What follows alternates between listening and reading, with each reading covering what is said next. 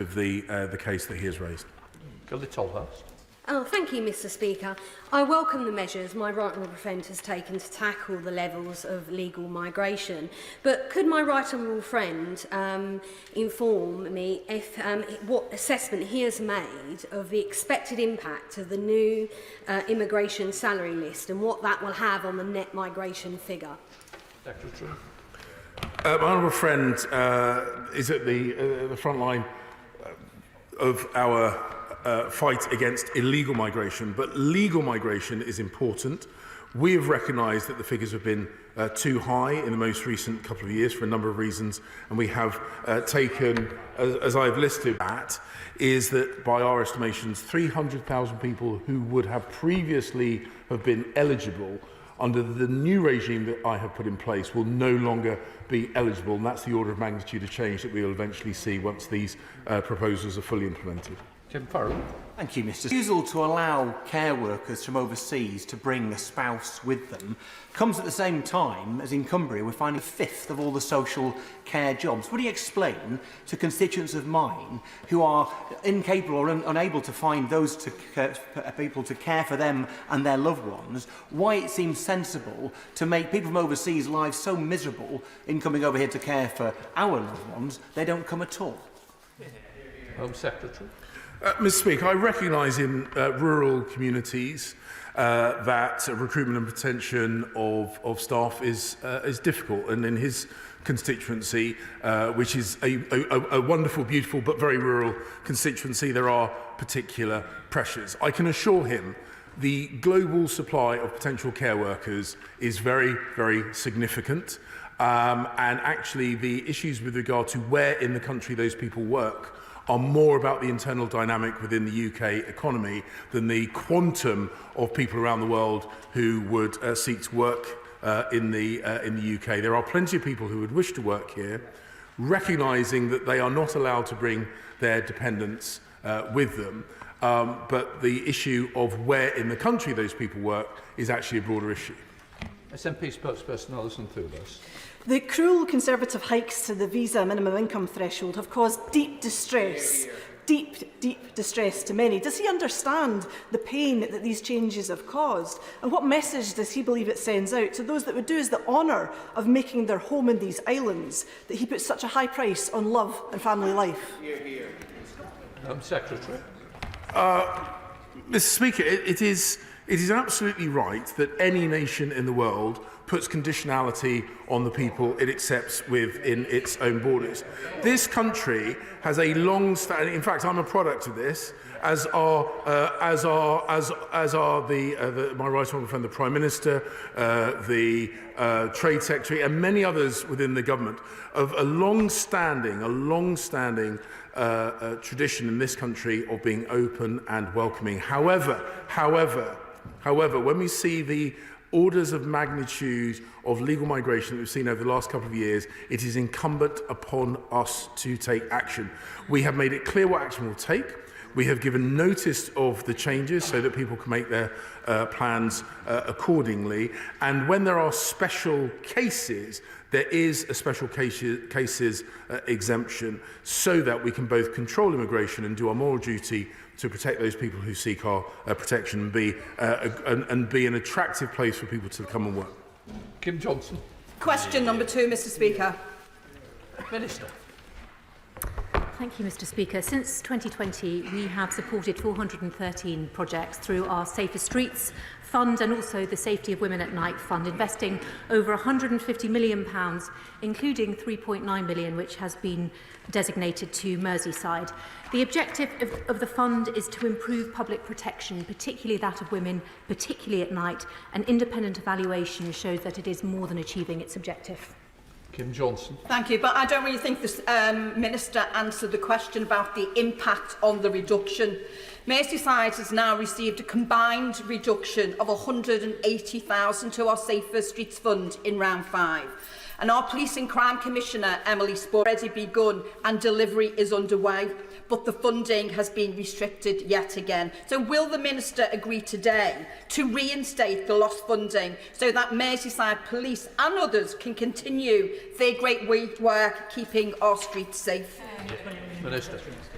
May I just gently tell the Honourable Lady that in the last round of funding, round 4, the Merseyside received 1.3 million through the Safer Streets Fund. That was quadruple what it had received in round 3. And over a million of this was designated specifically into CCTV and street lighting in Liverpool city centre.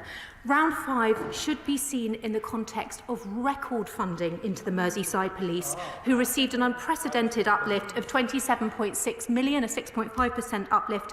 I am confident that Merseyside will still be able to deliver its schemes, including the Safe Homes cards, providing safe transport to help women get home from night spots in this round.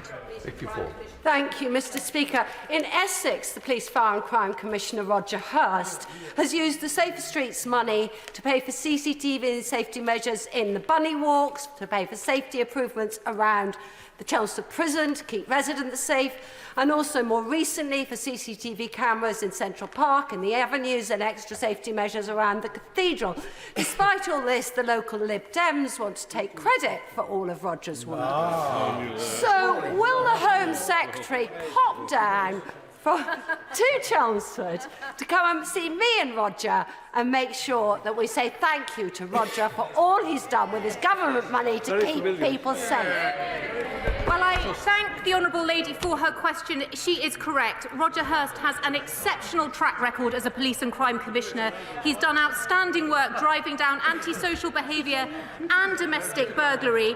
And the examples she gives are exactly what the Safer Streets Fund is for. Bespoke, local, dedicated services that will improve public protection. I know that the Essex Police have higher numbers than at any point in their 185-year history, and I will certainly urge the Home Secretary to pay them a visit at the next available opportunity. Shadow Minister Alex Davis-Jones. Thank you, Mr. Speaker. And on behalf of the whole Shadow Home Affairs team, can I please place on record our sincere condolences on the loss of your father. Mr. Speaker, following the horrific killing of Kulsuma Akhtar in Bradford, who was tragically stabbed to death in broad daylight while pushing her 3-year-old son in a pram, West Yorkshire and Greater Manchester Police have referred themselves for investigation because of prior contact with Kulsuma and her husband, who has since been arrested for her murder. Cases of multiple contact with the police before violent escalation are all too common. Labour will mandate domestic abuse and wider violence against women and girls training for every police officer in the country, and we'll introduce Raneem's law to overhaul the policing response when reports are first made. So I ask the Minister, how many more women will have to die before the government can do the same? Minister. Well, the Honourable Lady is right to mention the case of Kulsuma Akhtar. It is appalling what happened to her. I obviously can't comment on any specifics in relation to the case, but she will know that the bail conditions that the perpetrator had been released under contained restrictions that were breached themselves. So it was not a case of the court refusing to apply conditions, it is that he breached them. In relation to her wider point, of course, every single one of these cases is a tragedy. She will know, because we've worked on a cross-party basis in the past, how much time and attention we dedicate to this at the Home Office. But I will simply say this. We now have domestic abuse training that has been rolled out to over 80% of forces. The Home Secretary and I are working very, very closely with the 9 outstanding ones. They are on a timetable for delivery. I want to reassure her of that. And we now, this month, have specialist trained rape specialists in every single police force in England and Wales. Tim Law. Number 3, sir. Minister. Thank you. Look, I thank my right honourable friend enormously for raising this question. Let me be quite clear that the hostile activity we've seen from Chinese authorities and state-affiliated groups poses a serious threat to the security and well-being of the British people and to our partners and allies across the world. The Deputy Prime Minister came to this chamber last month to speak about the pattern of malign activity, including the targeting of our parliamentarians and 2 malicious cyber campaigns by Chinese state-affiliated actors. We must never be afraid to stand up for ourselves and to call out this kind of activity that has targeted both him and me. Tim Law. Mr. Speaker, can I add my personal condolences for your father's losses as well? Can I say to my right honourable friend that, of course, we had the scandal about the hacking of MPs' email accounts back in March. We subsequently learned that the FBI had informed our government about this instance 2 years ago, as well as other foreign governments who had legislators who were also affected. Why has it taken 2 years for us to be told about a serious security breach? And will he now, with his colleagues in Cabinet, make sure that China is absolutely treated as and labelled as a threat and not just an epoch-defining systemic challenge, and everything is done urgently to put China in the enhanced tier of the Foreign Influence Registration Scheme? Minister. My right honourable friend, who's given this House and our country exceptional service over many years and will sadly be standing down in the next election, has made, again, some very, very strong points. The first of which is that he knows the language that I use and he's heard the words that I've said. The reality is that we face threats from around the world, and many of them, sadly, are emerging out of Beijing today. We know this, we've seen it, and many of us in this House feel it. So this is not something that we're shying away from. The reality, however, is that there are many different ways of answering it. Now, he's raised a very important aspect on furs, and that's something that, of course, is being looked at. But he will have heard the words of the Deputy Prime Minister. The Prime Minister came to see us a few weeks ago. He didn't say anything new, events that had happened 2 years ago. But the member himself, attempts by the Chinese government to undermine the work of the Foreign Affairs Committee of this House. Why are we only ever told about things that happened years ago? If we're surely to take these issues seriously, we have to have an up-to-date and present account of the activities of the Chinese state. Minister. The right honourable member will know very well that when there is a reason to act quickly and to draw it to the attention of the House, we do, as is the case of Christine Lee, which you will remember involved the payment of money to a certain member of this House, and the reason why we took that action was because, of course, we needed to expose it fast. Shadow Minister Dan Jarvis. Thank you, Mr. Speaker. The Biometrics and Surveillance Camera Commissioner said last year that our policing and security services were technologically vulnerable because of their use of Chinese-made equipment, including CCTV, drones and body cameras. So, can the Minister say whether the digital asbestos of Chinese-made technology is still used in our policing and security infrastructure? Yes or no? Minister. My honourable friend will know very well that the work of Mr Fraser before he retired last year, or ended his mandate last year, has been absolutely fantastically important to many of us in making sure, and I approve the term digital asbestos, is got out of our institutions. This is something that's ongoing, so it's got out of the most secure sites already, but there are other areas where there is work to do, because of course there were an awful lot of sites, I'm afraid, which bought technology which would now be problematic. Of course, it's not just static sites. There is, of course, the potential that some electric vehicles could be easily turned into mobile intelligence gathering platforms by hostile states, and so it's not simply about looking at the past, but also at the future. I respect. Question 4, sir. Minister. Mr Speaker, in 2023 we delivered a strong removal performance with overall returns back to pre-COVID levels. In total, 26,000 were returned, an increase of 74% at an average of 500 removed every week last year. I'm grateful to the Minister's response. Can he update the House on how his department is prioritising the return of foreign national offenders to their home countries to keep the streets and communities of the United Kingdom safe? Minister.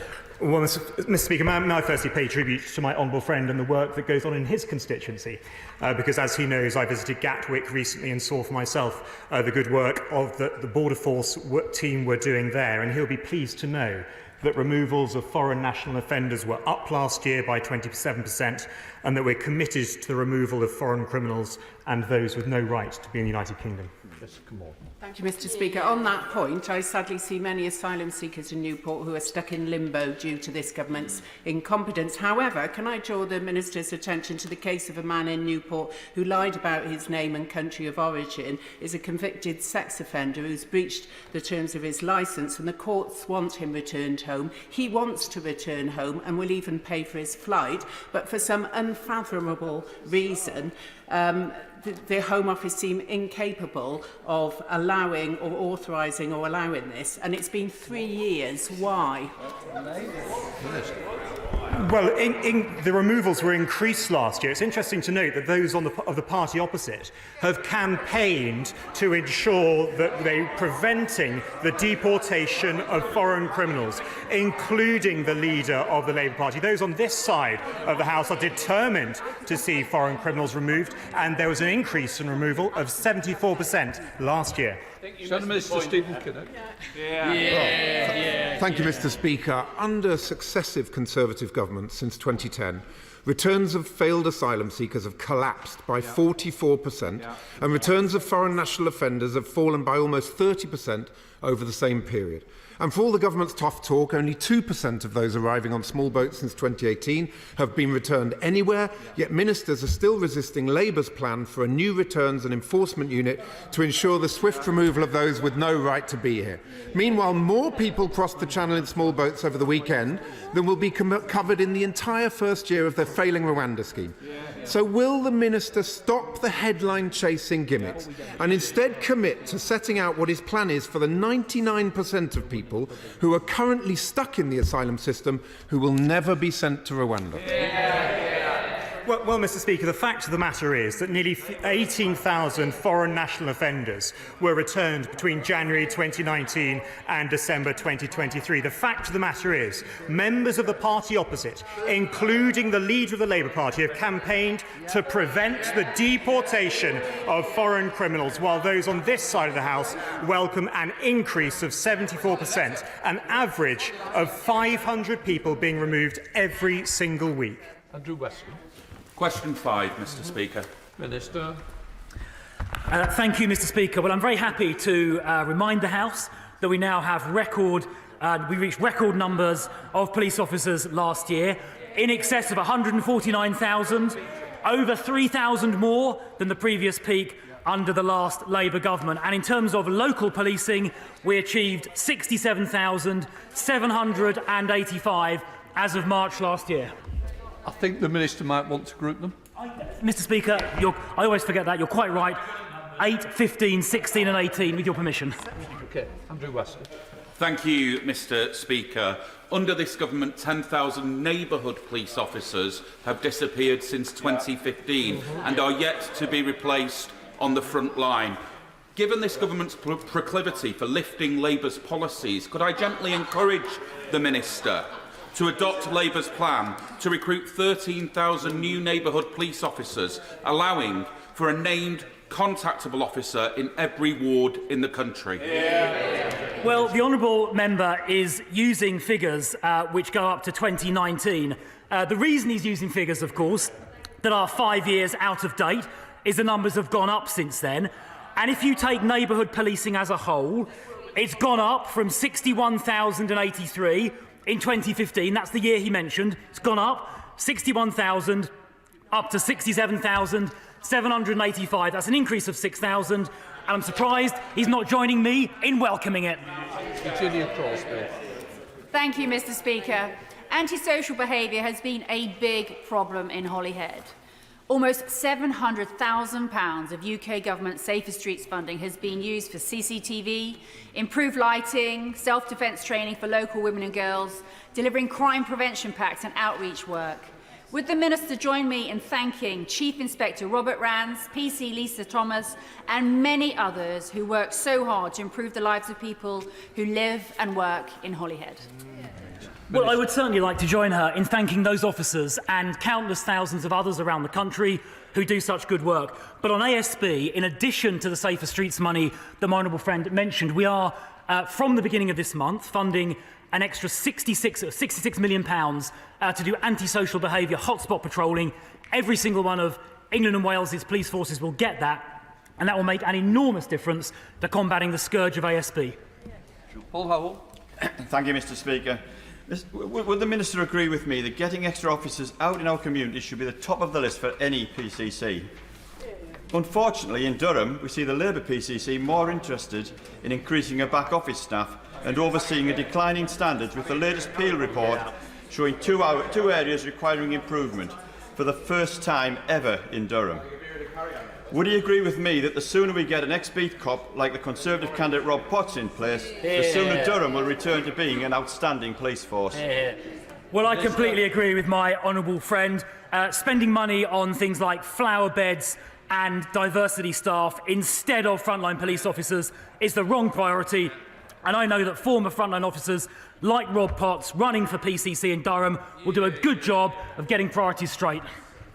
Debbie Abrahams. Thank you, Mr. Speaker.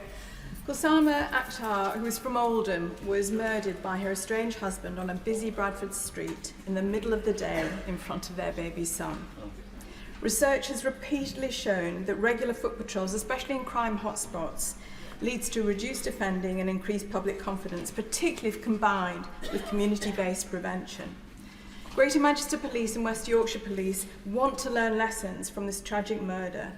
What lessons has the Home Secretary learned about reducing neighbourhood policing and the prevalence of appalling crimes like this?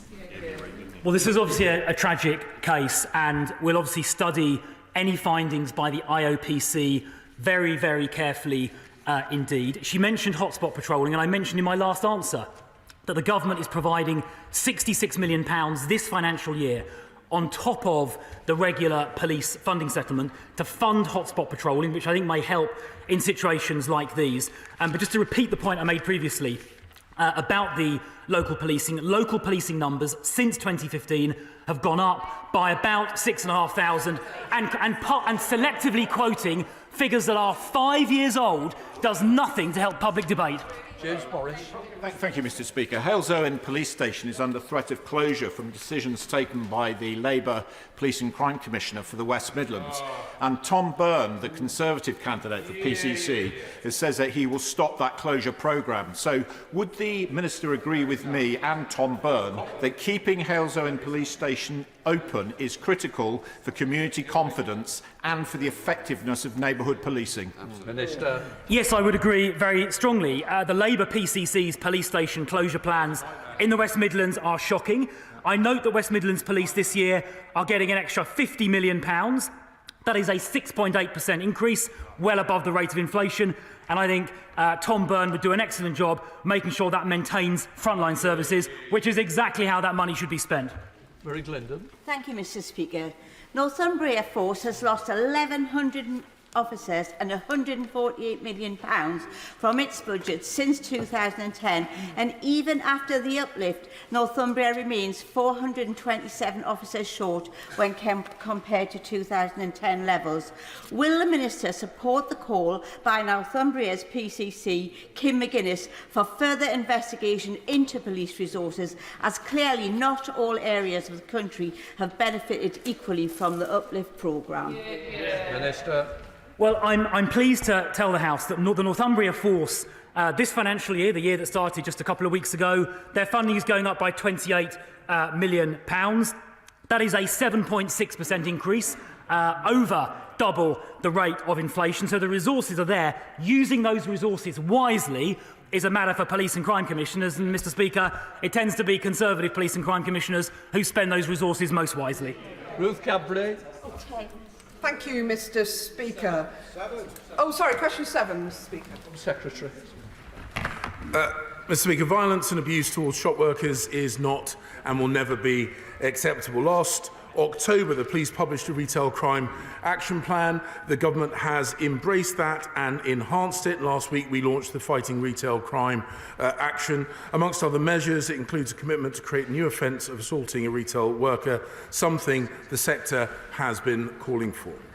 Ruth Cadbury. Thank you, Mr. Speaker. Last week, I met a shopkeeper in Hounslow who's been repeatedly targeted by shoplifters. The family who own the family who own the shop can't afford amount of stock, unlike the big chains.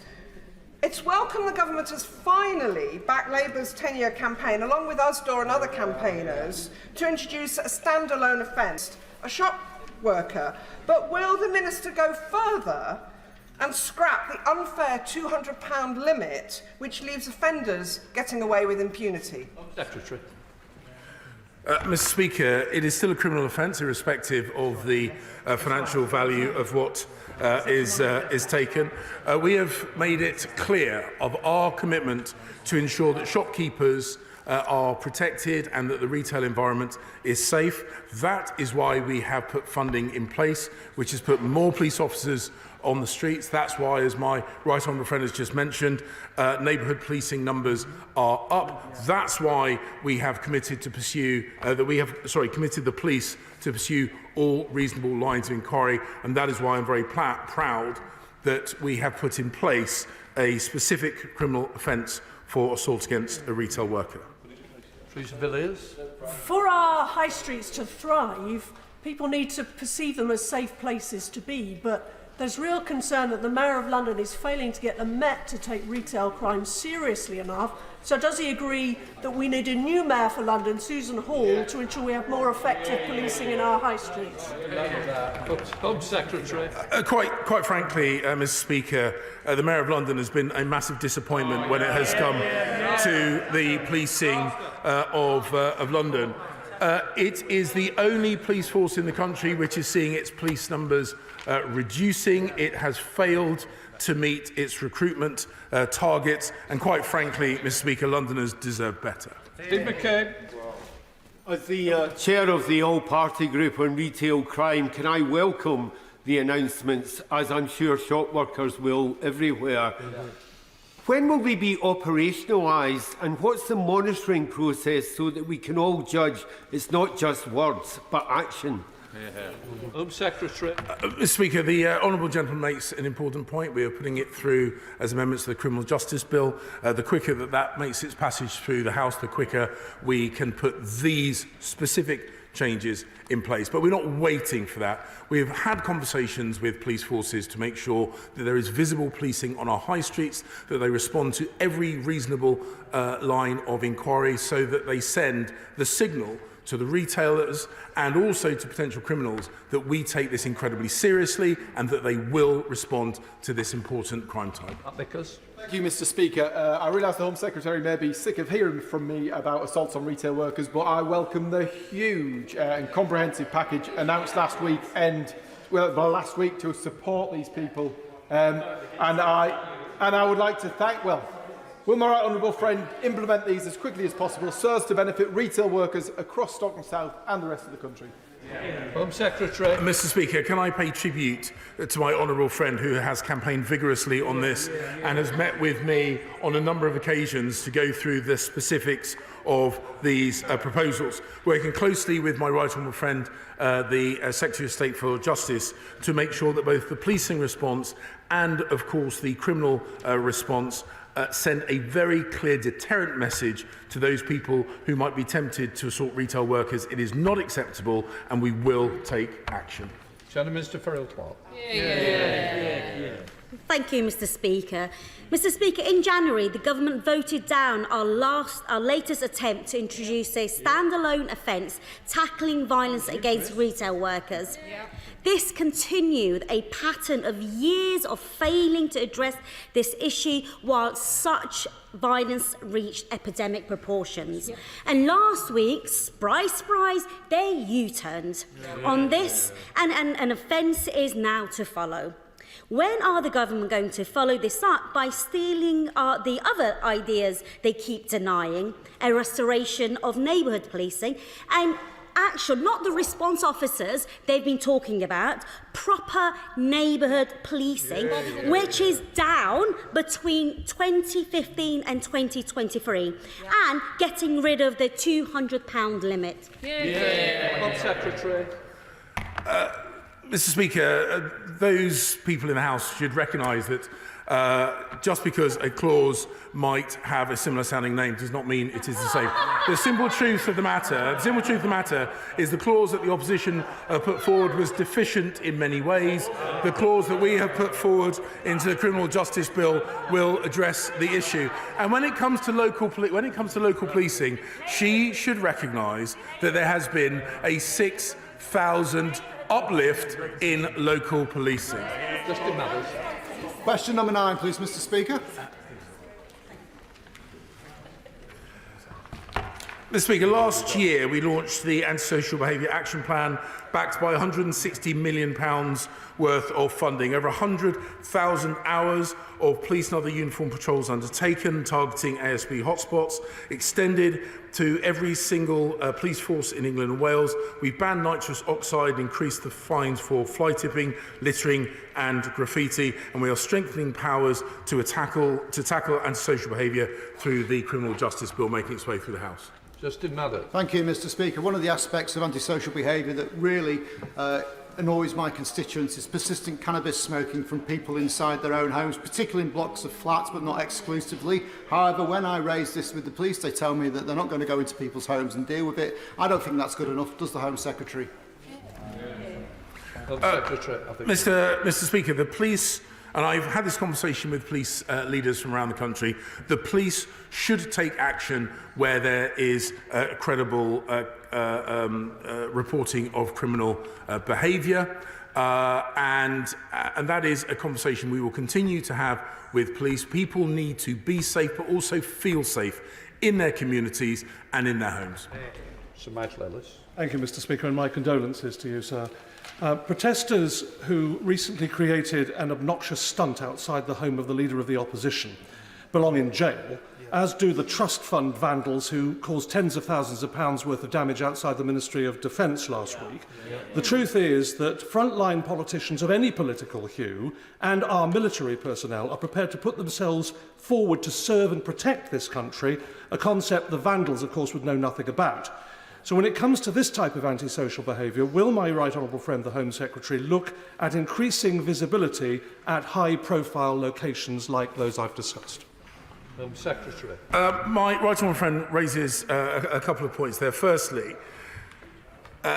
it is completely unacceptable to try and intimidate parliamentarians of whatever political hue, and I know that I will stand shoulder to shoulder with parliamentarians of whichever political party in defending parliamentarians' right to do and say what they believe to be in the best interest of their countries and their communities without fear of intimidation. That is an absolute red line, and it will be enforced. These petulant acts of vandalism in the name of protests are unacceptable. When criminal damage occurs, that will be pursued. And indeed, in the Criminal Justice Bill, we're making specific actions to take away this veneer of defence that somehow it is justified criminal behaviour because people aren't getting their way at the ballot box. Thank you, Mr. Speaker. Too many residents in Nottingham South tell me that antisocial behaviour is making their lives a misery. They never see a bobby walk in the streets, and under the law-breaking Tory Police and Crime Commissioner, Nottinghamshire Police has been placed in special measures, with HMIC saying that the force is letting victims down. My constituents tell me they'll be voting for Labour's Gary Godden on the 2nd of May to rebuild neighbourhood policing and adopt a zero-tolerance approach to antisocial behaviour. They're right, aren't they? Home Secretary. They would be very wrong if they voted Labour expecting that would increase a policing presence. Across the country, we've seen over and over again that the best performing police areas are most typically in control of Conservative police and crime commissioners. I know the situation in Nottinghamshire very well. I've spoken directly with the Police and Crime Commissioner, who has a clear plan of action to ensure that she continues to put police officers on the front line, something in Labour-run regions in the area, police forces in the area, have been sadly lacking. Jonathan Gillis. Thank you, Mr. Speaker. Due to an increase in antisocial behaviour in the town of Tunstall, I was proud to work with local residents, over 500 of them, in order to gain the support for new CCTV, new alley gates and better street lighting through the Safer Streets funding. However, the Labour leader of Stoke-on-Trent City Council told me there'll be no money for Tunstall when I met with her, and to make matters worse, has dumped some undesirables in the Sneed Arms Hotel in the town centre. It's led to further criminal activity that's blighting high street stores up and down our community. Doesn't the Home Secretary agree with me that, thank God, Ben Adams, Staffordshire's Police Fire and Crime Commissioner, was listening, and he did indeed make sure that we got that Safer Street funding, and our community is going to feel safer, and people should vote for Ben on the 2nd of May. Home Secretary. Mr. Speaker, I can hardly put it better myself. I recently visited the wonderful town of Stoke, seeing the passion of the people, and this is a classic example of where local leadership in the hands of the Labour Party have failed people, and local leadership in the hands of Conservatives have actually defended local people. Patrick Brady. Mr. Speaker, number 10. Minister. Thank you, Mr. Speaker. We're all concerned about the plight of those living in Gaza. Currently, we're not considering establishing a separate route for Palestinians. In any humanitarian situation, the UK must consider its resettlement approach in the round rather than on a crisis-by-crisis basis. Patrick Brady. Mr. Speaker, it's not surprising that the Upper Tribunal found the decision to require biometric data for people from Gaza to be irrational and unreasonable, because I think most of us find that to apply to most decisions made by the Home Office. Is it not also irrational and unreasonable for the United Kingdom to offer humanitarian visas for people caught up in the conflict in Ukraine, in Syria and in Afghanistan, but to not offer humanitarian visas for people fleeing the conflict in Gaza? Minister. Well, I'm not going to give a running commentary on what is ongoing litigation, but what I can say, of course, is that we are supporting individuals, British nationals with dependents in Gaza, to get those individuals out of Gaza safely, working in collaboration with Foreign Office colleagues. There are also marked differences at play here. Of course, the right of return is fundamental as part of efforts towards a two-state solution, as well as other factors that are at play in relation to the Ukrainian response. For example, the dynamic is very different, and that affects directly the relationship we have with the Ukrainian government, particularly about being able to carry out checks on individuals. SNP spokesperson Alison Phillips. Gaza Families United petition for a Palestinian family visa scheme has garnered now 100,000 signatures, and I hope will soon be debated in Parliament. Because Gazans are stuck in a cruel and irrational catch-22 situation. They can't cross the border to Egypt because they don't have a visa, because they can't get biometrics registered, but they can't get biometrics registered because they can't get to a visa application centre in Egypt. The government has the power to waive the requirement for these biometrics to be registered. It is in his hands to do so. Why won't he? Minister. She will appreciate that the security of the system is of imperative importance. We must act in accordance with those requirements. We do put that front and centre. I'm not going to comment on what is ongoing litigation, but what I can say is that we will continue to work with Foreign Office colleagues in the way that we've described. The elements of the peace process are at play in relation to these issues as well, but we will keep our response to this crisis under review as matters develop. Sir Desmond Swade. 11, sir. Minister. Thank you, Mr. Speaker. With your permission, I'd like to group questions 11 and 12. The Home Office has been clear that use of hotels is a temporary and short-term measure to ensure we meet our statutory obligation to accommodate destitute asylum seekers. We've made significant progress in closing over 100 asylum hotels up till the end of March. Our actions mean there's now over 20,000 fewer asylum seekers in hotels today compared to 6 months ago. Sir Desmond Swift. Does his ambition extend to closing them all? Minister. Well, my right honourable friend is absolutely right that the government's ambition is to close these hotels. We have closed 100 at the end of March. We are working towards closing 150 by May. Of course, the objective is to alter the way in which people are accommodated to those more cost-effective and appropriate approaches, but fundamentally to also reduce the flow of people coming to this country illegally, which is the very best way of alleviating those pressures. Sir David Evans. Thank you, Mr. Speaker, and I welcome all the efforts my honourable friend is making to deal with and to speed up the asylum process. However, can he outline what measures he is considering when deciding which hotels to close in each tranche going forward?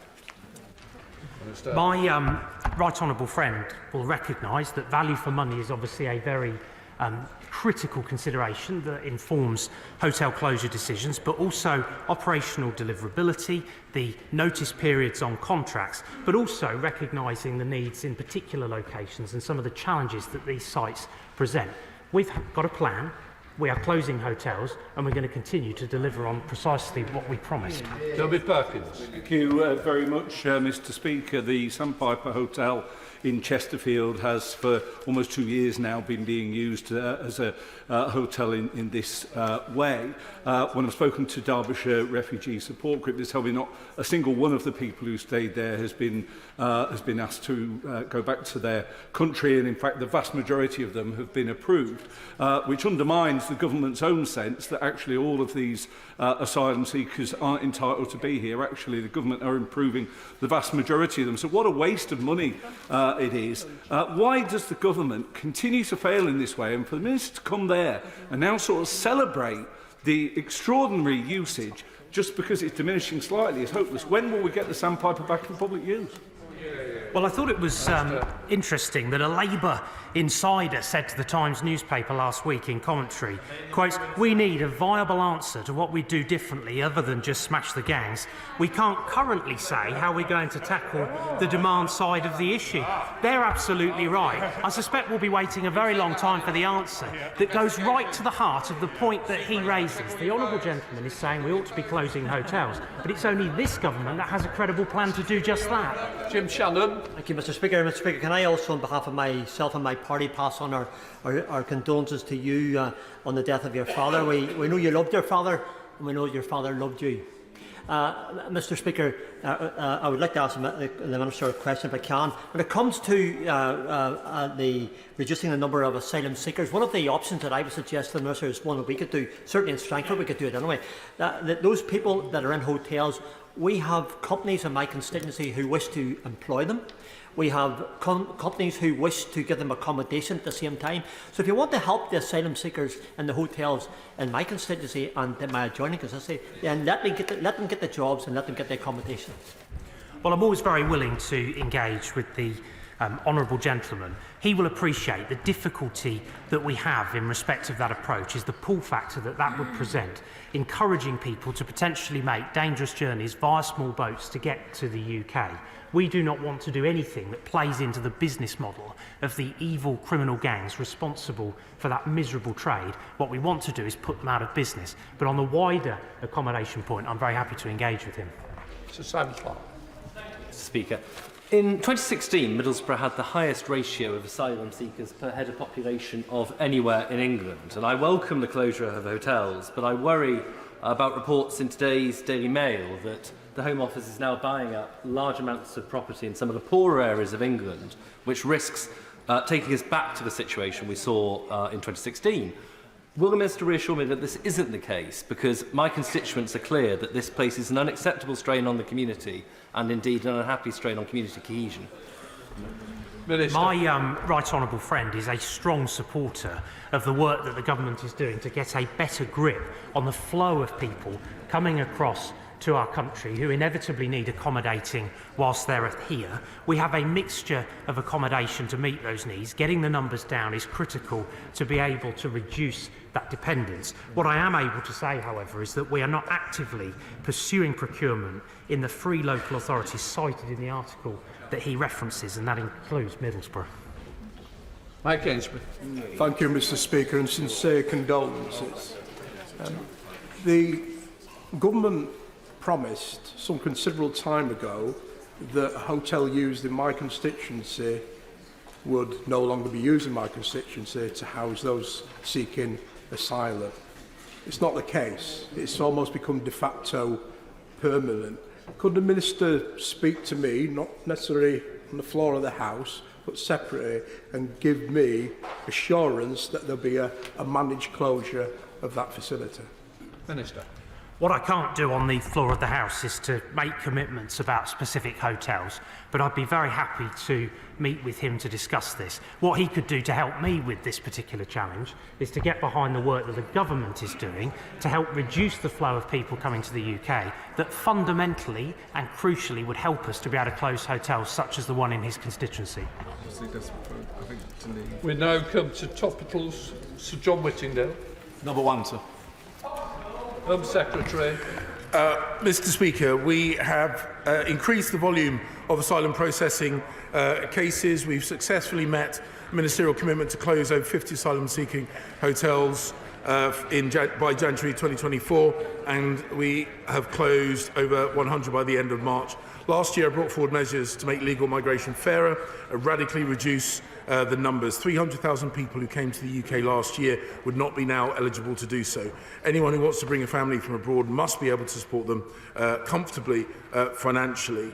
And in the budget, the government put forward 75 million to roll out violence reduction units and hotspot policing across the UK, across England and Wales, and 230 million for technology that will save the police time and money and make sure that police officers are on the front line doing the job they were recruited to do. Sir John. Thank you, Mr. Speaker, and can I add my own condolences? My right friend will be aware that police numbers in Essex are now at record levels and that overall crime is down. However, there has been a rise in vehicle theft. Will my right friend therefore welcome the efforts of our excellent Police, Fire and Crime Commissioner Roger Hurst in establishing a Stolen Vehicles Intelligence Unit, which has so far recovered £14 million worth of vehicles? And will he look at what further support can be given to him to tackle this crime?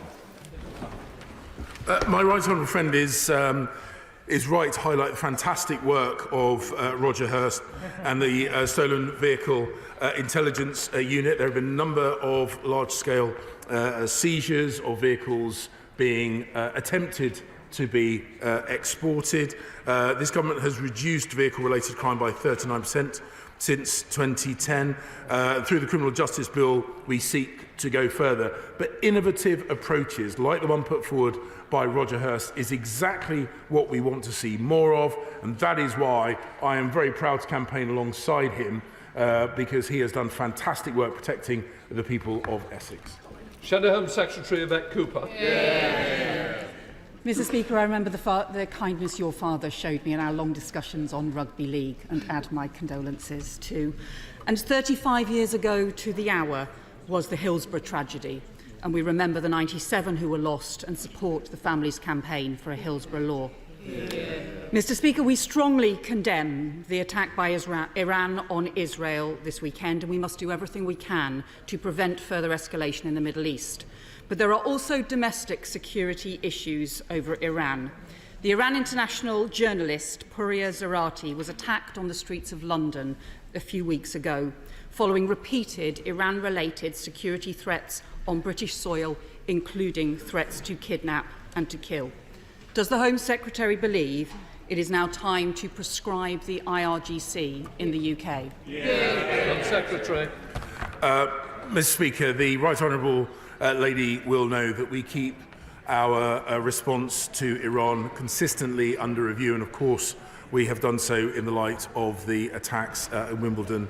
But she will also know that we do not speculate about future designations or sanctions, but she will also know the IRGC is sanctioned in its entirety. A number of members of the IRGC are sanctioned as individuals. As she knows, we will keep this constantly under review.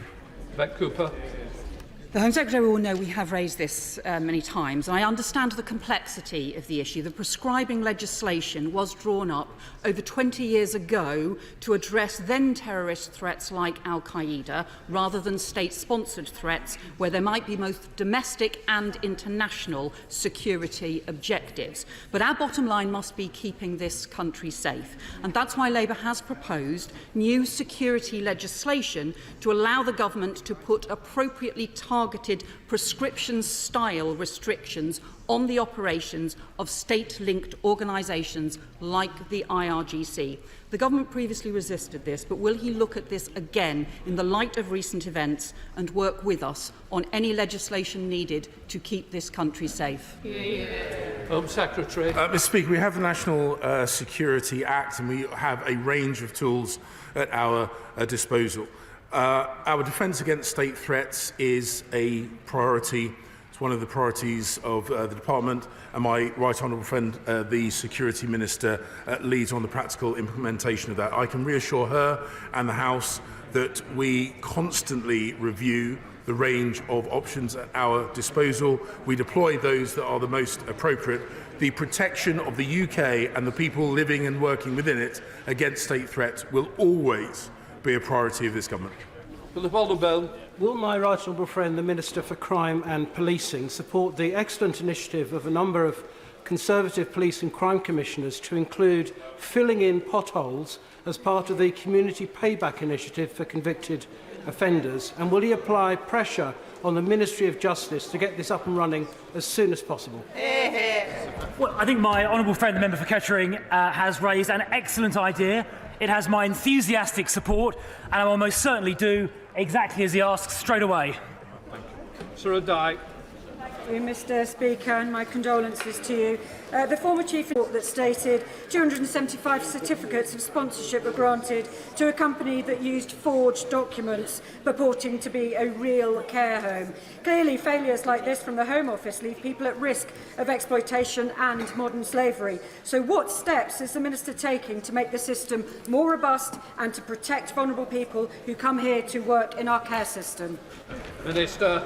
Well, I'm grateful to the honourable lady for that question, and we responded within the 8-week deadline to that ICIBI report. We accepted the recommendations that were posed to us in it. We are working through those recommendations, but there was already work in train, particularly working in collaboration with the Care Quality Commission to have better accreditation practices around care providers when we're matching people to those visas. Thank you, Mr. Speaker. Outdated laws are allowing child sexual predators and offenders to enter or leave our country whilst in possession of illegal material on their digital devices because the Border Force do not have the power to access them. Would my right honourable friend work with his colleagues in the Ministry of Justice to consider the merits of a new offence of wilful obstruction under which an individual could be prosecuted if they fail to unlock their devices so they can be properly searched? Minister. Well, I thank the honourable lady for her work in this area. The issues she raises are of direct importance to intelligence gathering and child protection. My officials have been working closely with Border Force to ensure that their powers keep pace with the digital age. When the next legislative opportunity arises, if not before, we will carefully consider Border Force powers to compel individuals to submit to searches of their devices if they're suspected of holding child sexual abuse material. Toby Perkins. Thank you, Mr. Speaker. The murder of Gracie Spinks in Chesterfield sent shockwaves through the town, and the report into Derbyshire Police's handling of that was a very salutary and desperately unhappy situation. There is still far too much inconsistency into how stalking and violence against women is handled. So will the Home Secretary back Labour's plan to bring in mandatory national standards and mandatory training on violence against women so that we see consistency on stalking policing right across the country? Mr. Speaker, I can reassure the honourable gentleman and the House that under my leadership, the Home Office and policing across the UK will maintain its focus on preventing violence against women and girls. We do have a rollout of guidance and training for the policing of women and girls. I will take his proposals. I will listen carefully to the proposals he's put forward because we want to make sure that women and girls in the country feel safe. Government champions fantastic animal welfare standards. My constituents would like to see alternatives to animal testing wherever possible and would be keen to hear a vital update from the department. Minister. Well, given the interest will be about to switch in this House to a different matter, I'll be very brief and promise to write to her, but she should know that this government has already doubled the spending on finding alternatives to animal testing and will continue to make sure that the inspection regime is as strict as possible to make sure that when animals need to be used, the conditions are as humane as possible. Mr. Madders. Thank you, Mr. Speaker. Can the Home Secretary tell us the level of auditing that will take place in relation to the hundreds of millions of pounds being sent to Rwanda? And in particular, can he guarantee that no UK taxpayers' cash will either directly or indirectly be used to fund the M23 militia in the Democratic Republic of Congo?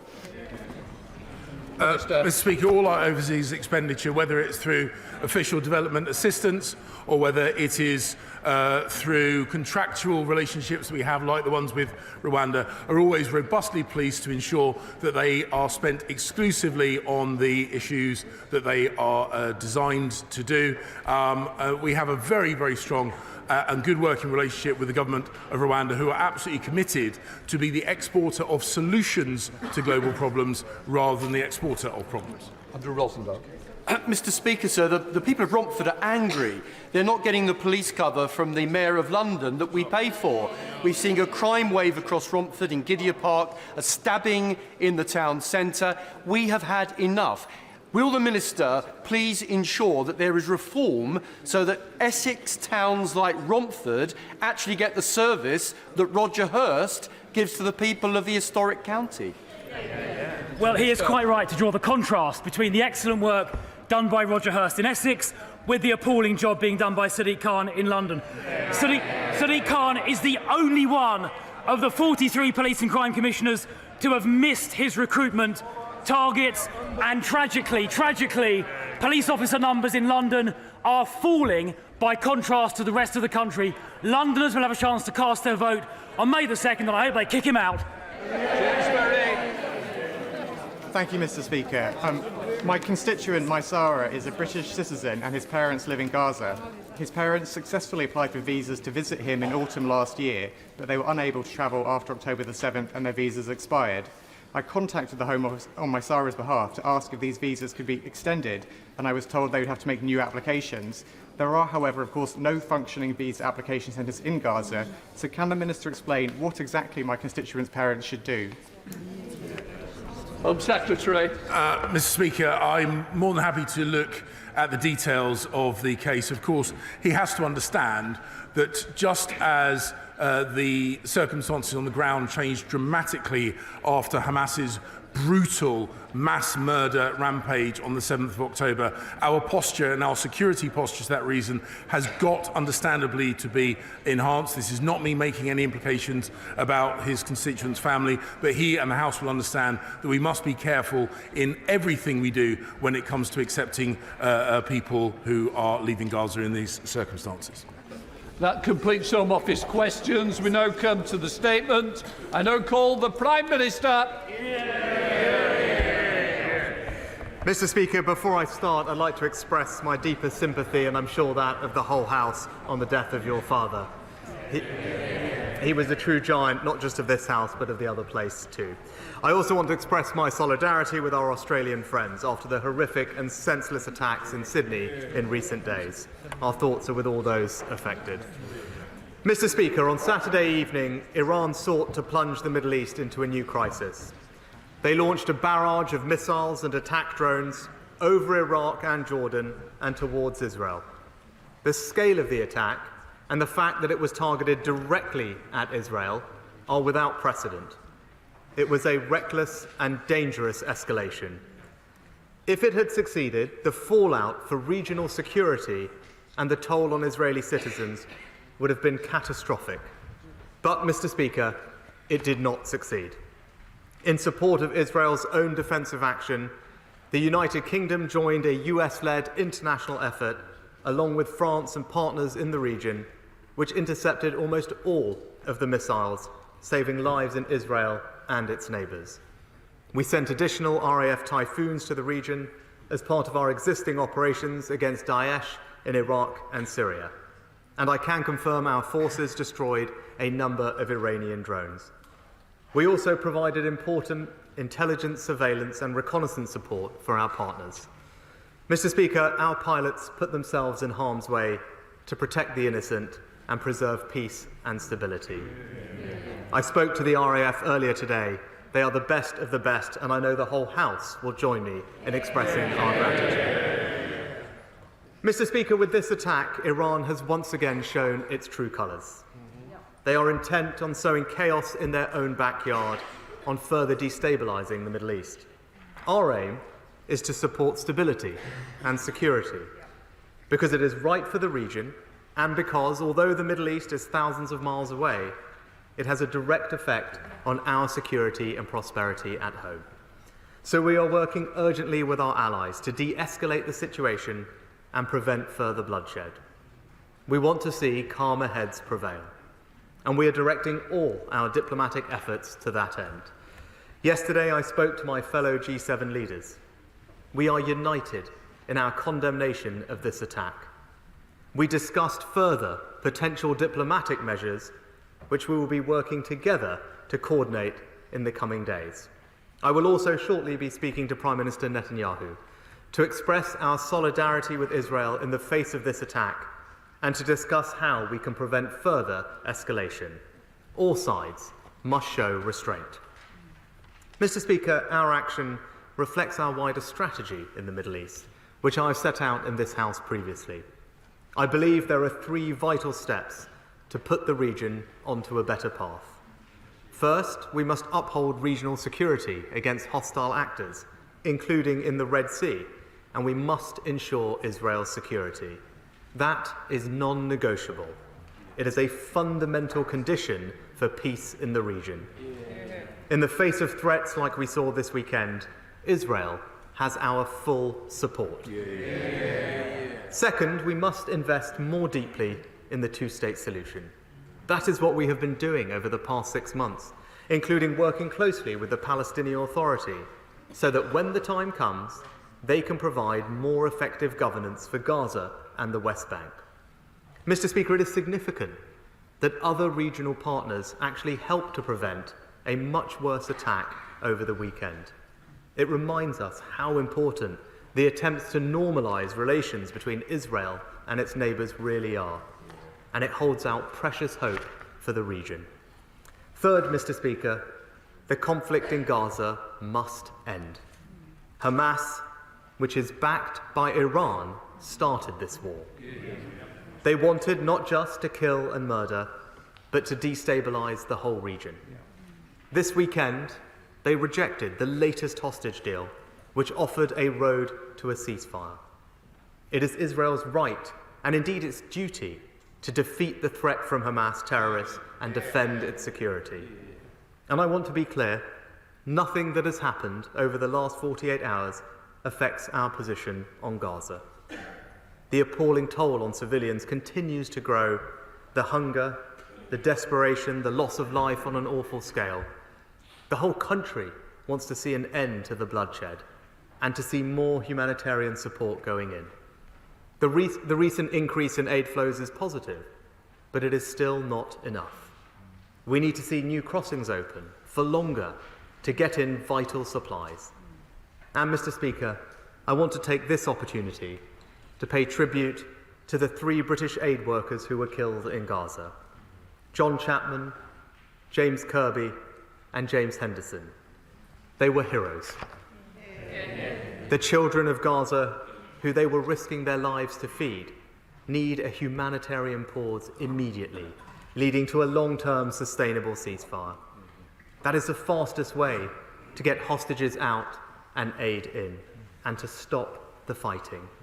Israelis and Palestinians alike deserve to live in peace, dignity, and security, and so do people across the entire region.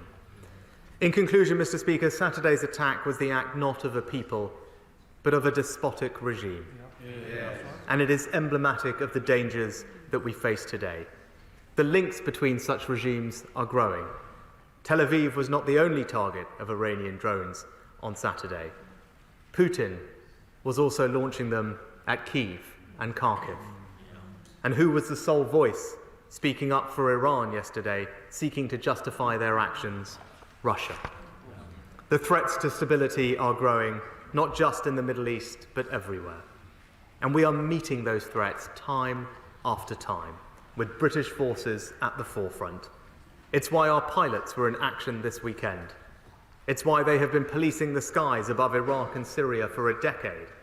It's why our sailors are defending the freedom of navigation in the Red Sea against the reckless attacks of the Iran-backed Houthi militia.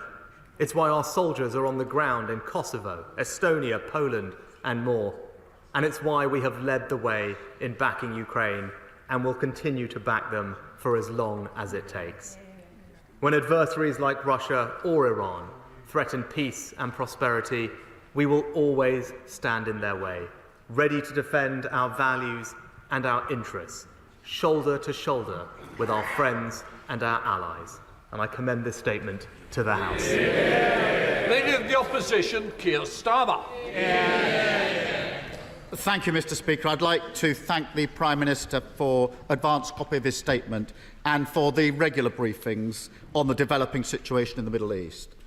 I also thank the Prime Minister for his warm tribute to your father, Mr. Speaker, Doug Hoyle, a great servant of our party, respected by all who knew him. I also join the Prime Minister in offering our solidarity with the victims of the horrific attack in Sydney and in recognising the heroism of the 3 British aid workers killed in Gaza while working for World Kitchen. Turning to the events of this weekend, we support the defensive action taken by the UK over the weekend alongside our international allies against the Iranian attacks on Israel, and we welcome the Prime Minister's call for restraint. Once again, we all salute the professionalism and bravery of our armed forces. We also support the RAF planes being sent to the region to bolster Operation Shader. Their efforts are vital for a safer world. Mr. Speaker, there can be no doubt that the attack perpetrated by Iranian forces this weekend has left the world a more dangerous place. It targeted innocent civilians with a clear intent to destabilise the region. It must be wholly condemned by all. But, Mr. Speaker, let us also be clear. A full-scale conflict in the Middle East is in no one's interests. It is a path that can only lead to more bloodshed, more instability, and the unleashing of forces that are beyond the ability of anyone to control. Mr. Speaker, the combined defensive action this weekend was a success, and because of that, lives were saved. As a result, escalation is not inevitable. In repelling the attack, Israel showed strength and courage. It must now show the same strength and courage to de-escalate. That has to be the primary objective. And, Mr. Speaker, that is the responsibility of all sides and every partner. We must be resolute and united in our support for the collective security of Israel, Jordan, and other partners in the region. But tensions remain very high. We must proceed calmly, carefully, and with restraint. Because if diplomacy takes centre stage, and it must, then we also need to be clear, diplomatic premises should not be targeted and attacked. That is a point of principle. But as the condemnation from our G7 allies rightly notes, Iran's response this weekend was unprecedented, a further step towards the destabilisation of the region and the risk of escalation. And nobody in this House should be or is under any illusion. This is a regime that sponsors terror across the Middle East and beyond, that murders and represses its own people and supports Putin's war efforts in Ukraine. So can the Prime Minister update the House on any new steps he's taking with our international partners to pursue sanctions against the regime? And can he clarify what steps he's taking to limit the power of the Revolutionary Guard to glorify terrorism here in the UK?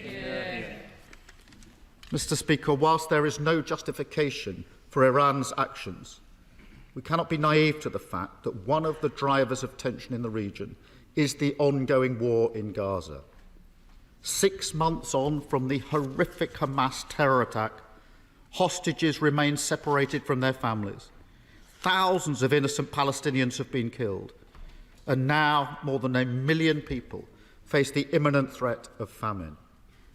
So I urge the government again to use every ounce of diplomatic leverage that we have to make sure aid to Gaza is unimpeded and drastically scaled up.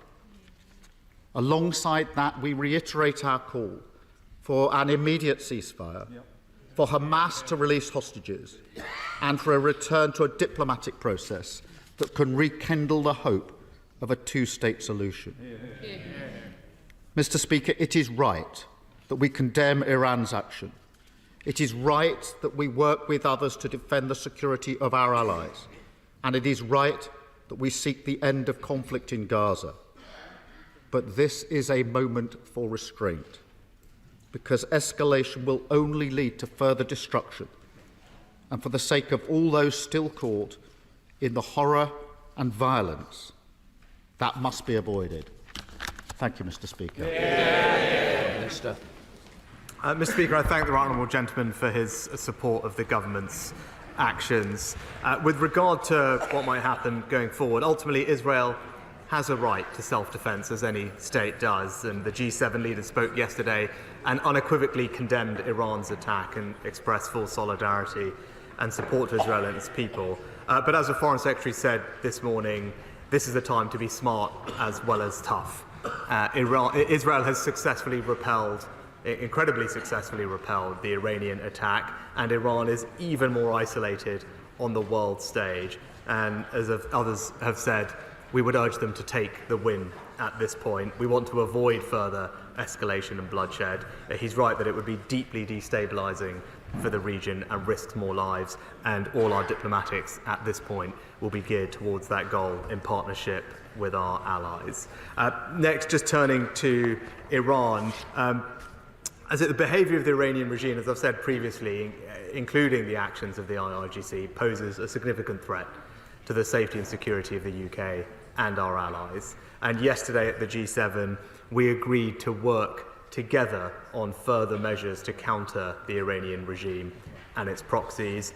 It was agreed that we should coordinate those actions, and that work is now underway, and obviously at the appropriate time either I or ministers will update the House. We have already sanctioned, as he will know, over 400 Iranian individuals, including the IRGC in its entirety. We have a new sanctions regime to enable us gives us more extensive powers to designate sanctions that we put in place at the end of last year. And of course, the National Security Act, it creates new offences for espionage and foreign interference, and means that our security services have the powers that they need to deter, disrupt and detect threats of a more modern nature from states like Iran.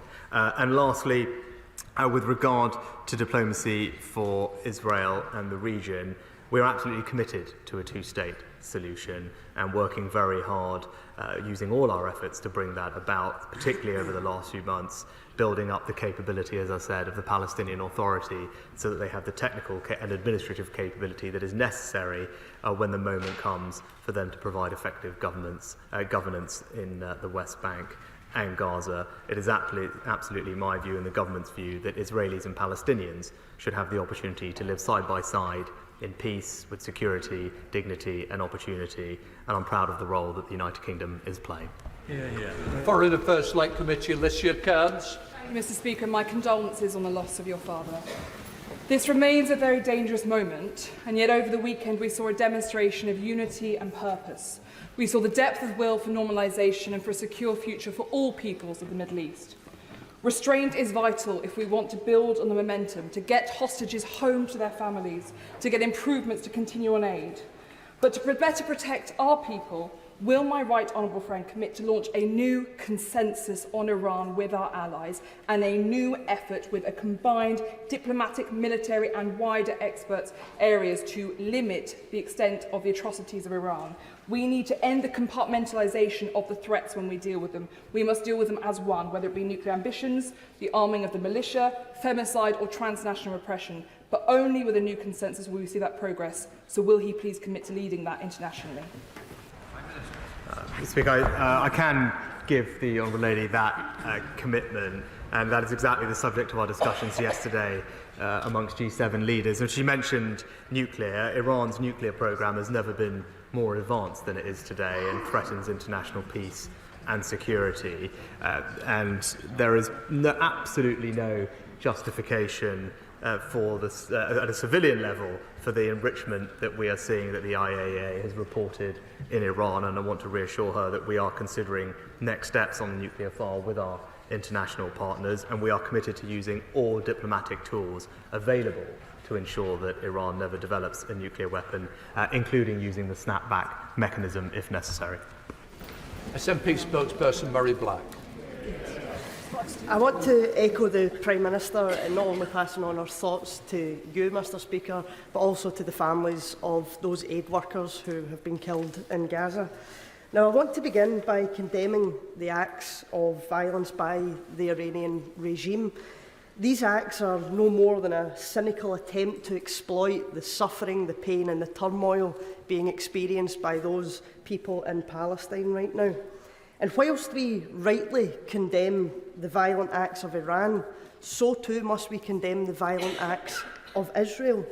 Listening to the interviews that he's been given, the Foreign Secretary is correct in his attempt to uphold the principle of proportionality.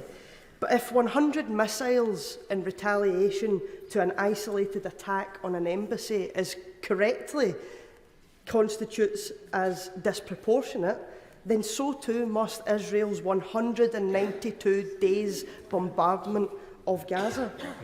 Now, we know that the agenda in Tehran is to bring about as much instability as possible. We all have a responsibility to ensure that that does not happen. There is not going to be a military solution to the conflict in the Middle East. There must be a political and diplomatic solution.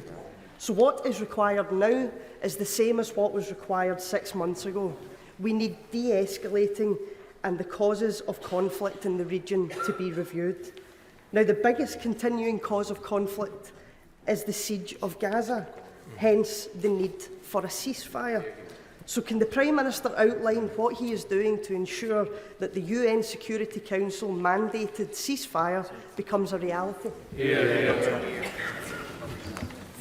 Mr Speaker, I think first of all it's important not to try and draw any equivalence between Israel's absolute right, indeed duty, to provide security for its citizens in the face of an appalling terrorist atrocity and indeed what happened over the weekend. These things are just not remotely the same. So we will more broadly, though, as I've said repeatedly from this dispatch box, urge Israel to abide by international humanitarian law. We've been very clear that too many civilians have been killed, and we're deeply concerned about the impact on the civilian population in Gaza, and our diplomatic efforts are geared towards alleviating that suffering, and I'll continue to raise these points with Prime Minister Netanyahu when I speak to him. But as I said, drawing equivalence between these two things is absolutely the not right thing to do. Absolutely. Of the Defence Select Committee, Jeremy. Notwithstanding the sheer scale of the Iranian attack, multi-layered air defence proved effective. Are we ensuring that any learnings we picked up we're passing on to Ukraine for the use of their own defence? And in a more hostile and dangerous world, and with the ever-increasing proliferation of missile and drone technology, are we reviewing our own air defence assets and capabilities to support our allies and indeed closer to home if ever required? Well, Mr. Speaker, can I thank my honourable friend for an excellent question. He's right about the importance of air defence, which is why it has repeatedly been one of the key capabilities that we have sought to provide to Ukraine, something that we have led on for some time, and ditto with some of the new contracts that we've placed most recently this year to replenish UK stockpiles, also cover air defence missiles. He's more broadly right that we need to ensure that our industrial production here in the UK is geared to produce the capabilities that we need, whether it's for our own use or for Ukraine's use, and I'm pleased to say the Defence Secretary is working with the industry to ensure that supply chain is there to meet those needs. David. Thank you, Mr. Speaker. Can I send you and your family our deepest condolences on the loss of your father? And can I associate myself and my colleagues with the comments of others about the appalling murders in Sydney and the death of the aid workers in Gaza? Mr. Speaker, can I thank the Prime Minister for his statement? The Liberal Democrats join him in condemning Iran's attack on Israel. This is an alarming escalation in a conflict that has already seen far too many deaths and suffering. So we support the action taken by the RAF to intercept Iranian drones as we stand up for Israel's security. Mr. Speaker, we also worry about what Prime Minister Netanyahu and his government will do next. The Prime Minister rightly says we must prevent further escalation. So does he agree that the best way to achieve that is to press all sides to agree to an immediate bilateral ceasefire in Gaza, to get the hostages home, to get the aid in, and put us on the path to a lasting peace for a two-state solution. Yeah. Mr. Speaker, we've repeatedly called for an immediate humanitarian pause so that we can get the hostages out and more aid in, and use that as the foundation to build a more lasting and sustainable ceasefire. But it is worth pointing out, which hasn't been mentioned by colleagues so far, that Hamas have yet again rejected another offer to release hostages, and it's important that we don't lose sight of that. We must have the hostages released as part of any of those conversations, and it was Hamas yet again over the weekend who have rejected the latest round of those talks. Sir Liam Fox. Mr. Speaker, can I thank my right honourable friend for the leadership he's shown on this issue and echo his call for the need to avoid a spiral of escalation. But we've seen a military attack by Iran on a nation which its regime believes should not exist at all. Iran has directly or indirectly engineered a war in Gaza with the aim of thwarting better relations between Arab states and Israel, especially Saudi Arabia. We now have death and destruction in Gaza in a conflict that no one can win, and where the only beneficiaries are Iran, its proxies and its allies. We've seen an Iranian journalist attacked on British soil, and we've seen a vessel, an international vessel, being pirated by the IRGC in international waters, another vile example of hostage-taking. So I ask my right honourable friend again, why are Iranians still operating out of Heathrow? Why are Iranian banks still operating in the City of London? When will the snapback mechanism be invoked? And what can be done to stop the export of Iranian oil to Russia and other countries, which is now keeping the regime afloat?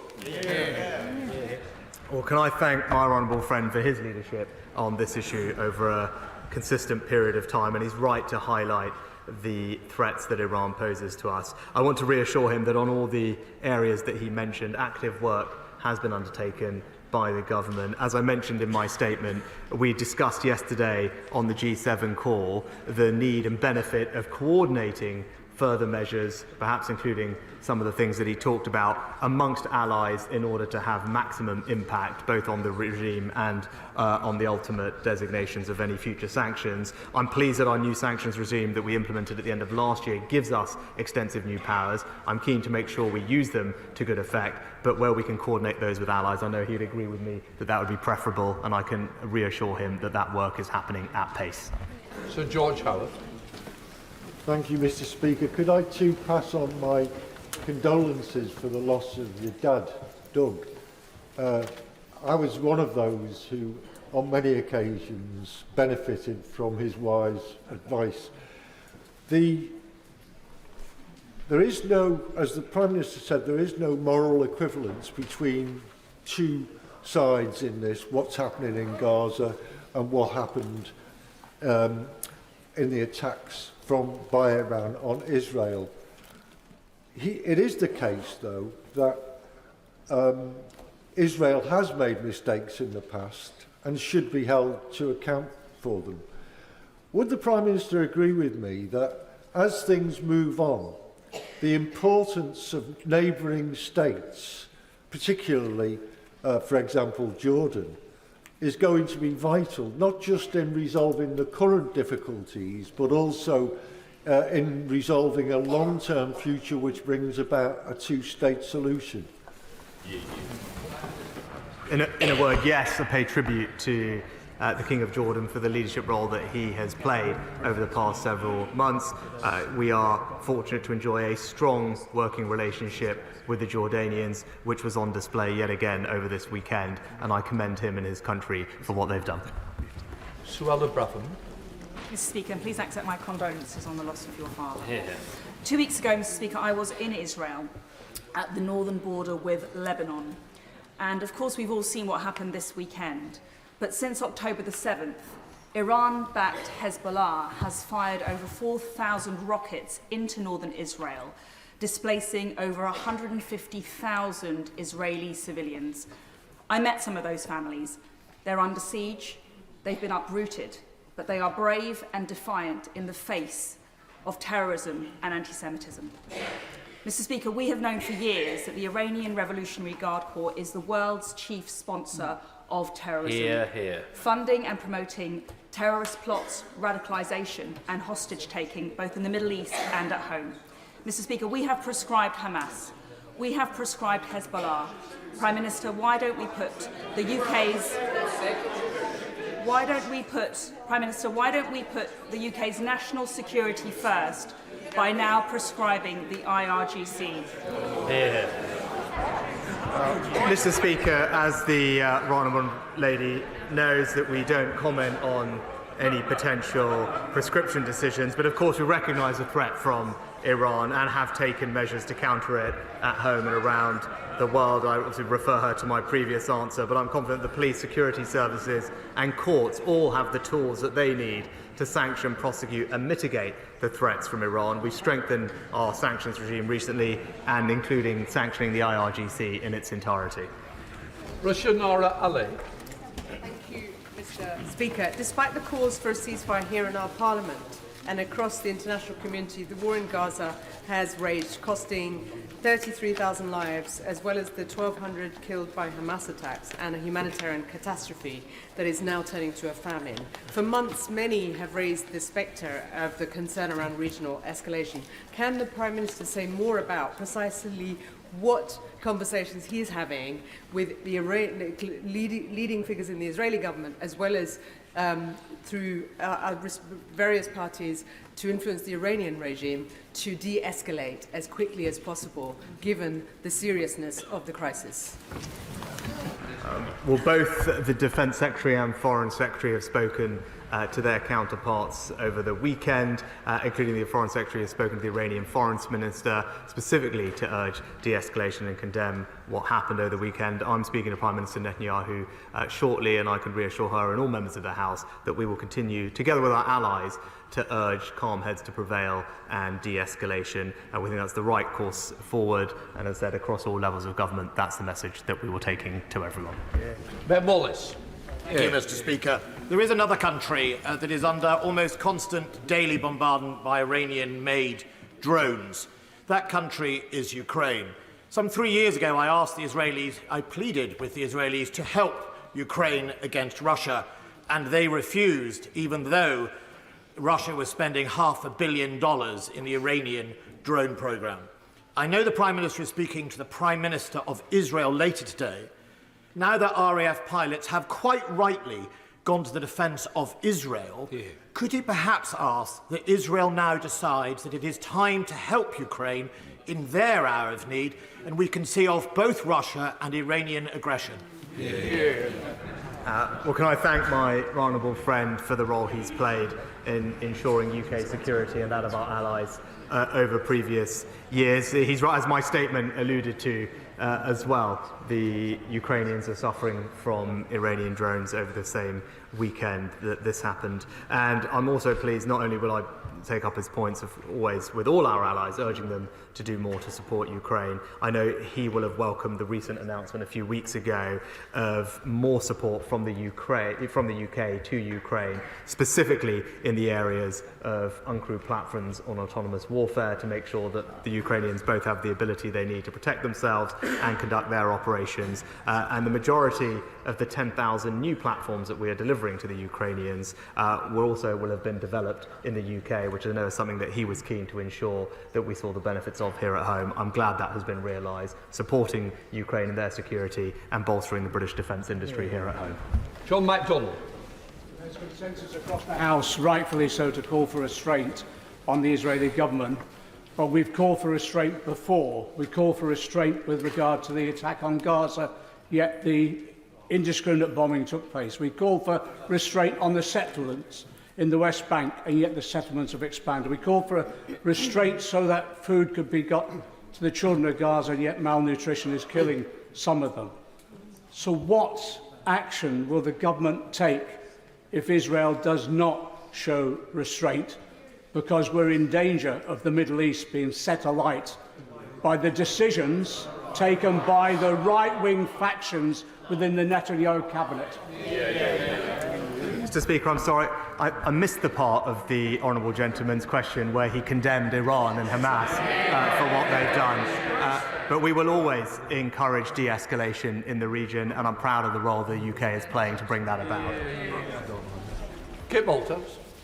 Speaker, the Prime Minister was quite right to authorise the defence of Israel and I guess, the avoidance of violence and death. But violence has also erupted in the West Bank, as he will know over the last few days. What concrete steps can we take to protect those civilians too? Mr. Speaker, the issue of settler violence in the West Bank is something that I have personally repeatedly raised with Prime Minister Netanyahu, as indeed have my colleagues, including the Deputy Foreign Minister, and we have joined with allies in sanctioning activity of particular individuals where it has been brought to our attention, and we will continue to ensure that the Israeli government does everything it can to reduce tensions in the West Bank. We don't think it's conducive to long-term peace in the region, and that's why I said we've taken action where we can, as well as being very explicit about our concerns with the Israeli government. George Galloway. Mr. Speaker, I knew your father well for a very long time. He was a fine man, and I am sincerely sorry for your loss. There was not one single word in the Prime Minister's statement of condemnation of the Israeli destruction of the Iranian consulate in Damascus, which is the proximate reason for the event everyone is here in concert condemning. He was not even asked to do so by the front bench opposite. Kay Burley is the only person so far to demand that of a government minister. We have no treaty with Israel, at least not one that Parliament has been shown. And the Iranians are not likely to listen to him. When Britain occupied Iran, looted its wealth, and overthrew its one democratic socialist government in my own lifetime.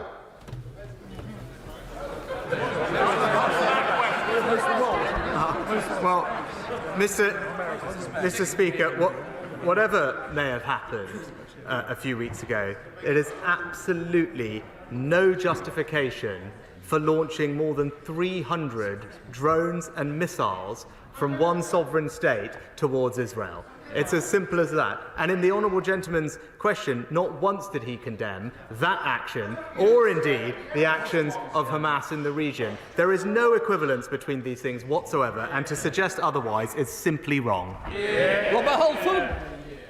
Very much, Mr. Speaker. I thank my right honourable friend for his strong support for the State of Israel. Last year, as Israel and Saudi Arabia were about to strike a transformational agreement, Iran-backed Hamas carried out its massacre on October the 7th with the aim of torpedoing the chance of peace between Israel and the Arab nations. And last Saturday's drone attack by Iran, being thwarted by Israel and her allies, including Jordan, demonstrated that Arab countries can work alongside Israel after this new period of contention. So does my right honourable friend agree that this represents a new opportunity for Israel and the Arab nations to rebuild relations in the aftermath of October 7th and bring the hostages home? Mr. Speaker, I agree with my honourable friend. It is significant that other regional partners actually helped to prevent a much worse attack over the weekend, and it reminds us how important attempts are to normalise relations between Israel and its neighbours. It holds out precious hope for the region. It's exactly that hope that Iran and its proxies are trying to snuff out, and we should work very hard to combat that. John Butler. Thank you, Mr. Speaker, and my condolences to you and your family, Mr. Speaker. Prime Minister, I condemn Iran and Hamas, let me start there. But we must not lose focus on the situation in Gaza, where there is a humanitarian crisis, famine, and it's just destruction that people are seeing in front of their eyes. But if we want to ensure that the hostages come home, like the hostage that's been adopted in Brent, Noah Argameni, we must argue for a ceasefire and not a pause. Will the Prime Minister clearly state that we should be calling for an immediate ceasefire on all sides? Mr. Speaker, it's wrong to suggest in any way that we have lost sight of what is happening in Gaza, and indeed the G7 statement yesterday referenced specifically our desire to cooperate to end the crisis in Gaza, working towards an immediate humanitarian pause where hostages can be released, aid can go in and build the conditions for a sustainable ceasefire, and crucially deliver more humanitarian assistance into the region. It's welcome that we have seen an increase in that flow over the past few days and weeks, but far more aid has to get in, and that's the pressure that we will continue to put on all partners concerned. Sir Ian Duncan. Mr. Speaker, my condolences. Can I commend my right honourable friend's statement? It's quite clear, as has been said already, that all roads lead back to Tehran when it comes to the terrible violence and the wars that take place in the Middle East. And every country, not just Israel, but other Arab countries, fear what Tehran is doing in their countries as well, the thing we forget about. Can I therefore know that if we know that they are committing murder at home, they've executed thousands of protesters whilst this war in Hamas has been taking place. So with all of that known, can I please ask my right honourable friend, when he sits down with our international colleagues and looks for other things to take place with regards to restricting Iran, please, could he now consider prescribing the Iranian Revolutionary Guard Corps, and to do it in a way that makes sure they can no longer foment extremism here in the United Kingdom as well? Well, Mr. Speaker, I thank my honourable friend for his question. As I said to him, or I said in the statement, we are urgently working with our allies to see what steps we can take together in a coordinated fashion to deter and condemn what Iran is doing. With regard to destabilising activity here in the UK, he'll know that the Charities Commission very recently have opened an investigation to a particular organisation, and we will continue to use all the powers at our disposal to make sure that people aren't fomenting hate and undermining British values here at home from abroad. Sarah Sultan. Mr. Speaker, I've notified the office of the member for Rutland and Melton that I would be referencing her in my question. It was recently revealed that the chair of the Foreign Affairs Select Committee told a private fundraising event, and I quote, "The Foreign Office has received official legal advice that Israel has broken international humanitarian law, but the government has not announced it." So I have a very simple question for the Prime Minister, and if he can't answer that, if he dodges and if he deflects, our constituents will know that he is hiding the truth. Was the chair of the Foreign Affairs Select Committee telling the truth, yes or no? Well, Mr. Speaker, I'm happy to address this very clearly. We have one of the most robust arms export licensing control regimes in the entire world. We have previously assessed that Israel is committed and capable of complying with IHL, but we regularly review our assessment, as she would expect. As the Foreign Secretary confirmed last week, the UK position on export licences is unchanged, and following the latest assessment is in line with our legal advice.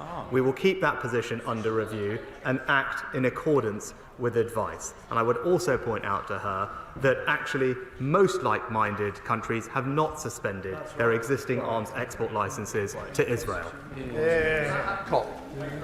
Mr. Speaker, I too welcome the Prime Minister's leadership in this area. Will he add his thanks in addition to the thanks for the RAF who have undertaken exemplary action this weekend, also those US service personnel who are based here in the United Kingdom, including many in my West Suffolk constituency, who were prepared to act at a moment's notice in order to defend the attack on Israel, which has been roundly condemned?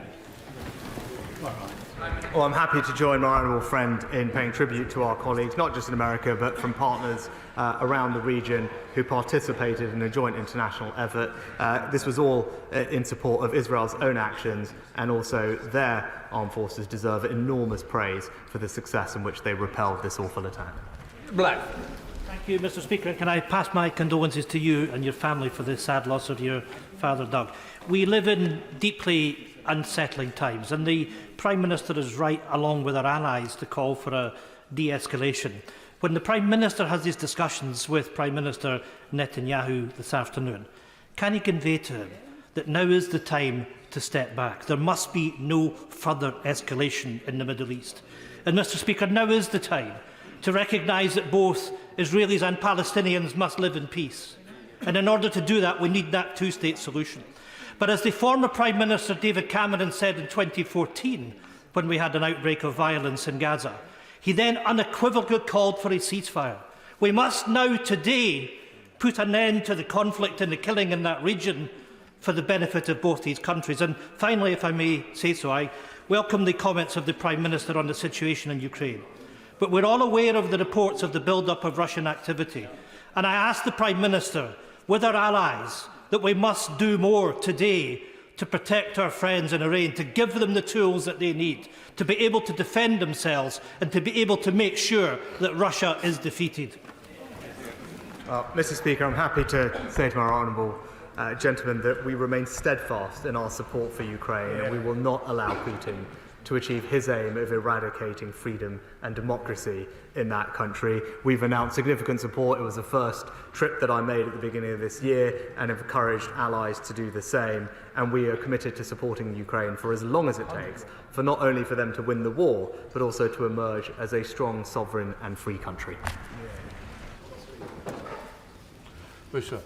Manchester. Thank you, Mr. Speaker. My thoughts and condolences are with your family.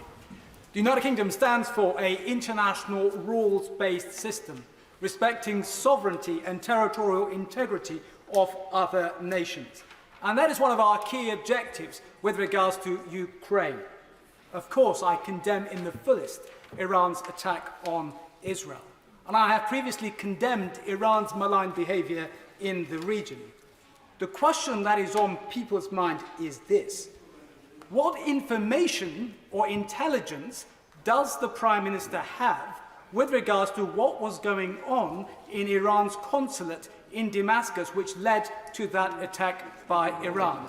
Because the international community and people around the world want to see United Kingdom applying international law consistently across the board. Mr. Speaker, whatever happened in that situation has not been confirmed, and regardless, there can never be any justification for launching, as I said, over 300 drones and missiles towards Israel from another sovereign country, and it was right that we took action with allies to repel that attack. Richard Beckett. Thank you, Mr. Speaker. My condolences to you on the loss of your father. He'll have been very, very proud of you. This is a very dangerous moment. The UN Secretary-General rightly told the Security Council last night, now is the time to defuse and de-escalate. Ordinary people in both Israel and Iran, across the whole region, indeed wider world, will pay the price if this escalates. The Secretary-General also rightly reiterated the call for an immediate ceasefire in Gaza, as the Security Council voted for, given the huge loss of life there. This is the first opportunity we've had to question the Prime Minister since the recent killing of British nationals in Gaza. So is the Prime Minister planning to appoint an independent advisor to scrutinise the Israeli inquiry into those deaths of British nationals in a similar way to the way Australia has done? Mr. Speaker, I spoke to Prime Minister Netanyahu after that incident to express our very strong concerns about what had happened. We are carefully reviewing the initial findings of Israel's investigations into the killing of the aid workers and welcome the suspension of 2 officers as a first step. These findings must be published and followed up with an independent review to ensure the utmost transparency and accountability. Mike Lewis. Can I congratulate the Prime Minister for his strength defending Israel and wider peace in the Middle East? His strength in this area is world-leading. Now, our friend, this country's friend, Saudi Arabia, has now said in an official statement that Iran, quote, engineered the war in Gaza, end quote, in order to destroy the progress the Kingdom of Saudi Arabia was making in normalising relations with Israel. Now, that very important statement yesterday also said that Iran is a country that sponsors terrorism and it should have been stopped a long time ago. That's the Saudis saying that. So is my right honourable friend as hopeful as I am that the Kingdom of Saudi Arabia and Israel, both allies of this country, will normalise their relations as soon as possible, as it looks like they were on track to do before the pogrom of the 7th of October?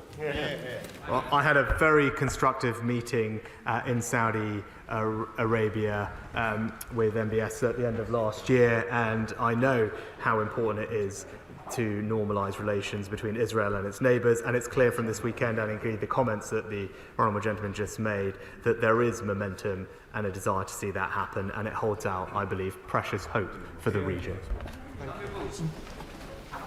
Speaker, can I also pass our condolences from my party on to you in the loss of your dad? The UK should not either dictate or demand from Israel restrictions in how it retaliates against the Iranian regime, which has shown it's prepared to take action to back up its threats to wipe Israel out. And indeed, the political and military support which we have given is very important. But can the Prime Minister tell us what direct action can we take here in the United Kingdom to disrupt the economic interests of Iran which exists in our own country? We've already sanctioned more than 400 Iranian individuals, Mr. Speaker, and as I said, discussing with our allies about what more we can do. Jason McCall. Thank you, Mr. Speaker. Can I join the Prime Minister in paying tribute to the Royal Air Force personnel who are on operations over the weekend? I also join him as well the importance of de-escalating, calling for maximum restraint, and when it comes to Gaza, working towards that sustainable ceasefire, seeing a flood of aid going into Gaza now to help the humanitarian efforts there, and also we all want to see an end to the bloodshed. But can I just echo the chair of the Defence Select Committee in what we saw over the weekend, just showing the importance of investing in air defence systems to defend civilians from these hostile regimes. Mr. Speaker, my honourable friend is absolutely right. Whether it's with Ukraine, where we've provided AMRAAMs and Starstreak missiles, or indeed here at home, where, as I said, we've placed new contracts at the beginning of this year to improve our air defence capability. It's a key capability that we need to invest in, and ideally we need to produce more of it here at home. Abdul Khan. Mr. Speaker, 12-year-old Zain Arouk miraculously survived Israel's bombing that killed most of his family in Gaza 3 months ago, but was killed this weekend by an aid airdrop when he was searching for scraps of food because the parachute didn't open. Zain and thousands of others would still be alive had allies like the UK and US pushed Israel to adhere to the UN resolution on ceasefire in Gaza, which would allow aid to reach starving children safely. So will the Prime Minister set out exactly what repercussions Israel will face for failing to abide by the UN Security Council motion? Mr. Speaker, I've been very clear that too many civilians have already lost their lives in Gaza. The UN Security Council resolution also called for the unconditional release of the hostages, which, as he'll know, Hamas rejected at the weekend, and it's important that we focus on that at the same time as getting more aid in. Stephen Crabb. Thank you, Mr. Speaker. There's one thing right now that would do more than anything to help end the conflict in Gaza, and that's the release of all the Israeli hostages being held by Hamas. Does my right honourable friend agree with me that no matter how well-intentioned and no matter how much we all want the conflict to end as soon as possible, simply calling for an unconditional, immediate ceasefire reduces the incentive on Hamas to do the hostage deal? So long as they feel like they're winning diplomatically, it reduces pressure on them to do the right thing. Well, I agree with my honourable friend, and I've made the same argument from the dispatch box previously. It's absolutely crucial that as part of the immediate humanitarian pause that we are calling for, not only can we get considerably more aid into Gaza to alleviate suffering that people are experiencing, we must be able to release the hostages, and that's what we're focused on doing. Marcia de Cordova. Thank you, Mr. Speaker. Whilst globally the attention is rightly focused on Israel and Iran, and we are all in agreement that the next step has to be de-escalation, the situation in Gaza is worsening every day. More than 33,000 lives have been lost, and more than 1 million will now be facing an imminent famine. Now, the UK almost stands alone in not restoring funding to UNRWA. So can the Prime Minister tell us when he will set out a clear path for funding to resume? Mr. Speaker, together with our allies, we're reviewing the interim findings and are discussing appropriate next steps. Many partner countries have suspended funding to UNRWA after what happened, which was shocking. But in the meantime, we are considerably increasing our own aid into the region and welcome the commitments from Israel recently to increase the flow, opening new checkpoints, the port of Ashdod, the Jordan Land Corridor, Kerem Shalom. But now we want to see those commitments followed through. We all want to see more aid getting in, and that will be a focus of our conversations with Israel. Logan. Mr. Speaker, just on behalf of myself and your neighbours in Bolton North East, very sorry for the loss of your father. Mr. Speaker, 90% of Iranian oil exports go to China. China's increasing importance in the region now already trades 4 times the amount than compared to the United States, the GCC countries, along with Iran. What discussions is the Prime Minister planning on having with his counterpart Xi Jinping and the Foreign Secretary Wang Yi in terms of resolving an escalation in the conflict in Iran? The Foreign Secretary recently spoke to his counterpart at exactly that topic, and more broadly, we're discussing with G7 partners and allies what further measures we can take to deal with the threat economically that Iran poses. Nasha. Thank you, Madam Deputy Speaker. Much has been referred to by the Prime Minister and members opposite about the normalisation process between Saudi Arabia and Israel. The Saudi ambassador to this country on the 9th of January told Radio 4 that that normalisation process was subject to a two-state solution and a fully recognised Palestine. And so I just want to put that on the record, and I want to remind the Prime Minister support for any nation is not like the unconditional support that he has for his football team. When Iran acts like a rogue state in Syria, we call them out, rightfully so. When Israel taunts Iran by bombing their consulate building, knowing full well Iran will respond, risking further escalation, we must also call out Israel. What is the Prime Minister doing in his efforts to make sure that two-state solution and the recognition of Palestine is being actively pursued? Refer the Honourable Lady to my statement where I made clear my commitment to a two-state solution and our diplomatic efforts to help bring that about. Thank you very much, Madam Deputy Speaker. My right honourable friend has made it clear that it is right and lawful to defend yourself and right and lawful for your allies to help defend you. But would he agree that it's also important to say that self-defence can be both effective and restrained, and more than that self-defence can be more effective in the long run when restrained, because it helps to retain the broadest coalition of those who support your position, and because it enables you to retain the moral authority to act robustly against others when you need to. Well, I think my honourable friend put it well. Ultimately, Israel does have a right to self-defence, as any state does, but they have successfully repelled the Iranian attack, and Iran is even more isolated on the world stage, which is why, as the Foreign Secretary said, we would urge them to take the win and avoid further escalation at this moment. Sir Chris Bryan. Thank you, Madam Deputy Speaker. The Prime Minister is right to say that we and our allies need to be very clear-sighted about the activities of Iran and Russia.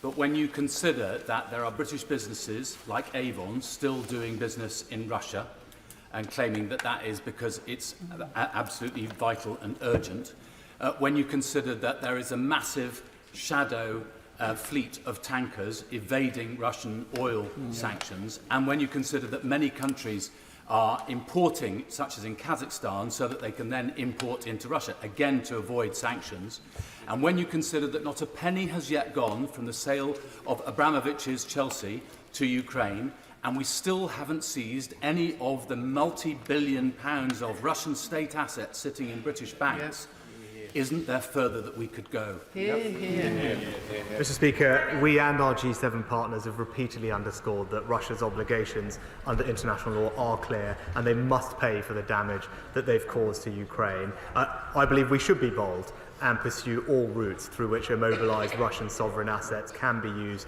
to support Ukraine, in line, of course, with international law. This is something I've discussed with my G7 partners repeatedly. We've tasked finance ministers to that end, and they are reporting back ahead of the G7 summit in June, and I hope we can make further progress. Sir Simon Clarke. Mr. Speaker, and I would add my voice to those across the House who called for the proscription of the IRGC as a terrorist organisation. Their tentacles are wherever trouble is to be found across the Middle East, and this is the latest demonstration of their malign influence. Can my right honourable friend clarify that with the threat of war growing in a way which I think bears grave risk to us here at home, that we need to set out a timetable to bring our commitment to raise the percentage of GDP that we spend on defence to 2.5% as quickly as possible, but we need specificity as to how we're going to do so. Well, I'm pleased, Madam Deputy Speaker, that in anticipation of the rising threat environment, we significantly increased defence spending by the largest amount since the end of the Cold War just a couple of years ago, and subsequently to that by over £11 billion, specifically to deal with inflation, strengthen our nuclear enterprise and rebuild our stockpiles. But I can reassure the House and my honourable friend that we will always continue to invest in our armed forces to keep this country safe. Joanna Cherry. I hold no candle for the Iranian regime, and in fact I recently co-authored a report on their disgraceful oppression of women and girls, and we concluded it amounted to gender apartheid. However, just as Iran must be held to the standards of international law, so must Israel. Now, the Prime Minister has paid tribute to the brave 3 British aid workers who were killed by the IDF. Will he condemn Israel for their wrongful killing? And will he also condemn Israel for the ongoing slaughter of innocent life in Gaza? I'll point the honourable lady to my previous answers on both her questions. Vicky Ford. Thank you, Madam Deputy Speaker. Iranian drones have not only been fired towards Israel and Ukraine, there are also bi-weekly shipments of Iranian drones arriving in Port Sudan to be used in that war, which as of today has now raged for a full year.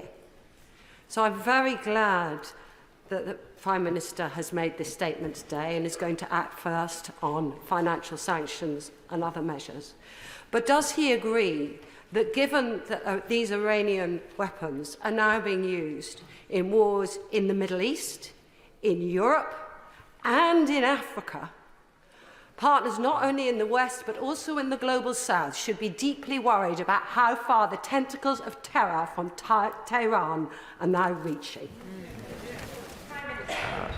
Madam Deputy Speaker, I agree with my honourable friend, and that's why yesterday I discussed with G7 leaders the coordinated effort amongst allies to take further measures to stem the flow of Iran's malign influence across the world, and hopefully we can coordinate that action to tackle the precise thing that she's just mentioned. Khalid Mahmood. Thank you, Madam Deputy Speaker. I deplore the attack by the IDF on the consulate in Iraq. I further totally deplore the massive attack by Iran by launching 301 drones and missiles on Israel, knowing full well that this attack will deter from the great work that we need to do in Gaza, supporting those people who are starving, who are suffering from malnutrition, young children. We need to support them to do that. Will the Prime Minister commit to the fact that he supports no escalation in the region by any of the countries that are involved at the moment, but as he said in his statement, to concentrate on supporting young people and people that are dying in Gaza? Prime Minister. As I said very clearly, we've urged de-escalation and calm heads to prevail, and we continue to do everything we can to get more aid into Gaza. Francois. Thank you, Madam. Again on air defence, I wholly commend our RAF pilots and their superb Typhoon aircraft. But we only have 137 Typhoons. Because of budget pressures, next year the MOD plans to retire 30 of them and then sell them off, which would now be akin to selling Spitfires before the Battle of Britain. Will the Prime Minister, when he has a moment, go back to his office and place that ridiculous decision under immediate review, and at the very least put those Typhoons in a war reserve in case one day we need them for ourselves? Well, I thank my honourable friend for his question. He'll know that obviously individual equipment and capability decisions will be made by Service Chief in conjunction with ministers. I'm happy to look at the point that he raised, but I do know we're also increasing our purchases of F-35 aircraft and collaborating with Japan and Italy on building the next generation of fighter aircraft, something that we are leading the world in, but also will be fantastic for British jobs here at home. Derek Twigg. Thank you, Madam Deputy Speaker. I do hope, as the Prime Minister said, that actually we can find a diplomatic solution, but I think we should plan for the worst. And I note that the Prime Minister in his statement said the threats to stability are growing, not just in the Middle East, but I'm using his exact quotes, everywhere. So can I ask the, may I also add, Madam Deputy Speaker, that our armed forces are running very hot at the moment. So can I ask the Prime Minister, why did he come here today to announce a significant uplift in defence spending to match the potential real and potential threats that we're now facing as our country is, and why isn't that going to add to insecurity for our country? I refer the gentleman to my previous answer about the existing increase in our defence budget, not just over the last few years, but especially this year, in recognition of the increasing threats, and also just point out to him that we remain and have done over the past 10 years the second largest defence spender in NATO, behind only the US. Villiers. Taken by the Prime Minister and the Armed Services over the weekend. I regret to say this, but some of my constituents feel that UK support for Israel has weakened in recent weeks. So, in the light of this horrific aggression from Iran, will the Prime Minister take the opportunity to confirm that there is no backsliding and that the UK stands shoulder to shoulder with Israel as it exercises its right to defend itself from a genocidal attack? Mr. Speaker, as I was crystal clear in my statement, we must ensure Israel's security. It's non-negotiable. It's a fundamental condition for peace in the region. And as we saw, in the face of threats like we saw this weekend, Israel will have always our full support. Caroline Lucas. Thank you very much, Madam Deputy Speaker. Like the whole House, I condemn the attack on Israel by the tyrannical Iranian regime, just as I deeply condemn the atrocities of Hamas. But I am also incredibly concerned that our Prime Minister has now pitched the UK into a perilous war, and in support of an Israeli government presided over by Netanyahu, a man who chose to bomb an Iranian embassy because he's dependent on his hard-right provocateurs. This was itself a dangerous escalation by Israel and a further breach of international law. So if the Prime Minister's priority is indeed international law and de-escalation, then why isn't he calling now for an urgent bilateral ceasefire to get the hostages home and to get the region on the path to peace?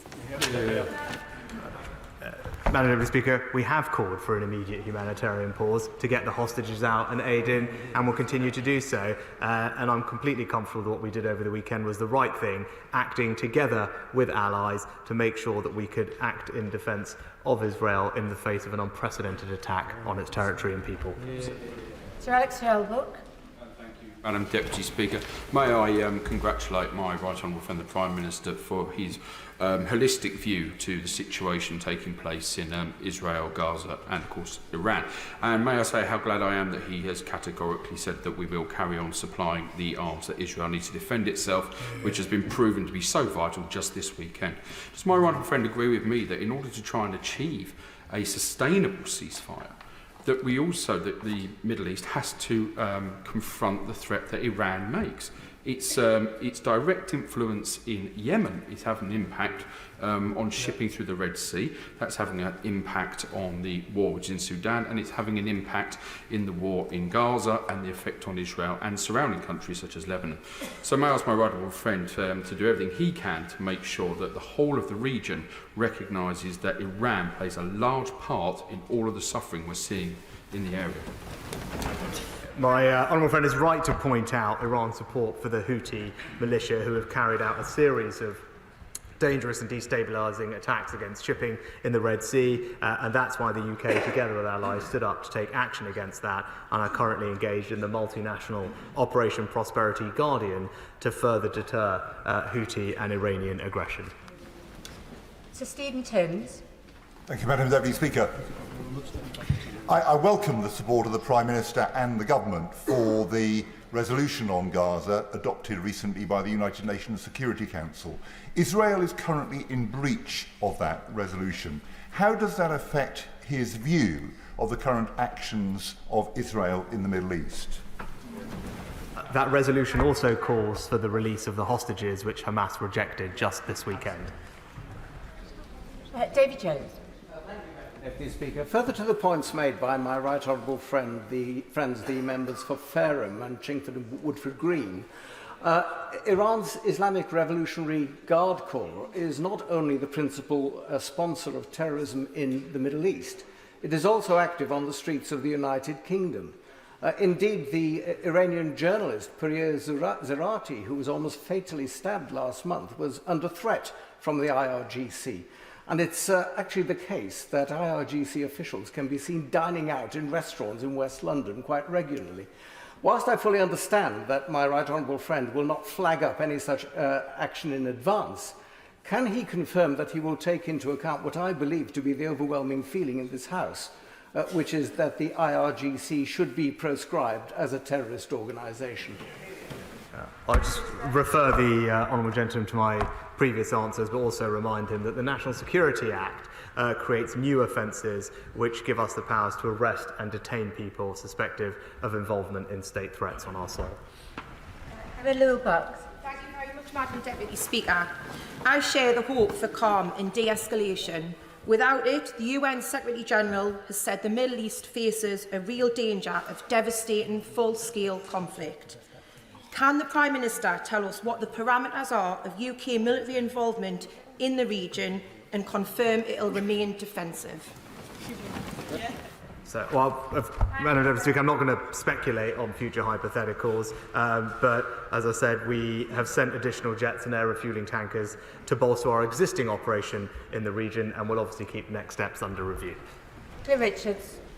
Deputy Speaker, Iran has smuggled arms into the Middle East, including the West Bank. They've equipped and funded and trained Hezbollah, Hamas and the Houthis, as well as threatening British Iranians on British soil. And that doesn't even include what they have done to their own people, not least gassing Iranian schoolgirls. I thank the Prime Minister for the strong action over the weekend. Does he agree with me? We now must reconsider prescribing the IRGC as a terrorist organisation. Mr. Speaker, my honourable friend is right to highlight the influence of Iran with missile shipments in the seas around them, and that's why I'm pleased that the United Kingdom is playing its part to practically do something about that. HMS Diamond bolstering our maritime presence in the region as we speak, but also the UK has previously interdicted the supply of Iranian missiles being smuggled to the Houthis and others, both last year and the year before, and will continue to be vigilant in the area. Alistair Carmichael. Thank you, Madam Deputy Speaker. I hope that the Prime Minister has heard the very strong and broad consensus that there is in this House now on the need for stability and de-escalation.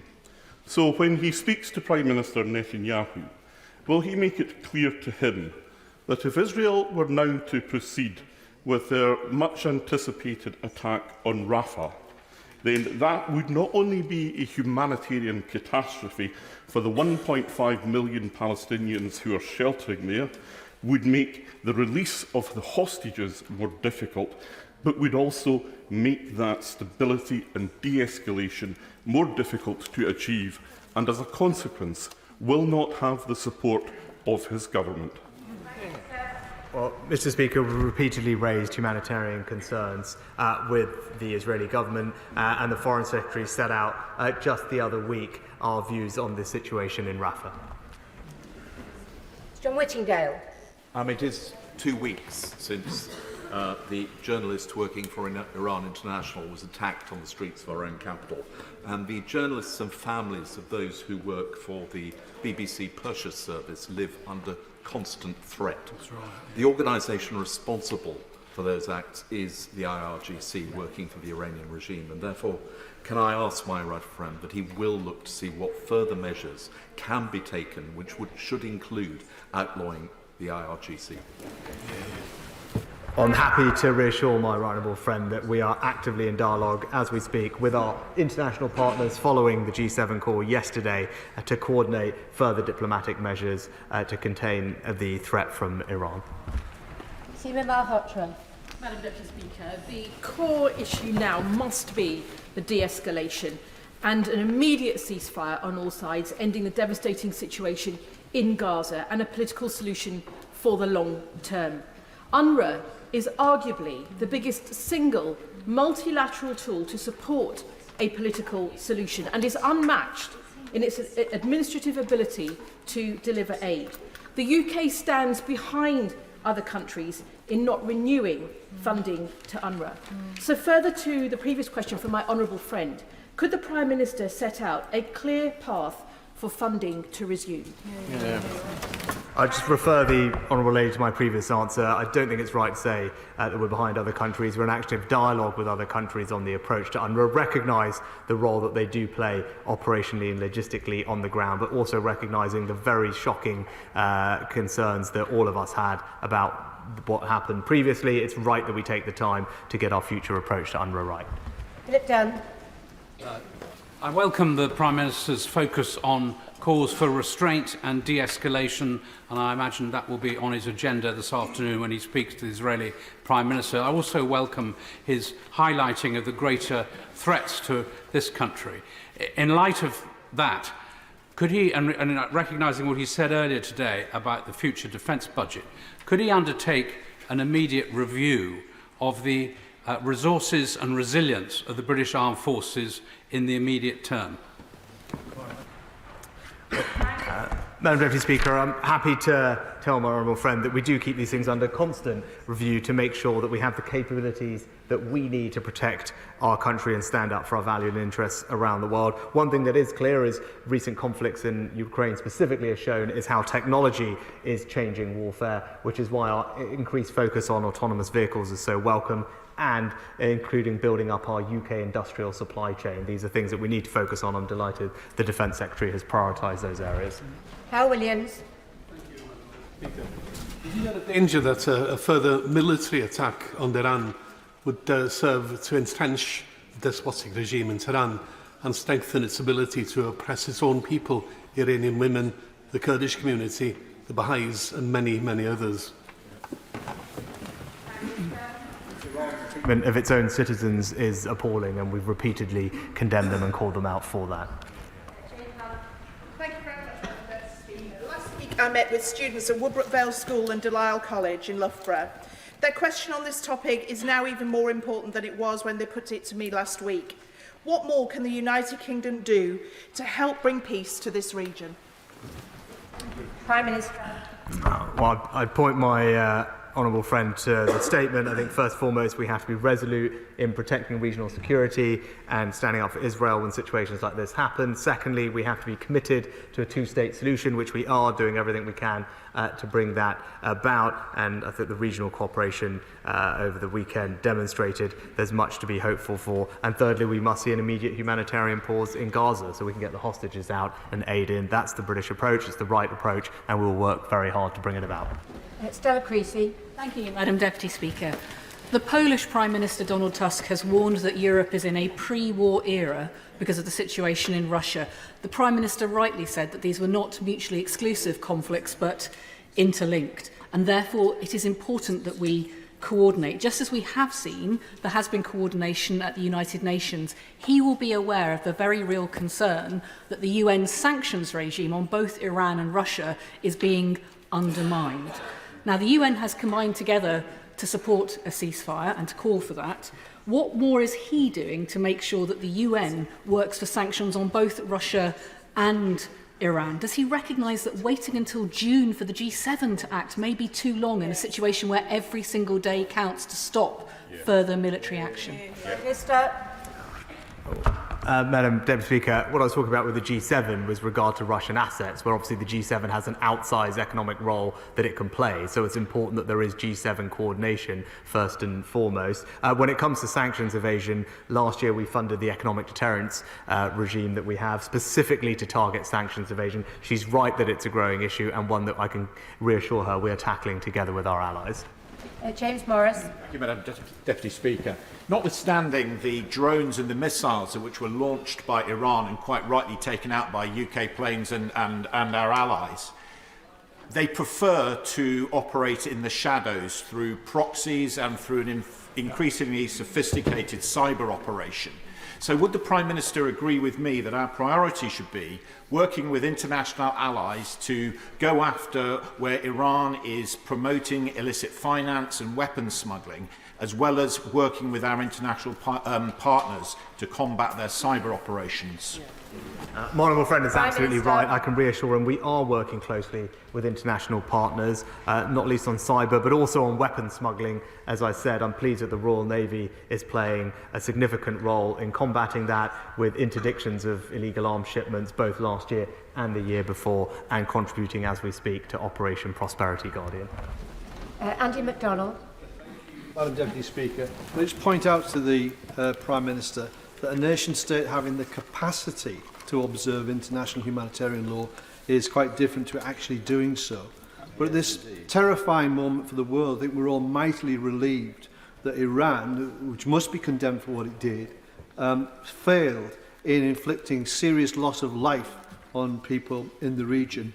And the de-escalation call is correct, as is the commitment not to engage in offensive action. But it was explicit in his statement that all people are entitled to security and peace.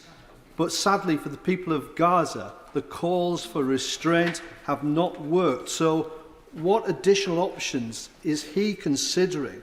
Because surely an immediate ceasefire, the funding of UNRWA, is the best way to secure security for the region and also the release of all the hostages.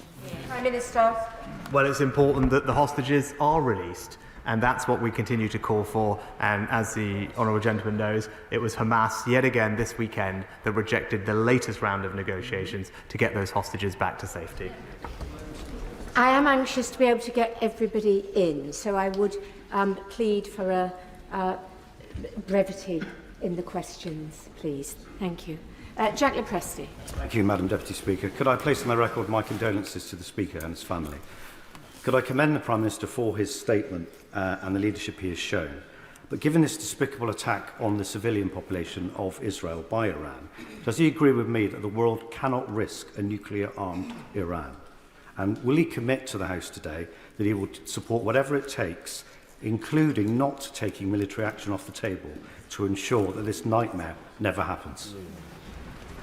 Well, as Prime I said, Minister. there's no credible civilian justification for the enrichment levels that we've seen the IAEA has reported are happening in Iran. We're committed to using all diplomatic tools to ensure that Iran doesn't develop a nuclear weapon, including using the snapback mechanism if necessary. Neil Handy. Thank you, Madam Deputy Speaker. I oppose all acts of violence, and I welcome the Prime Minister's calls for de-escalation and restraint. But I can't be the only person who wonders where those calls for de-escalation and restraint were 6 months ago. And given those calls, does he share my concerns that the political fortunes of Prime Minister Netanyahu, in whose hands such a choice rests, are so heavily invested in the continuation of conflict? We've continued to call on the Israeli government to do everything it can to protect civilian life as it exercises its indeed right and duty to ensure security for its citizens, and I'll continue to raise those points with Prime Minister Netanyahu. Of Blackman. Madam Deputy Speaker, effectively over the weekend, Iran declared war on our friend and ally Israel. And clearly when the Prime Minister talks to Prime Minister Netanyahu, he's going to have to be very careful about how he persuades him to exercise self-restraint. So clearly a menu of options has to be what the British government and what the British people are going to do in assisting Israel in resisting Iran. So the proscription of the IRGC, the removal of the embassy here and return of all those officials to Iran, our officials returning to the United Kingdom, and the harshest possible sanctions against the regime in Iran are the fundamentals that are required.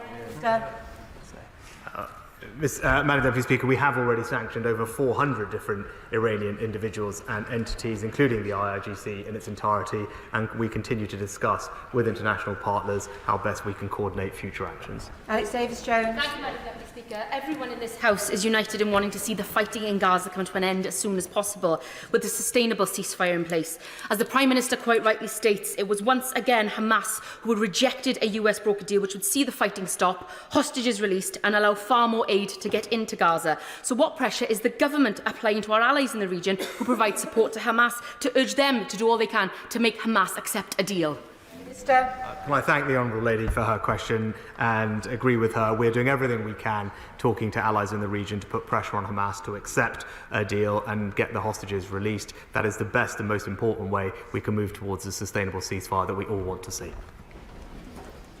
Steve Double. Thank you, Madam Deputy Speaker. Can I thank the Prime Minister for his statement and the clear leadership he's providing on this very important matter. As a beacon of liberal democracy in the region, Israel's security is our security. And it's quite clear from the weekend that serious loss of life was only avoided because of the effectiveness of Israeli defence mechanisms supported by the UK and others. Does the Prime Minister share my concern that those calling for an arms embargo against Israel are not only misguided, but they risk weakening Israel's ability to defend itself and encouraging those who wish Israel harm? Prime Minister. Madam Deputy Speaker, as I said, we stand by Israel's right to defend itself. It is important that they continue to abide by international humanitarian law. That will always be important to us, and we continually keep all arms exports under review, and we have one of the strictest regimes anywhere in the world. Madam Kaiser. Deputy Speaker, the events of the weekend mark a dangerous new chapter in the long history of conflict in the Middle East. Does the Prime Minister accept that proportionality is key and must include the conduct of all parties, including the 192 days of uninterrupted and constant bombardment of Gaza in response to what was, of course, a horrific attack by Hamas? It has now killed over 32,000 civilians in Gaza, a place where children look to the sky, not knowing if aid or bombs are going to fall on them. Is that proportionate, Prime Minister? Prime Minister. Madam Deputy Speaker, we continue to support Israel's right to defend itself and ensure security for its citizens. It must do that in accordance with international humanitarian law, and will continue to make that point to the Israelis. Greg Smith. Thank you. Madam Deputy Speaker, I join with others in thanking the Prime Minister for his leadership in ensuring that the United Kingdom government stands shoulder to shoulder with our allies Israel in the face of yet another attack. But will you agree with me that the first and most pressing mission for Israel so that they can live in safety and security continues to be the necessity to defeat Hamas, and that will, the harsh reality is that will require an operation in Rafah, whilst every step must be taken to protect civilian life? Will my right honourable friend agree with me that that is the path to peace in the Middle East? Sir. My honourable friend is right to highlight the threat that Hamas poses to the security and safety of the people of Israel. The Foreign Secretary set out in detail our view on the right approach to Rafah from this point forward just a couple of weeks ago. Andy Slaughter. Thank you, Madam Speaker. The Prime Minister rightly calls for restraint and de-escalation in the Middle East. Isn't there more chance that his words will carry weight if they advocate a ceasefire by all sides, including the warring parties in Gaza? Prime Minister. Madam Deputy Speaker, we have called for an immediate humanitarian pause in Gaza so that hostages can be released, aid can go in, and for that to form the basis of a more lasting and sustainable ceasefire. Madam Deputy Speaker, I thank the Prime Minister for his strong international leadership in this area and for his calls for restraint. The Prime Minister will agree that Iran is the dangerous and destabilising player in this region, whether by themselves directly or through their proxies. It's also a despotic medieval regime. There were 853 executions last year, an 8-year high, including 22 women and young women. So as the Prime Minister works urgently with the G7, please would he confirm that no reasonable option should be off the table, including the possible prescription of the IRGC? Minister. Madam Deputy Speaker, Iran's human rights record remains completely unacceptable. We've sanctioned almost 100 entities and individuals specifically for human rights violations. For example, we condemn its surging use of the death penalty, and at the 78th UN General Assembly, we co-sponsored the Iran Human Rights Resolution calling for Iran to issue a moratorium on executions. Once again, can I say I am anxious to get everybody in, but I can only do that if the questions are brief. Jeremy Corbyn. Thank you, Madam Deputy Speaker. 33,000 people have died in Gaza. More bombs have been dropped there than were dropped in the whole of the Iraq War. This weekend's horrific events show just how dangerous it is that there's going to be an escalation into war across the whole region. Does the Prime Minister recognise that the central kernel to the whole issue across the region is the continued Israeli occupation of Palestine? What will he say about bringing about an end to that occupation and a permanent ceasefire? Prime Minister. Madam Deputy Speaker, of course we want to see and remain committed to a two-state solution and working hard to bring that about. But the biggest impact on regional instability is the pernicious influence of Iran and nobody else. Kieran Mullen. Thank you, Madam Deputy Speaker. Does the Prime Minister agree that even those that want to link the conflict between Israel and Hamas and their conduct with this attack have to surely recognise that since its inception, for decades, Iran has sought the destruction not only of our way of life, but of Israel and its people, and that we should never hesitate to play our part in preventing that? Prime Minister. My honourable friend is absolutely right, and I agree with him wholeheartedly. Andrew Gwynn. Thank you. I also echo the calls for restraint and de-escalation. I was interested in what the Prime Minister said about the diplomatic efforts over the last 6 months with the Palestinian Authority looking towards a two-state solution. Given the issues are settlements, water, access between Gaza and the West Bank and Jerusalem, what window of opportunity does he think there is with the Netanyahu government to get all parties round the table? Prime Minister. Well, it's something we've continually pushed for, and in the meantime what we've also focused on is building up the technical administrative capability of the Palestinian Authority so they are in a position to provide effective and strong governance for West Bank and Gaza when the moment arrives when that is possible, something we work very hard to bring about. Janet Davey. Thank you, Madam Deputy Speaker. Yesterday, the United Nations Secretary said the Middle East is on the brink. The people of the region are confronting a real danger of devastating, full-scale conflict, and now is the time to defuse and de-escalate. Does the Prime Minister agree with the United Nations Secretary? And if so, what is the Government Secretary to achieve this as he works with our international allies? Prime Minister. Well, of course, we do want to avoid further escalation and bloodshed, which would be deeply destabilising for the region and risk more lives, and that's a message that all government ministers will be taking to their counterparts across the region. Harry Gardner. Iran sought to justify its unjustifiable attack on Israel on the basis that it was retaliating for Israel's attack on its consulate.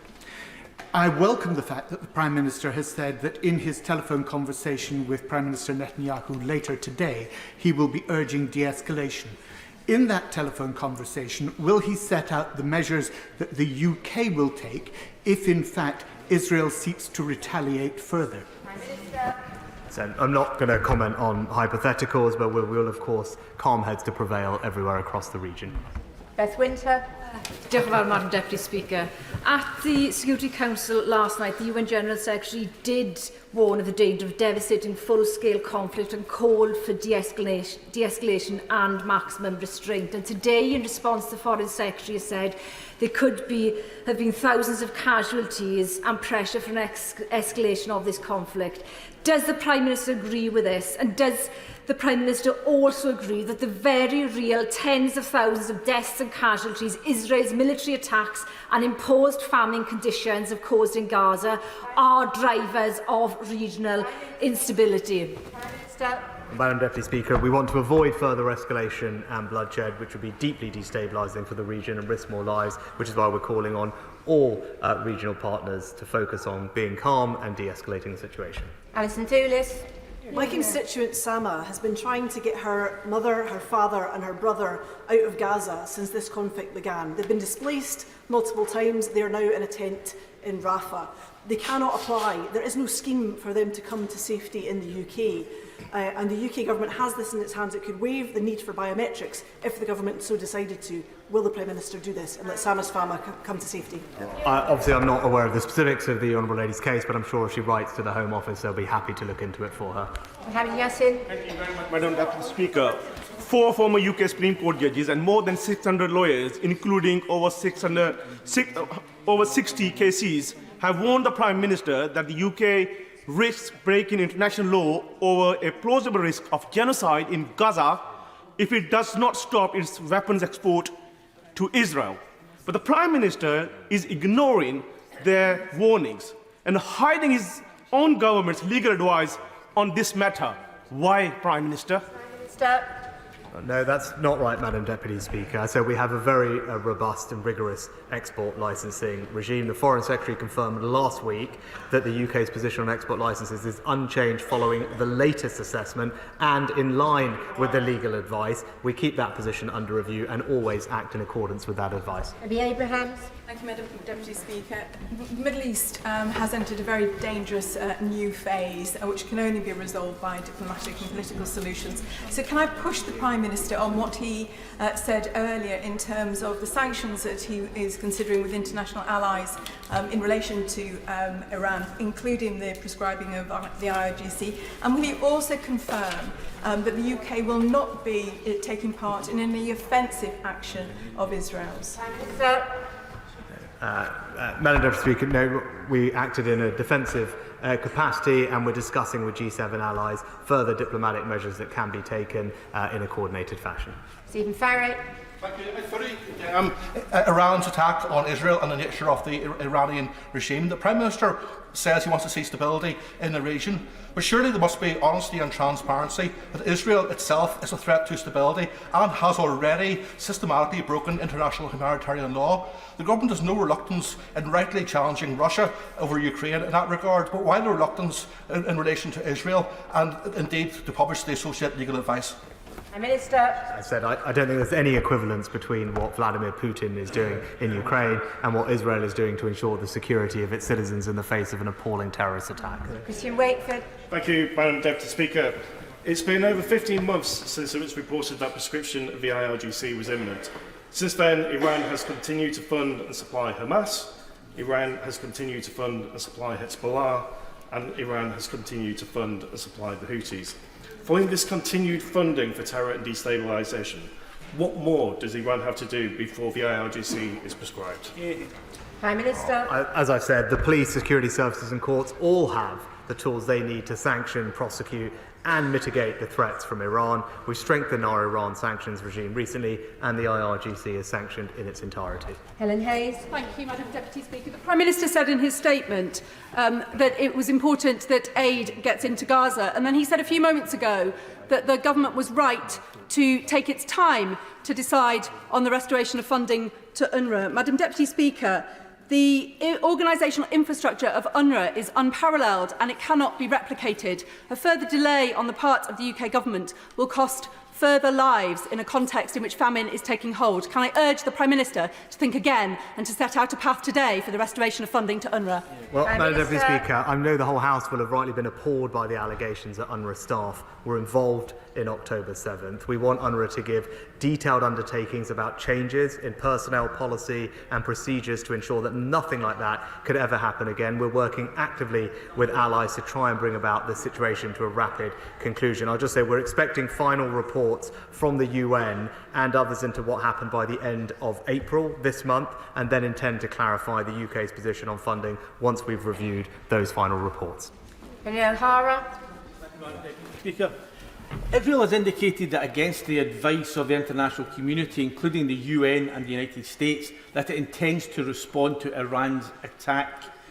Such a retaliation could tip the region into a catastrophic all-out war. So when persuading Prime Minister Netanyahu against further retaliation, and in terms of leverage, will he say to Israel that should they choose to escalate, there will be no further UK military support for Israel's endeavours in this conflict?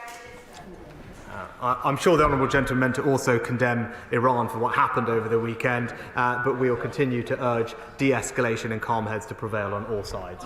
Tamarjeet Singh Desi. Thank you very much, Speaker. Iran is, of course, no ally of the UK, and its huge, unprecedented assault on Israel must be called out. But the UK government must now work hard to prevent further escalation of the crisis in an already volatile region. Now, it is a matter of principle that diplomatic premises are not targeted. So can the Prime Minister confirm what conversations he has had with the Israeli Prime Minister Netanyahu about the attack on the Iranian consulate in Syria, and whether he plans to discuss that with him? As I said, Madam Deputy Speaker, we will continue to urge de-escalation and calm heads to prevail on all sides. And as Foreign Secretary said this morning, we would urge Israel in particular to recognise that it successfully repelled the Iranian attacks and Iran is ever more isolated on the world stage. Kerry McCarthy. Thank you. Jackie, the mother of the murdered aid worker, James Kirby, is my constituent, and I'm sure she'll agree with the Prime Minister's description of him as a hero. But there's a real danger, which I'm already seeing as events move on, that his death will end up just being chalked up as collateral damage in this conflict. So can I ask the Prime Minister to really show that he understands that the family need to see justice done, and can he keep up the pressure on Israel about this review? They want to know why he was killed and that someone will be held responsible. Prime Minister. Well, Madam Deputy Speaker, my condolences to Jackie and the families of all those that were tragically killed as they were delivering aid. As I said, they were heroes and they absolutely deserve our admiration, and our thoughts will be with all their families. I'll refer her to my previous answer about what we've asked of the Israelis, and what's crystal clear though is there needs to be a considerable improvement in the deconfliction mechanisms between Israel and aid agencies. That's crystal clear. I've made that point already to Prime Minister Netanyahu, and we expect to see that followed through. Christine Jardine. Madam Deputy Speaker, I join my right honourable friend from Kingston and Surbiton in unequivocally condemning the action of the Iranian regime on Saturday and in supporting our RAF in their actions. But my constituents in Edinburgh West, like many others, are concerned that now attention will be taken away from the plight of the Palestinians in Gaza. So can the Prime Minister assure us that when he speaks to the Prime Minister of Israel later today, he impresses upon him not only the need for restraint to restabilise the region, but that he has a unique opportunity now to take steps towards peace by making a gesture with promoting a ceasefire and allowing aid into Gaza? Our position remains unchanged. We continue to want to see an immediate humanitarian pause, so hostages are released, aid goes in, and immediately we want Israel to deliver on its commitments to significantly increase the amount of aid getting into Gaza on the various measures that they've set out. Toby Perkins. Madam Deputy Speaker, the question from the right honourable member from North Somerset exposed that there is much more that we could be doing to undermine the murderous Iranian regime. Simultaneously, the way that Israel continues to ignore the United Nations resolutions deeply troubling. Is the Prime Minister worried that his approach risks failing both on Iran and on Israel at the moment? No. No, Madam Deputy Speaker. As we've demonstrated this weekend, the UK is leading with allies, defending our values and our interests, standing together with our friends to bring about regional security. That's good for people in the region, and it's good for people here at home too. Dr. Rupert Huck. Iran's reckless actions only add more fuel on an already raging fire. So can I ask the Prime Minister, will he prescribe the IRG, and what assessment has he made of whether bombing a consulate violates international law? What are we doing to uphold this principle in a war that's gone on 6 months and cost so many lives? Refer the Honourable Lady to any of my previous answers on both of those topics. Emma Hardy. Thank you, Madam Deputy Speaker. In response to my honourable friend, the Prime Minister said he would take the time to set future approach to UNRWA right. So as the famine continues, I wonder, Prime Minister, how much time he actually needs before he makes up his mind to restore funding and get aid to the people who need it. Prime Minister.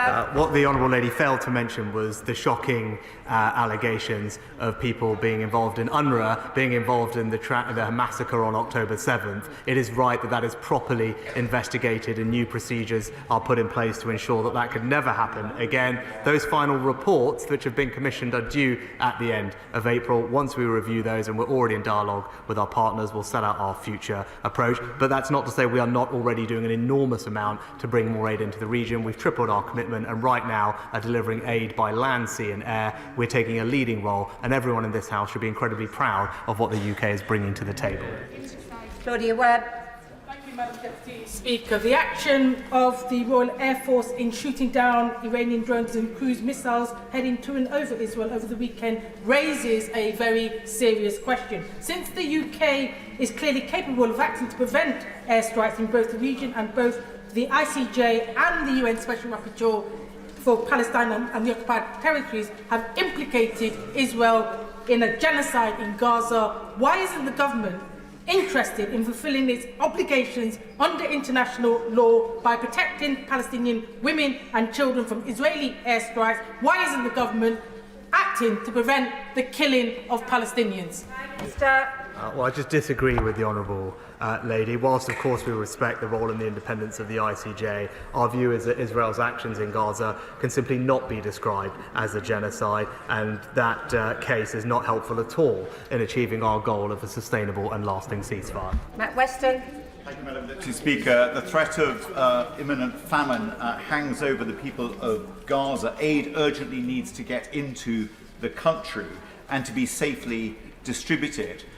Will the Prime Minister confirm, with the death of those 3 UK charity workers working for World Central Kitchen, has he received a written apology from the Prime Minister of Israel? I spoke explicitly to the Prime Minister of Israel, who did that when I spoke to him the very next day. We've made absolutely crystal clear our concerns about what's happened, and as I previously pointed out, are looking now through the preliminary findings. Pleased to see the early dismissal of 2 or suspension of 2 officers involved, and now what we need is reform of Israel's deconfliction mechanism to ensure the future safety of aid workers. Rachel Maskell. Thank you, Madam Deputy Speaker. In speaking to the Prime Minister of Israel this evening, in calling for restraint, will he put that into action? So should the Prime Minister say that he will further assaults in Gaza or indeed impede aid, will he action that restraint and call for immediate ceasefire? Prime Minister. We've already called for an immediate humanitarian pause so more aid can get in and hostages can be released, and we ourselves, as I said, tripled our aid commitment and bringing aid in by air, land and sea together with our allies. Alan Brown.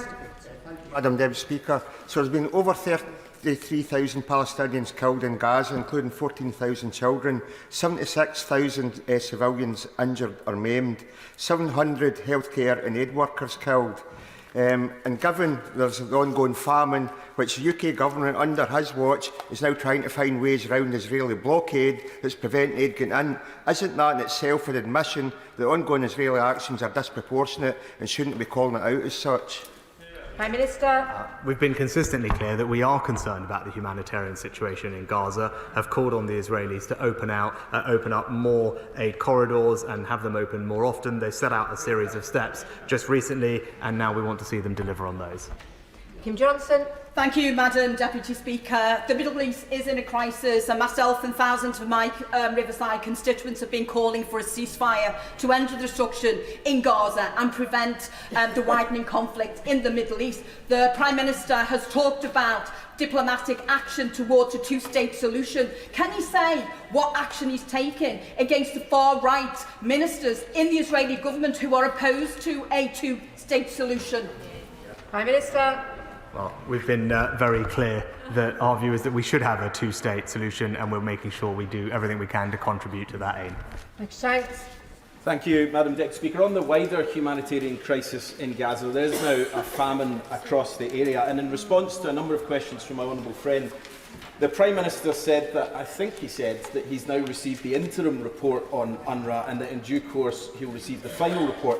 Will he publish the interim report, and if not, why not? And with Canada, France, Finland, Australia, Sweden and the EU having now restored funding, why does the UK stand alone? Prime Minister. When it comes to UNRWA, it's the UN that is publishing the expected final reports towards the end of April, and after receiving those, we will clarify and set out the UK's position on future funding. Jim Shannon. Thank you, Madam Deputy Speaker. Can I first of all thank the Prime Minister very much for his decisive action, his support for Israel, and thank our world-class Royal Air Force for preventing the further loss of life. Just last week I had an opportunity to be in Israel, to visit the kibbutz where the people were murdered, innocent Jews, to go to the Nova musical festival where over 1,000 Israelis were murdered, and to speak to some of those families. So in relation to Hamas and their sponsorship, the IRGC, does the Prime Minister agree that Hamas and IRGC can be likened to cancer, and to save life throughout the Middle East and retain stability, that the cancer of Hamas and IRGC needs to be removed urgently by all means necessary?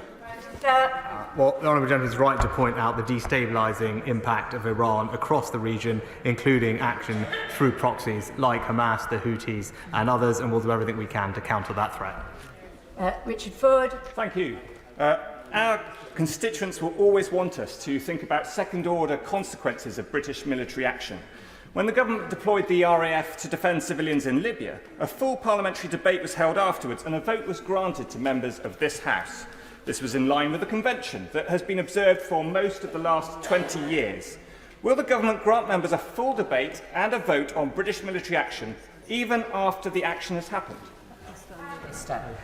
No, Madam Speaker, I don't believe that's necessary. I'm obviously here answering questions. It's my job to take action where I believe it is necessary, and it's this job of Parliament to hold me accountable for that. But it was right that we moved quickly to respond to an immediate and dangerous threat. Publicising any action in advance would undermine the effectiveness of the operation. We acted in line with precedent, and we've also made very clear in public statements that we will not hesitate to protect our allies. I thank the Prime Minister for his statement, and I suspect there'll be a slight change of personnel before we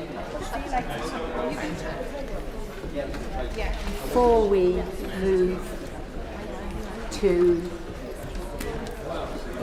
the statement from the Secretary of State for Health, Victoria Atkins.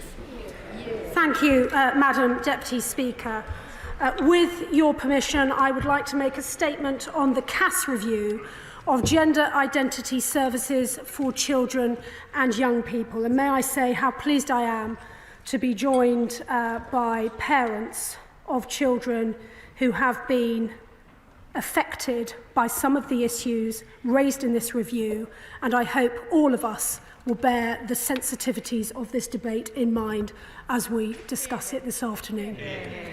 This review strikes hard and strikes sure at an area of public policy where fashionable cultural values have overtaken evidence, safety, and biological reality.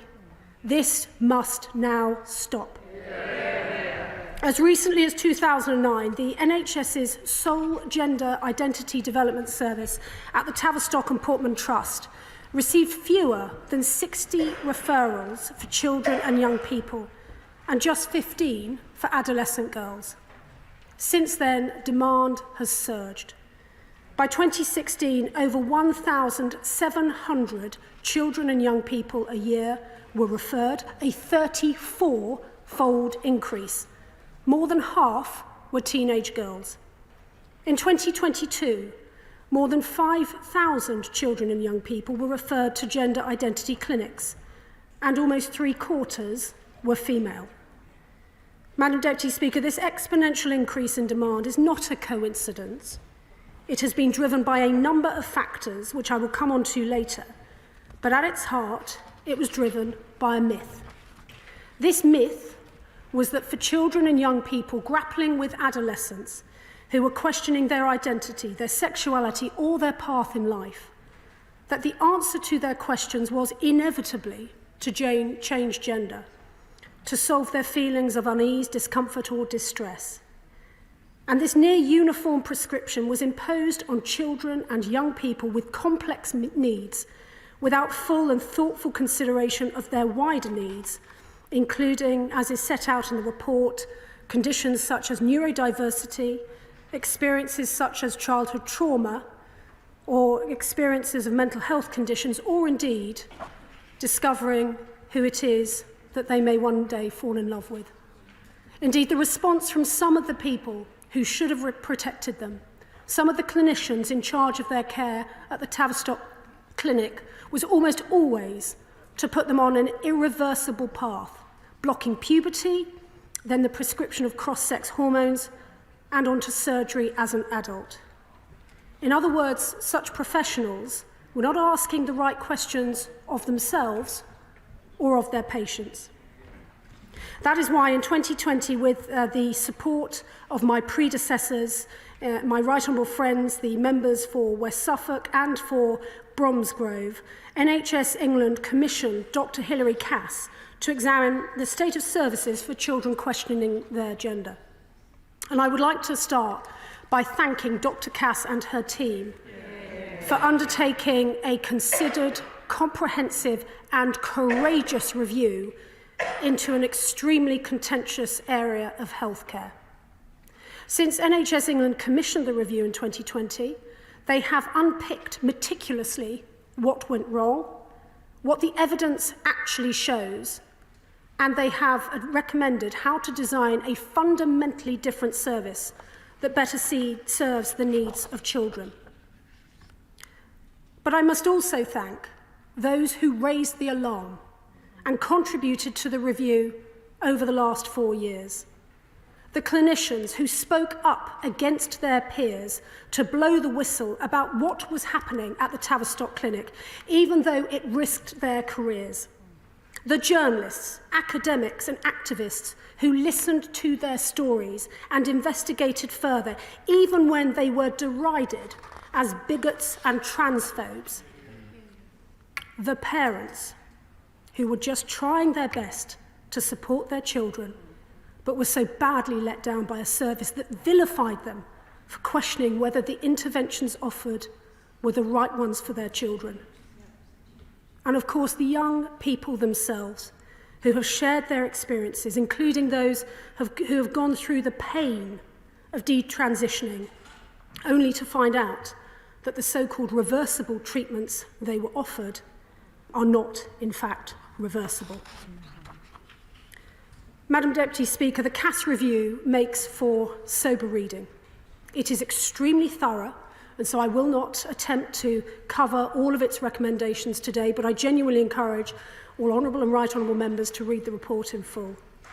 It should concern every single member of this House that part of our public space, the NHS, was overtaken by a culture of secrecy and ideology that was allowed to trump evidence and safety. We say enough is enough.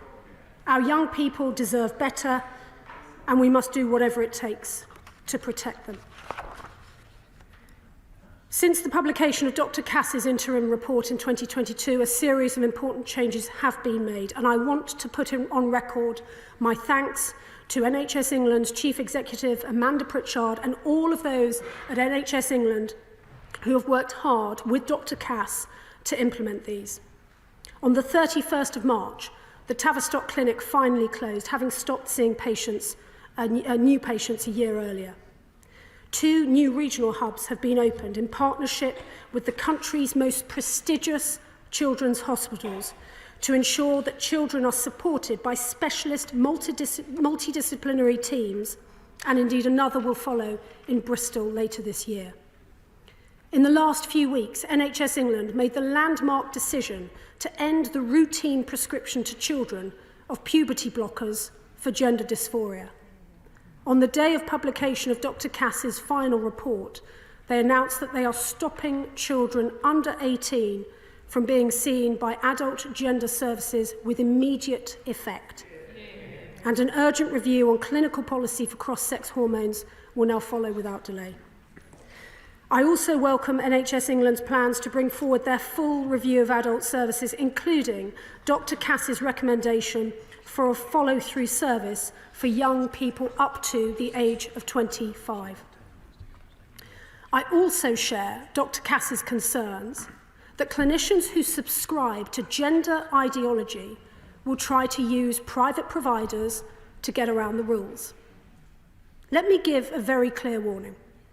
Prescribing is a highly regulated activity, and the Care Quality Commission has not licensed any gender clinic to prescribe hormone blockers or cross-sex hormones to people under the age of 16.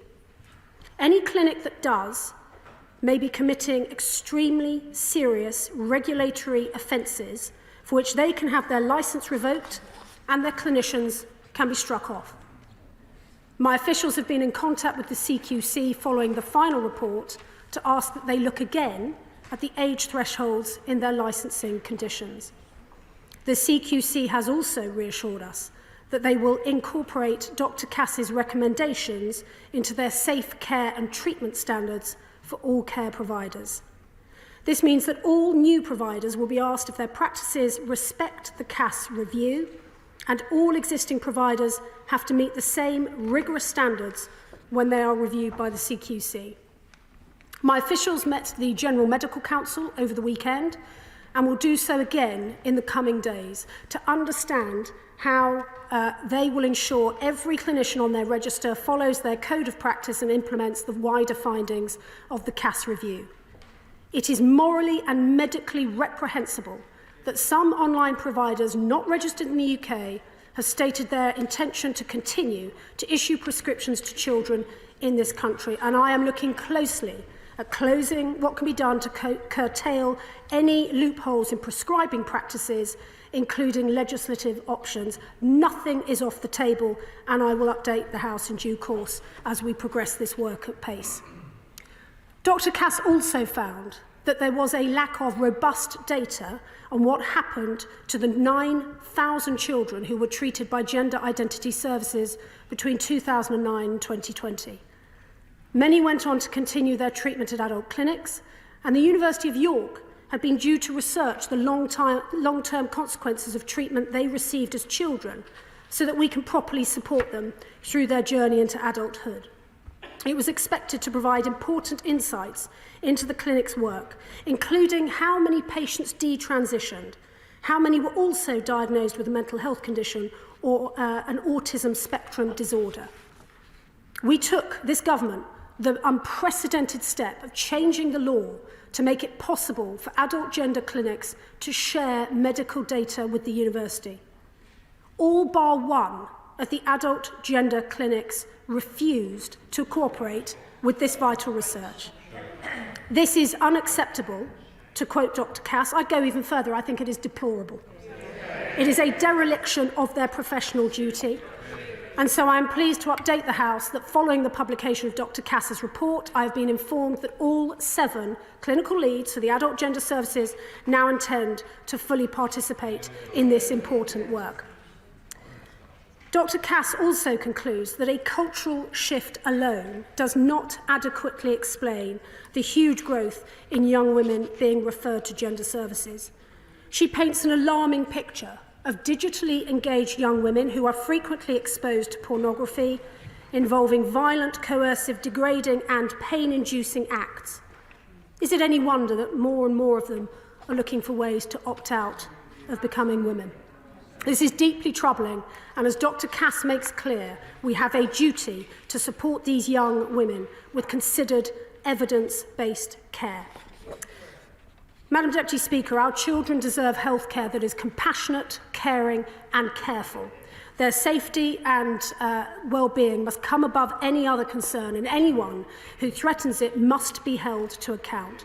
I will work with NHS England to root out the ideology that has caused so much unnecessary harm, to support those who have already received life-altering treatment, to give the next generation access to holistic care and to protect our children's futures.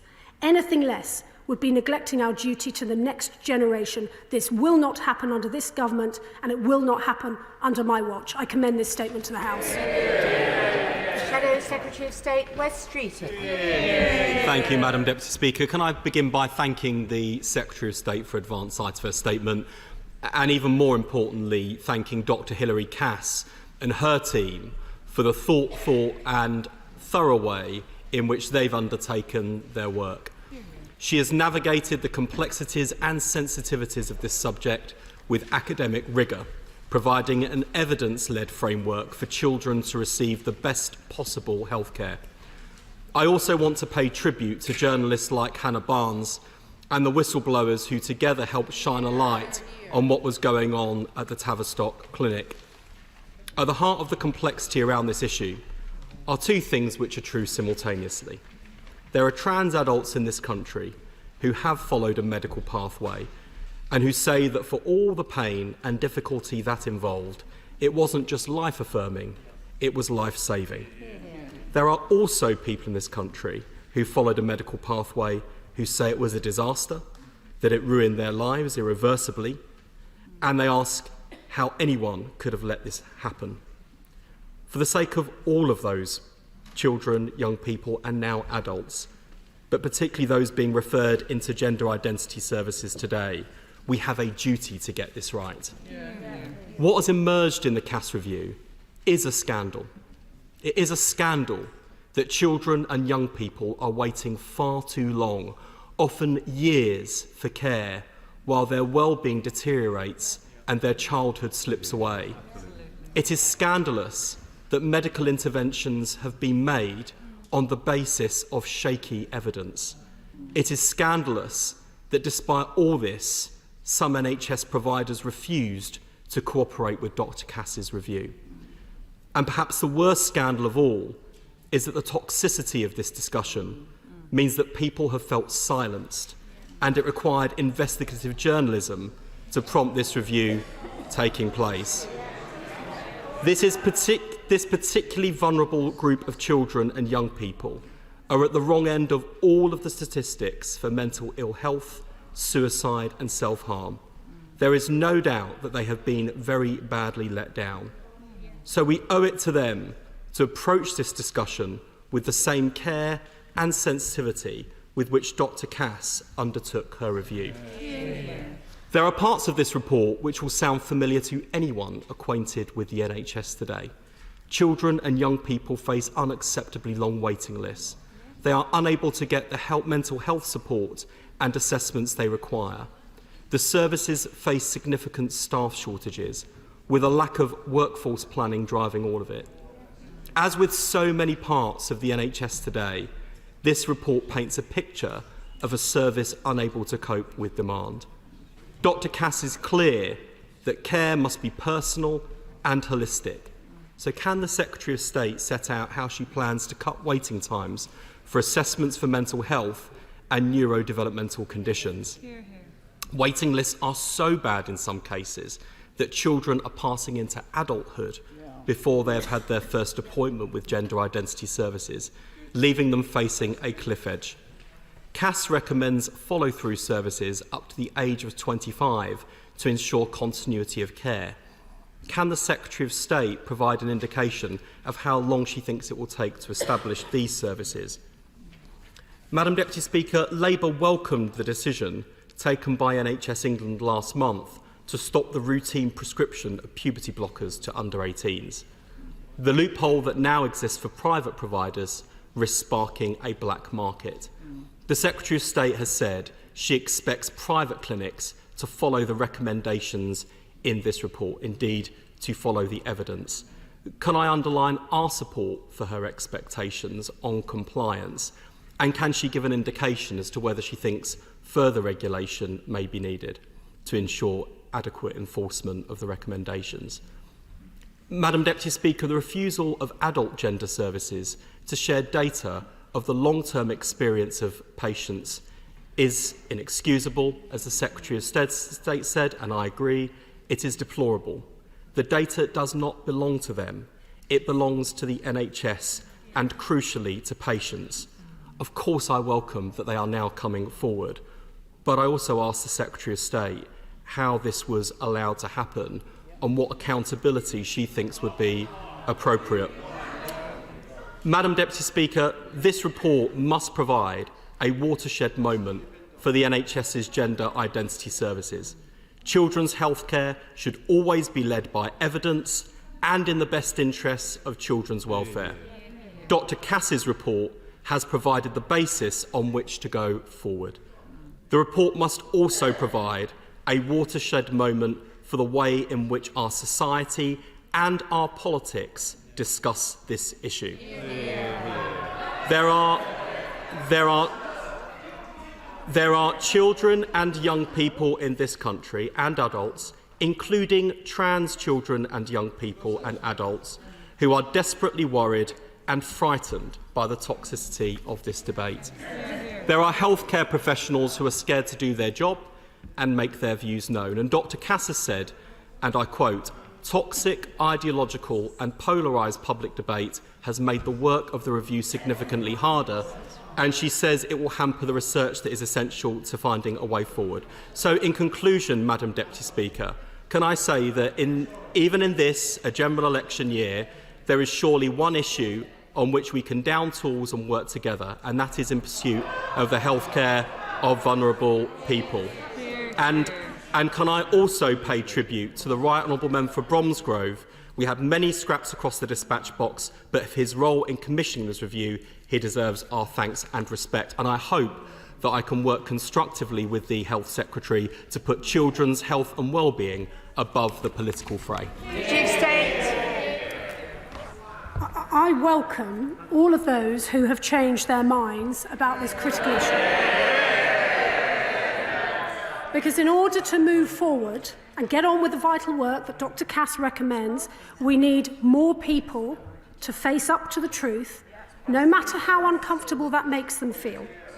And so I say to the honourable gentleman opposite me, I hope he has the humility to understand that the ideology he and his colleagues espoused was part of the problem. He talks about the culture and the toxicity of the debate. Does he understand the hurt that he caused to people when he told them to just get over it? Does he know that when he and his friends on the left spent the last decade crying culture wars where legitimate concerns were raised, an atmosphere of intimidation was created and had the impact on the workforce that he has rightly described? They were scared or worried to go into it. And does he now have the good grace to apologise to those who have been maligned in public life, including his own female colleagues, and for the chilling effect that this has had on clinicians, journalists and campaigners who are trying to raise the alarm? I say this because I want to believe the honourable gentleman when he says he has turned a corner on this. We now have to start with a new page for the sake not just of the children and young people that we are looking after, but also for the sakes of their families, many of whom will be watching this, living with the consequences of this ideology and this secrecy, wondering how on earth the honourable gentleman is talking about general elections, when for them, every single day, every single minute that their children have to live with the treatment they have dealt with, it will never, ever be reversed. Dame Jackie Doyle-Price. That was fantastic. Madam Deputy Speaker, this report is clearly very welcome, but has frankly been a long time coming. But one of the issues I'd really like to put to my right honourable friend is really the whole failure of governance that this shows. NHS England's specialist commissioning in particular require challenge here, because what was initially commissioned, as she's explained, as a treatment course for a small minority of people has been allowed to expand unchecked and without any consideration of the ethics of what was being done to children. So can she tell me what she's going to do to make sure that doesn't happen again? And secondly, the Tavistock clearly enjoyed the popularity that it was brought to that institution by being at the front end of what was seen as a cutting-edge set of treatments. Frankly, the governors allowed that to get in the way of what they should have been doing, which was patient safety. So could she also tell me what she prepares to do about that too? May I thank my honourable friend who, in her parliamentary career, has done so much to shine a light on this sort of behaviour, but also the worries that she has espoused, both publicly and privately, about the children, the young people at the heart of this. So, in terms of what we are looking to the future, the Tavistock Clinic has shut. It stopped, as I say, admitting patients a year ago. These new services that are already in place, the 2 new hubs, but of course the plans to expand further across the country, is about ensuring that we have a multidisciplinary approach to these young people, so that exactly the experiences that Dr. Cass sets out so starkly in her report, all of those conditions are treated so that children are treated as human beings, as patients, not as siloed conditions. One of the main problems that emerged with the Tavistock behaviour, the way that it took place, is that gender ideology was, or gender questioning was siloed in a way that no other health or mental health condition was. And we want to move back to a place where clinicians are no longer scared of looking after children and young people with these issues, that they see it as part of their general practice, their general work. That is how we are best going to address the very complex needs of many of these children and young people. SNP spokesperson Kirsten Oswald. Thank you, Madam Deputy Speaker, and I'm grateful for advance sight of the statement. Madam Deputy Speaker, nobody's identity should be up for debate, nor should it be used as a political football. Indeed, Dr Cass said in her report, polarisation and stifling of debate do nothing to help the young people caught in the middle of a stormy social discourse, and in the long run will also hamper the research that is essential to finding the best way of supporting them to thrive. And that polarisation is the last thing needed by young people in accessing care, their families and the NHS staff working hard to care for them. I wonder if the Secretary of State agrees that we must all remain respectful at all times when discussing these important issues, and that decisions on this and any other type of treatment should rightly be made by clinicians and not by politicians. Dr Cass explicitly makes the point that her report is not about questioning trans identities or rolling back access to healthcare for trans young people. Indeed, supporting and improving the gender identity healthcare system for all, including children and young people, is what we should be focused on. So I wonder if she can confirm today whether any additional funding will be made available to ensure that young trans people can access the quality healthcare that they need and deserve. And finally, on conversion practices, the Government Equalities Office said last month in an answer to a written question that the Government expects to deliver a draft bill that takes account of the independent cash review. So can she provide an update on what conversations she's had with Cabinet colleagues on how the cash review will influence the UK Government's legislative proposals on banning conversion practices and when these are expected to be published? Secretary of State. May I urge both the Scottish National Party in Scotland and indeed Labour in Wales, because of course health is devolved in those countries, may I encourage them to respond as quickly as possible to the findings of this review. She asks me whether it's barnetised. For these purposes, our work to ensure that these clinics meet the needs of our population in England is not additional money, but we are reprioritising within NHS budgets to ensure that these services are spread across the country. I would encourage the Scottish Nationalists to prioritise the needs of their children and young people in the same way. I would also gently make the point that when it comes to the atmosphere of this debate, I do not believe it has been helped by the SNP's highly controversial Hate Crime and Public Order Act. And I note, for example, the Twitter behaviour and engagement on Twitter of very, very high-profile people within Scotland and the impact that that has had, where people have dared to name activists in this arena. I would also ask the Labour Party and Scottish Labour Party to explain to us why it is that they helped the SNP pass that act, because to me this is all about the atmosphere. Chair of the Equalities Committee, Caroline Notes. Deputy Speaker, Dr Cass's observations around violent and degrading pornography are chilling, and we know the impact that is having not just on young girls, but actually on all our young people. But her recommendations specifically include significant references to expanded services and follow-through services for 17 to 25-year-olds. Can I ask my right honourable friend what concern she has regarding the capacity for that, and what impact that might have for other areas of healthcare? We know that the transition from children's services to adult services can be problematic in a wide range of services, not least for those suffering from body dysmorphia, those suffering from eating disorders. So can my right honourable friend explain whether there might be any crossover where we could see young people then accessing some sort of interim service before the age of 25? And is there going to be more funding committed so that we can see those services, and so that we don't, as all of us will face in our constituencies, see the horror of young people not able to access CAMS services before they turn 18 and then become reliant on adult mental health care? Well, may I thank my right honourable friend, and she is absolutely right to identify the cohort of young people between the ages of 17 and 25 as being of particular concern now that we have a clear path in relation to the treatment of children and young people under the age of 17.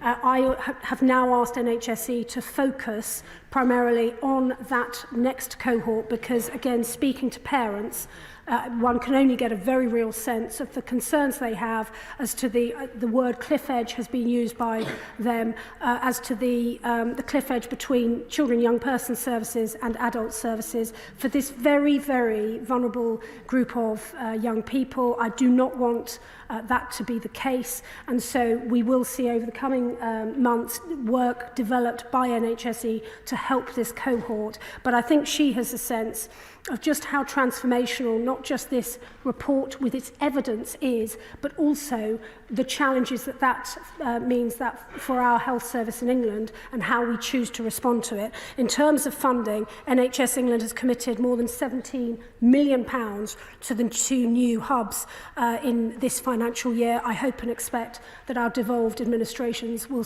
commit similar sums of money to look after the children and young people in their areas. Dame Nia Griffith. Thank you very much indeed, Madam Deputy Speaker.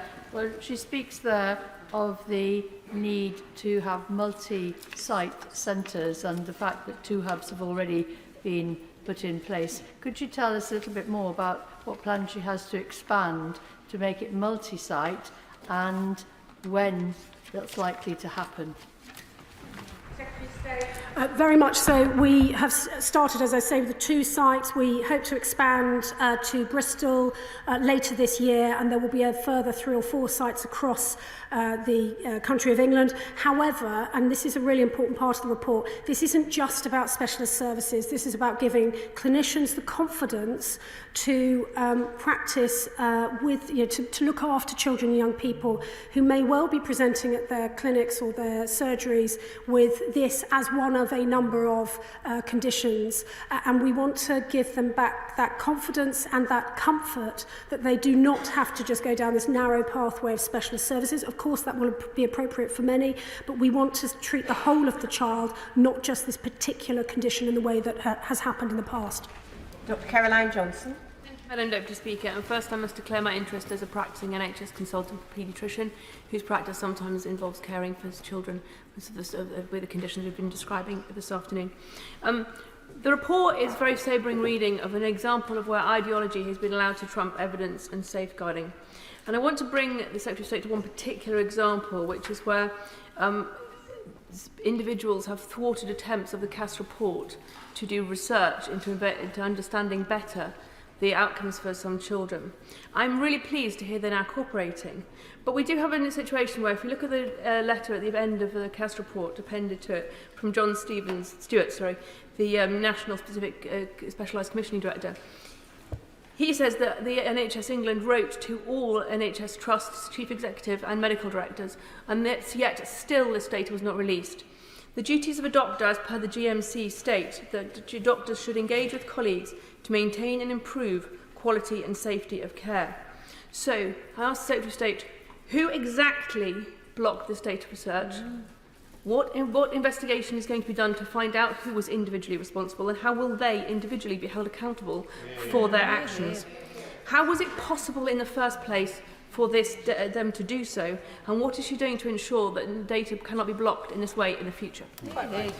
Well, I'm extremely grateful to my honourable friend who brings her clinical expertise and experience into this chamber in this very, very important debate. In terms of the precise questions of who did what when, I hope she'll understand it. I've been working at pace over the last few days with this report. I have asked these questions and I will update the House when I'm in a position to do so. But I would draw the House's attention back to the expectation, not just the moral expectation, but the professional expectation for the medical profession now, in light of this review and the evidence it has produced, is that clinicians and medical professionals will act in accordance with these recommendations, which will mean that when regulators look at the conduct of medical professionals, they are doing so against this backdrop and against these expectations, so that if there are people who are operating under the misguided apprehension that their ideology trumps this evidence, then I wholly and fully expect the regulators to crack down on that. I am very anxious to make sure that everybody can get in, because I know it's an important statement, but we do need to make sure that the questions are brief, so the Secretary of State is able to be brief in response, we do have a big debate on the Rwanda bill, followed by another debate on the hospice movement, and I'm sure that many of those colleagues will be wanting to participate in those as well. So perhaps if we can just bear that in mind in thinking of the questions. Rosie Duffield. Thank you, Madam Deputy Speaker. Firstly, I'd like to thank the Secretary of State for her thoughtful and considered statement on the CAS review, especially in mentioning the journalists such as my friend Hannah Barnes, who blew the whistle on the Tavistock Clinic. As she says, those who've raised this issue over the last few years, desperately concerned about the safeguarding of vulnerable children and young people, too young to make life-changing decisions, are owed a heartfelt apology for being no-platformed, ghosted, sidelined and disciplined at the behest of a few extreme groups of activists, some within political parties. Does she agree that academics, politicians, writers, psychologists, actors and anyone questioning their workplaces signing up to Stonewall law have now been vindicated by Dr. Cass's expert review? And does she agree that they should be apologised to?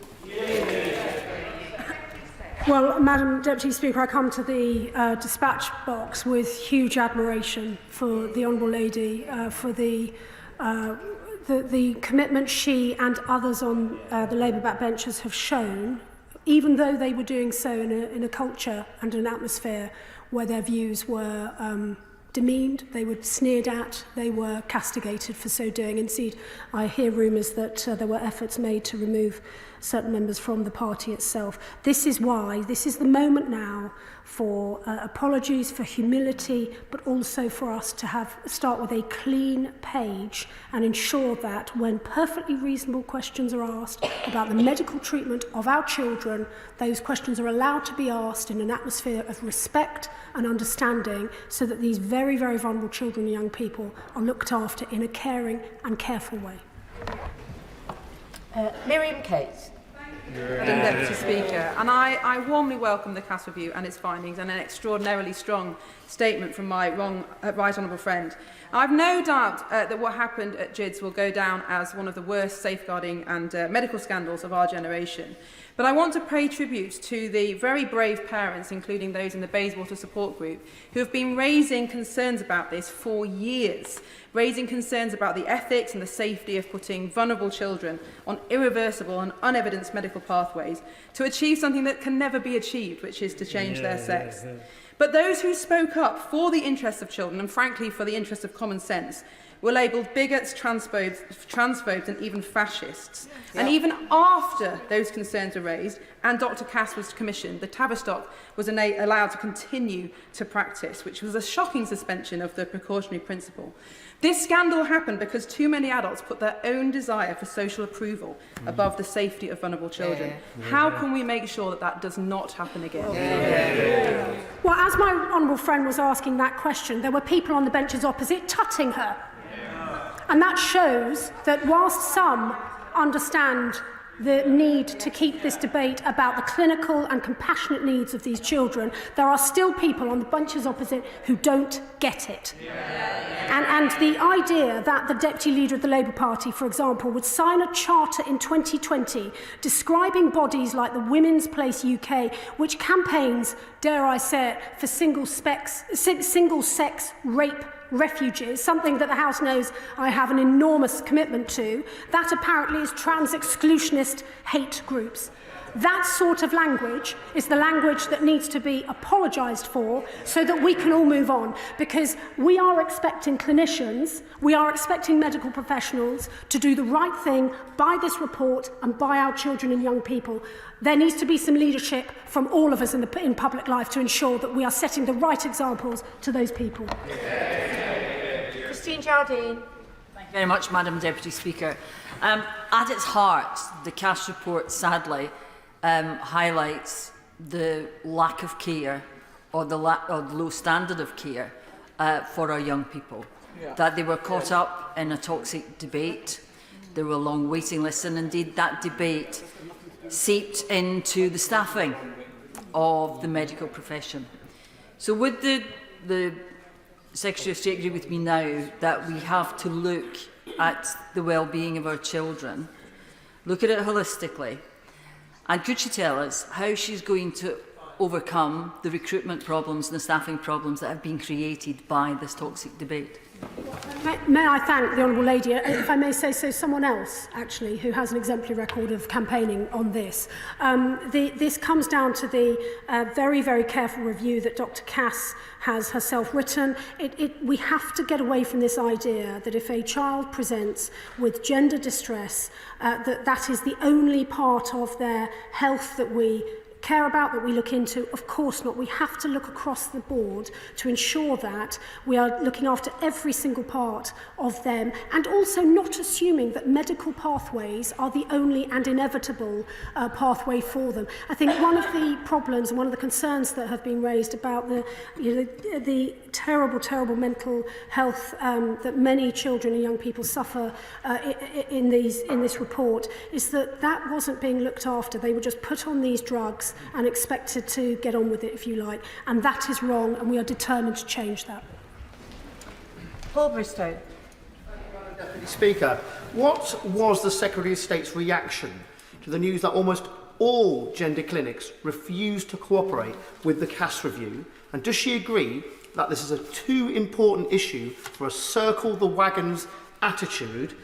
What can she do to ensure that government guidance is followed to the letter and in spirit when we tackle a gender ideology that seems to be running rampant through our public institutions? Yeah. Well, Madam Deputy Speaker, this is not about my emotions, but I can tell the honourable gentleman I was disgusted and I was angry. And what is more, to me, this is about our public space. Our public space being able to have these conversations, and if, for example, a part of our public institutions, whether it's NHS, schools or whatever, are asked to respond to a very, very thoughtful and careful review such as this, then of course they must do so, because this information doesn't belong to them, it belongs to their patients, it belongs to future patients, because we want to shape the services to help them, and it belongs to us as a nation. And so for me, the welcome about turn that they were now going to provide this data happened. I'm pleased it's happened, but my goodness me, I wish they'd done it earlier. Dawn Butler. Thank you, Madam Deputy Speaker. All trans children and young people deserve access to high-quality, timely healthcare and support. There are around 100 studies that have not been included in this Cass report, and we need to know why. The Minister obviously is not concerned about the way the Cass report has been used to perpetuate a broader hostile environment towards trans people in the UK, created in part by the government's delay to the GRA. Misrepresenting the report and this high and mighty attitude from the Minister helps no one. Will the Minister commit to extra funding needed to help young people have a holistic approach to their healthcare pathway? So I'm not quite clear whether the Honourable Lady supports this report or is castigating it. I have no idea whether she supports it or not. What is interesting, however, is that we are trying, with this review, a very thorough review, a very thoughtful review, those are the words of her front bench spokesman, that with this review we are trying to use this evidence to help clinicians treat our young people and children in a compassionate, caring way. That I've noticed, and I've had it reported to me by others who have been watching this, that certain campaigners are trying to build up a head of steam that this report is somehow flawed. It is not. This is superb evidence, and we are asking, and the NHS has assured us they're going to be acting on it. Jason McCartney. Thank you, Madam Deputy Speaker. The Cass review highlights the deterioration in mental health in young people. It particularly highlights the impact of social media, putting awful pressures on young people. The mental health crisis is obviously in both boys and girls, but particularly, as she highlighted earlier, in girls and young women. Will the Secretary of State continue to turbocharge and give CAMS crisis teams the resources they desperately need to support our young people? May I thank my friend for his question. We want to help not just with crisis support, but to help prevent our young people from getting into the position of crisis in the first place. And so we are rolling out mental health support teams ahead of our schedule, actually, across schools. That's a really important piece of work that will be helping already, we think, 44% of the student population. We want to, of course, go even further. And we have increased the number of children and young people aged under 18 through NHS-funded mental health services from the 12-month period ending the March 2021 to some 758,000 children. Of course, we want that support to be there, both in the community, but also importantly to help clinicians understand that this is just one of several sets of conditions that they should have confidence to work on to look after the child holistically. Sammy Wilson. Speaker, given the vile campaigns which are directed towards anyone who disagrees with the transgender lobby, I think that we should congratulate Dr. Cass and her team for having the courage to make the report which they have made, and also I've got to say to the Minister today for her robust defence of that report as well.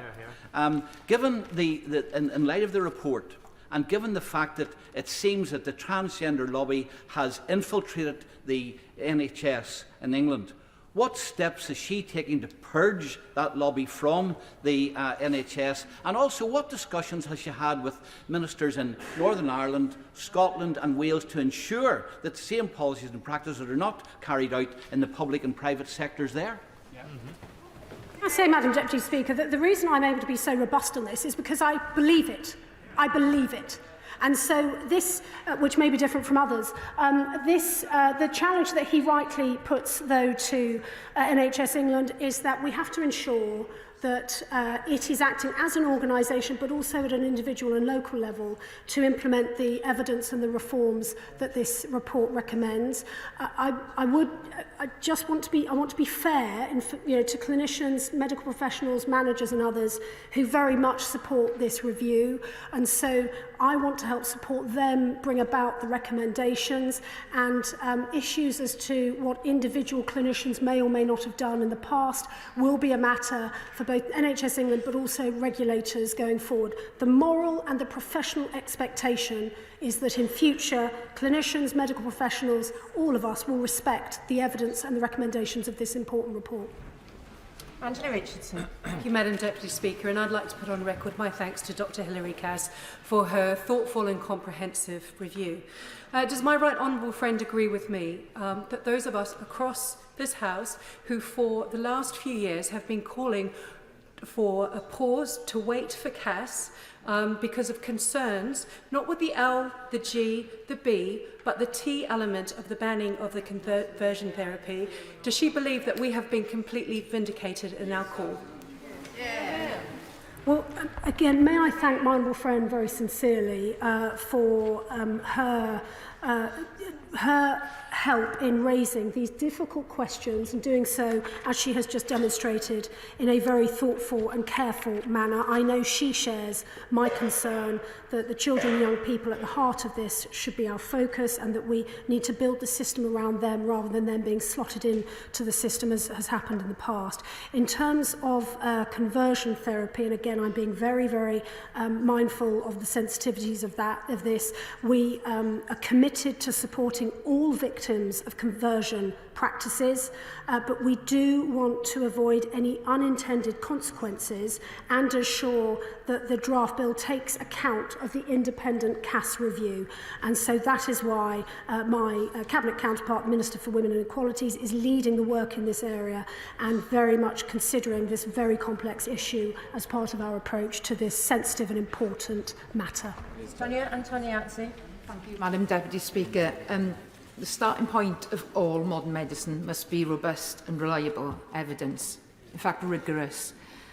Back in 2017, I put in a written question because, at the request of my trans constituent, they were concerned that many adults and young people were putting themselves through a process and it wasn't the right one for them. That was 2017, Secretary of State. and we still haven't had much better data.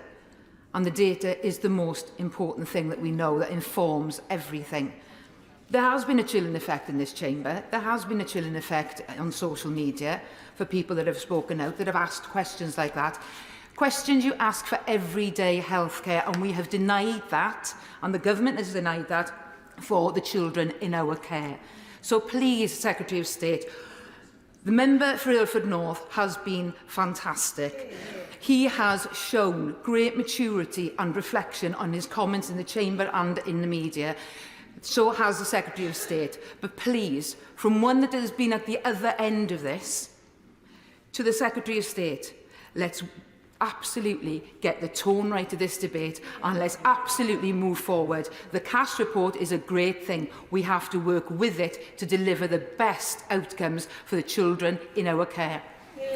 Well, again, I approach the dispatch box with humility because I know the journey and the debates and the questions that she has put forward, not just on behalf of that particular constituent, but on the wider issue of women and the treatment of women within healthcare, but also other parts of public life. I very much want us to view the future as a clean sheet so that we can build the services around the children, as I say, rather than expecting them to slot in to the convenience of some of the arguments that have been put forward in the past. But there is, and I think we have to acknowledge this has been such a long and toxic debate that there will be people who want answers. And I appreciate the fact that the honourable gentleman opposite has walked back some of his comments, but I do think it is important we acknowledge the toxicity so that we can move on and achieve exactly what she and I and others around the chamber, and interestingly, the people opposite are now, they're now chanting from a sedentary position.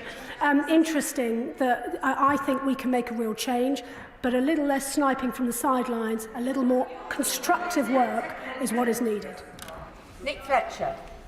Deputy Speaker, I have called out this ideology locally and here in Westminster with colleagues at every opportunity available to me. At last, it appears the world is waking up to this issue. Sadly, we know of at least 9,000 children who have been affected by this scandal, possibly damaged for life. So firstly, I ask the Minister if she will establish a public inquiry into this issue. Secondly, alongside reforms to the NHS, we must re-establish safeguarding in schools.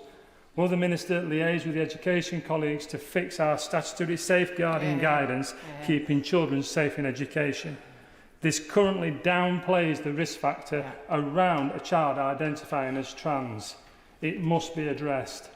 And finally, I believe there are many bad actors who have paddled this nonsense, clearly knowing what they were doing, while destroying our young people's lives.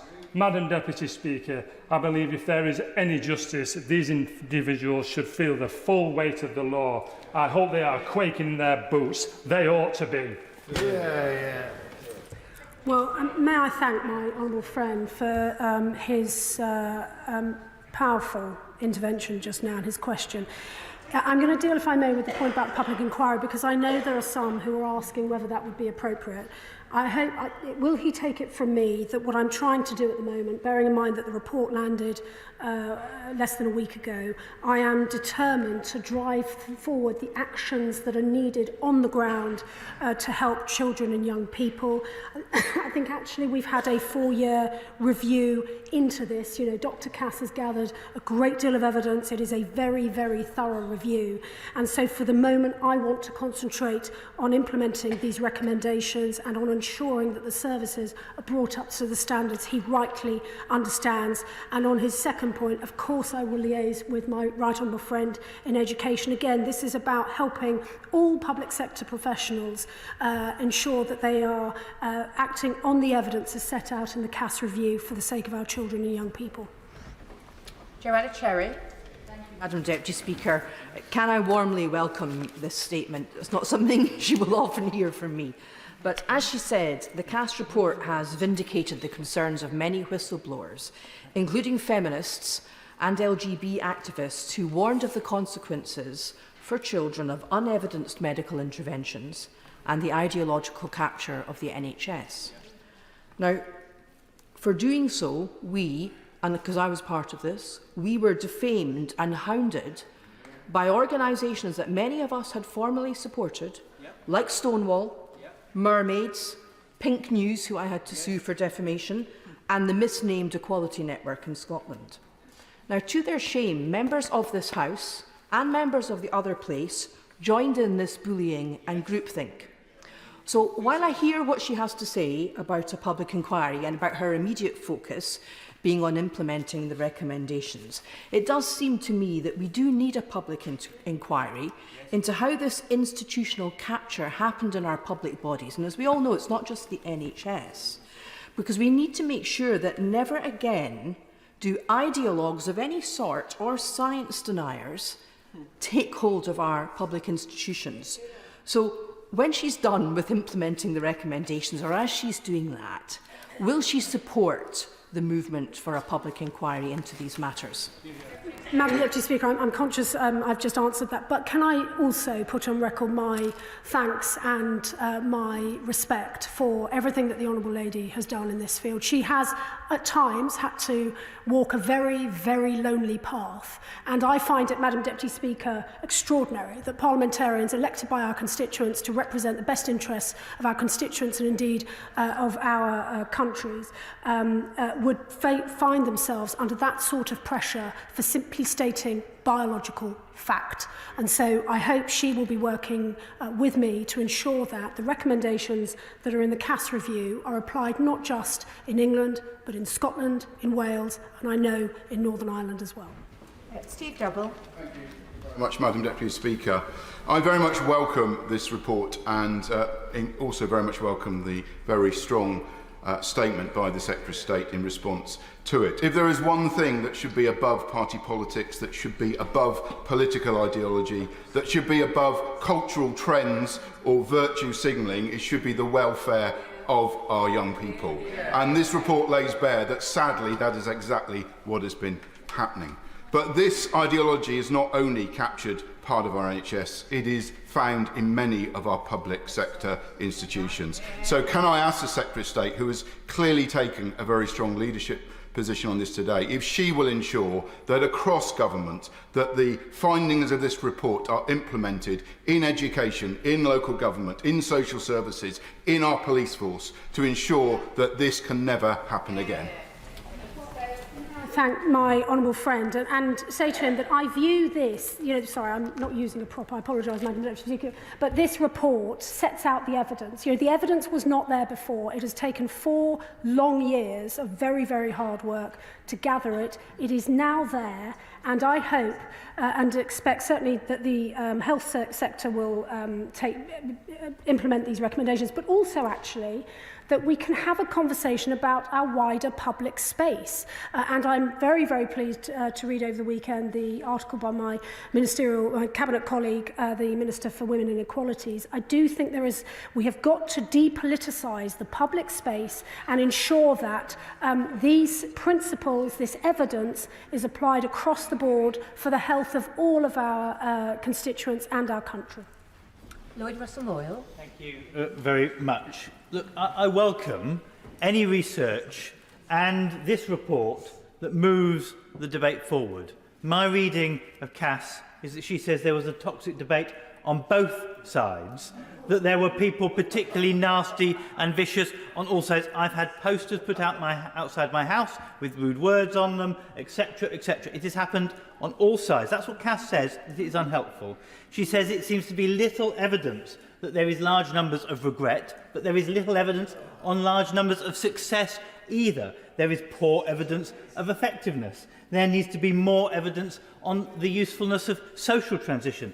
To me, I read it, that there needs to be an awful lot of more evidence. But what she's clear is that young people shouldn't be denied access to healthcare if they are trans. In fact, they should have more healthcare and more pathways. So will the Minister agree to fund research into this, not just getting the evidence from adult services, but proper research, longitudinal studies that can mean that we are evidence-based? And will the government support an amendment that would be CAS compliant to my conversion practices bill that I believe can square this circle? I'm sorry, but there is, I think, a certain amount of disbelief in the chamber, because I cannot be the only one who remembers the debate of January 2023, where the member opposite not only tried to shout down female colleagues on his side of the House, but felt so exercised about the debate, which was the to do with, I should say, the Scottish Gender Recognition Act. He crossed the floor of the House to come and sit on the bench next to my honourable friend for Penistone and Stocksbridge. And I remember just how those of us on this side of the House were genuinely surprised that a member of Parliament would think it was appropriate to behave in that way when debating something that we are entitled and should feel free to debate. So I'm sorry to hear that he has suffered the abuse he describes, but setting a good example starts at home. And I hope he won't ever behave as he did in the chamber that day, because that's how we sort out this toxicity of debate. Douglas Ross.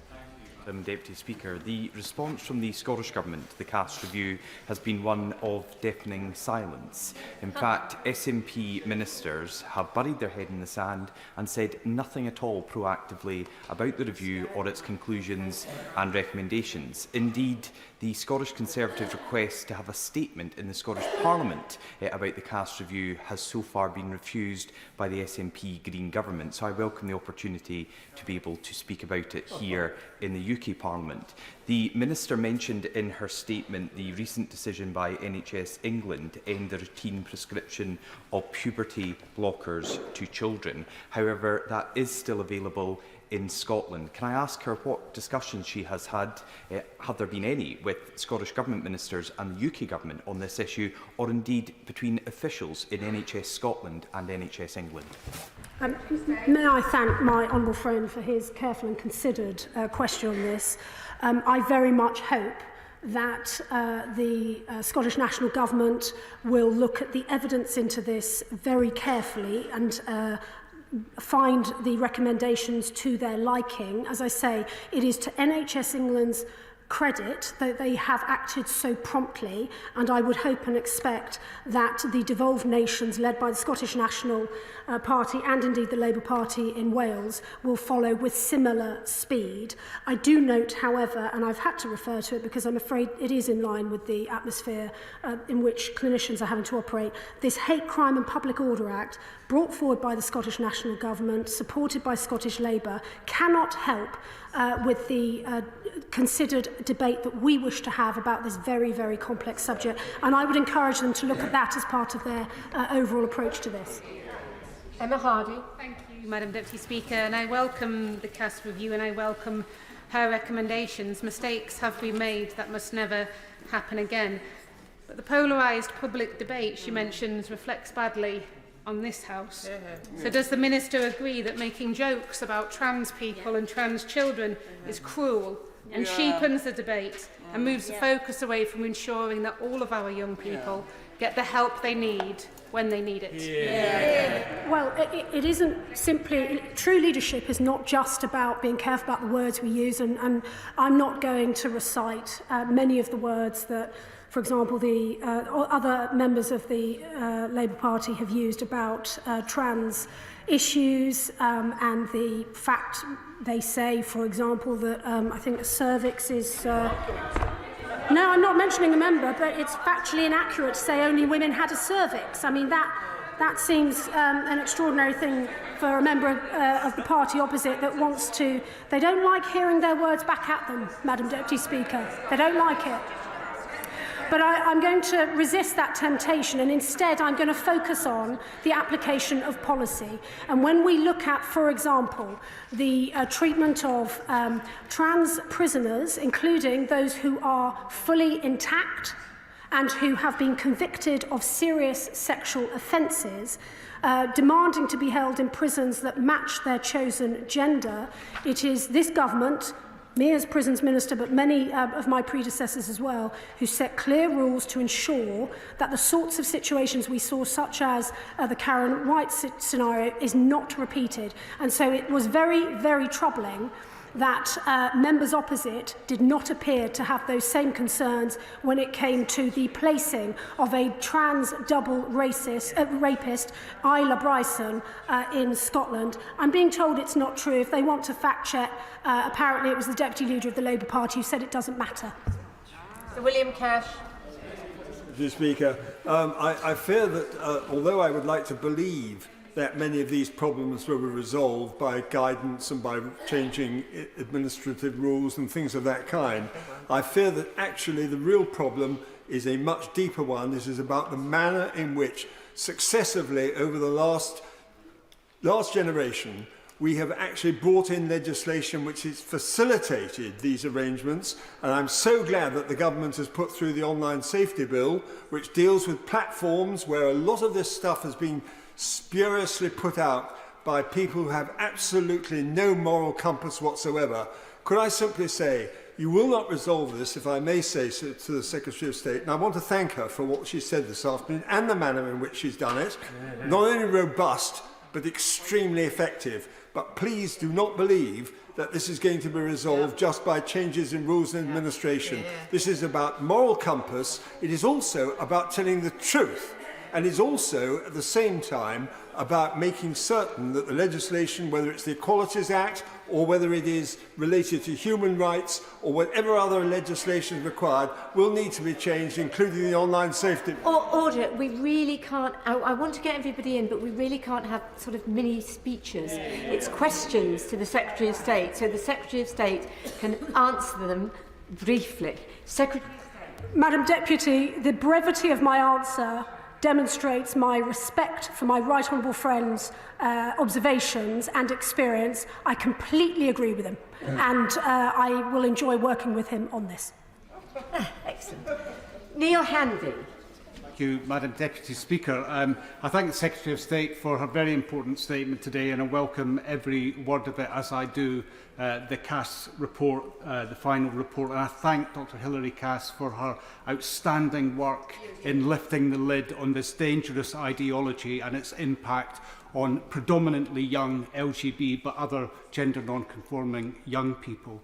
The Secretary of State made a really important point, and that was the insinuation of gender ideology and its impact on the health service. But we know, and other members have made this point, that gender ideology has insinuated itself into many of our public bodies and insinuated itself into debate in this place. And there are pieces of legislation being proposed in this place that would actually legislate to enforce the very conditions in the Cass report, where gender non-conforming and other young people are denied proper psychological and psychosocial support to come to a reasonable discussion and endpoint. What support will the Secretary of State give to have that conversation, to wheedle out this ideology elsewhere? May I thank the honourable gentleman for his advocacy on this issue, and I very much hope that all members of the House will be able to use the evidence produced in this review and report in future debates about legislation, so that we can all make informed and the correct decisions on legislation. Leonici. Mr. Speaker, let's be honest, Secretary of State, what this very excellent review does is actually expose institutionalised grooming and abuse by so-called professional medical people. What is she going to do now to make sure that those people who are pushing this from day one are now going to minimum be on the sex offenders list and actually be taken off being able to practice as medical people? May I thank my honourable friend and near neighbour. If I may, I think that in fact she's right, and indeed my right honourable friend for Stone is right, to emphasise it's not just the debate within the NHS, it's also actually the debate of what happens online as well, because I know that parents of children affected by this are very, very aware of the online, as they describe it, grooming of children on social media. I don't want to trespass for the time being on the regulators. As I say, we've already had some very constructive conversations with the regulators, but the will of the House is clear that we expect the report to be followed and for clinicians to act on the basis of that evidence. Marsha de Cordova. Thank you, Madam Deputy Speaker. And can I start by saying I welcome CAS Review's findings, making it clear that clinical services must be led by good quality, robust evidence, also highlighting the lack of and poor quality data and the need. We all know the important role that data plays in terms of delivering for patients. So does the Secretary of State agree with me that the review of adult gender services should take into account the number of patients with mental health challenges such as depression, anxiety, autism, self-harm, eating disorders and many others, and what additional resources will be put in place for mental health provision?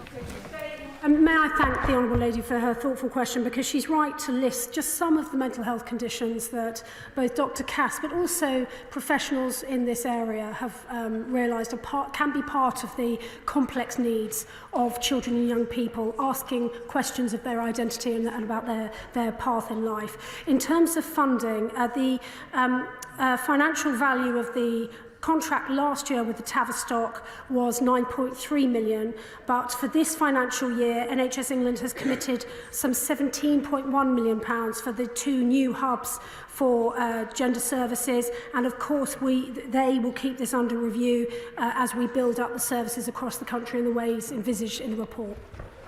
Richard Fuller. Much, Madam Deputy Speaker. May I add my thanks to Dr Hilary Cass for her review and say that having listened to this Secretary of State today, I am confident that young people in this situation are in safe hands as she implements the recommendations in the Cass report. But I'd like to ask my right honourable friend, the Secretary of State, about accountability. Because what we've seen within the NHS for previous scandals, whether it's contaminated blood or Mid Staffordshire, that accountability is a little slippery about the NHS. Accountability is not just about lessons being learnt. It's about people being held to account for what they have done. So will my right honourable friend advise me, will she be looking at ways in which there is room here for people, if found to be wrong, to be struck off, for managers to be sacked, and in certain circumstances for criminal actions to be taken? May I thank my honourable friend for his question, and I completely understand his desire for accountability. I would just remind all of us that, of course, there are some clinicians who have acted in an exemplary, a morally exemplary way, trying to blow the whistle on the practices they observed. What he and I hope others want to do is to ensure that those clinicians who have not acted in accordance with their professional duties, that they are held to account. As I say, there are ongoing conversations with the independent regulators, but again, I suspect they have very much got the understanding of the way in which the House is viewing this and the seriousness with which we view those clinicians that have not abided by their professional duties in this regard. Kim Johnson. Thank you, Madam Deputy Speaker. Many of the recommendations of the Cass review are to be welcomed. However, there has been some dangerous misinterpretation of some of the recommendations in public discourse, and crucially, in the response by the NHS England to recommendations for transitional services for 17 to 25-year-olds. So will the Minister join me in challenging the NHS specialised commissioning team on the immediate limit of access to support to 17-year-olds, including cancellation of appointments for some who have waited years, and calling on them to immediately reinstate access while they review next steps? I think the Honourable Lady, and forgive me if I've misunderstood her question, I think she's asking me, she's referring to the decision that the NHS England will prevent under 18s from accessing adult gender services. There is a referral, there's a consultation open at the moment, it's just closed. We're looking at the results of that, but I am very, very sensitive to the needs of, as I say, young people within that 17 to 25 cohort who, for them, the cliff edge, as it's been described to me, of moving from children's services to adult services may not, in fact, be in their best interests. And so I promise that that is very much the focus of my work in this in the weeks ahead. Julie Moss. Thank you, Madam Deputy Speaker. My experience of speaking with my constituents on this subject has been characterised by fear. Fear often, I have to be honest, from mothers about their daughters. And I have to say that it's fear of what's happening to their children, but also the fear of speaking out because of the groupthink and the toxicity around the debate.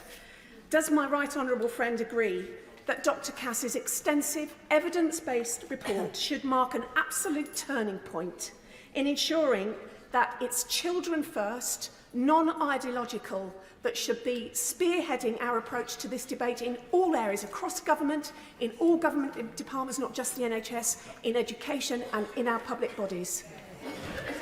May I thank my honourable friend sincerely, and she again articulates the concerns of many families for whom a teenager or young person in the family may be suffering very complex needs, and they are asking questions of themselves and their place in society. We must treat not just the child or the young person, but also the family with care, with respect, and try to support them to get to the right place for their child. Chiomora. Thank you, Madam Deputy Speaker. Constituents have contacted me who see in the Cass report a vindication of their long-held views on sex and gender following years of abuse, sometimes violent. Others have contacted me who fear that the Cass review represents an attack on their very existence as trans people and fear the abuse to come. Would the Secretary of State set out that she opposes utterly the toxification and politicisation of questions of sex and gender? Will she also set out that she will collect the evidence, the additional evidence that the Cass review calls for, without which there cannot be an evidence-based approach, and also that she will put in place the resources that our young people need in terms of healthcare to ensure that they receive the healthcare appropriate to them? Well, may I thank the Honourable Lady actually for giving me the opportunity to make it clear again that this is about treating, this report is about gathering the evidence to help support our children and young people to the best care they can have. For a very, very small number, that may well be a medical pathway, but for the overwhelming majority, we know from the Dr. Cass report that in fact there may be other ways in which they can be best supported and looked after. And also, I do not want anyone to walk away from this debate thinking that for those adults who have made that decision, you know, of their own free will, who are living their lives as freely as we all want them to, that this is somehow a report about them. This is not. This is about the healthcare, the emotional care and support that we give to young people, their families, and also the professional confidence we give to clinicians to ensure that we get to the right place for each and every individual child. Anna Firth. Very much, Madam Deputy Speaker. The Secretary of State's made a very powerful statement today, which I welcome absolutely, and the Cass report. But we do have to acknowledge that without this government commissioning this report with support from other parties, this would not have happened, because so many on that side of the chamber just stayed silent and thought this report was pretty much a waste of time. And to see the lack of any appreciation of that today is shocking and shameful. But the important points I wanted to ask was the timetable to enact the wider findings of the Cass report. I'm very grateful for what she said about meeting the GMC over the weekend, but there clearly needs to be some work to be done there. And secondly, and really concerningly, what steps are we putting... Order. I'm sure the Honourable Lady doesn't mean secondly, because she's not actually making a speech. She has one question to ask, and I'll be grateful if she would just ask one question, please. Steps, the emotional and psychological support for those who've already undergone this treatment with irrevocable consequences. What are we going to do for them, please? Yes, well, may I thank my honourable friend.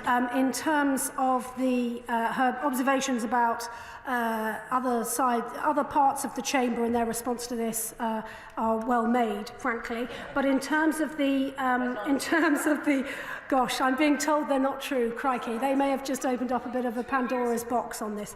The point she makes about supporting people who have gone through this process and who are trying to detransition. She is absolutely right that they need particular care, and I'm actively looking into what NHS England needs to provide in order to look after these very, very complex needs that such people have.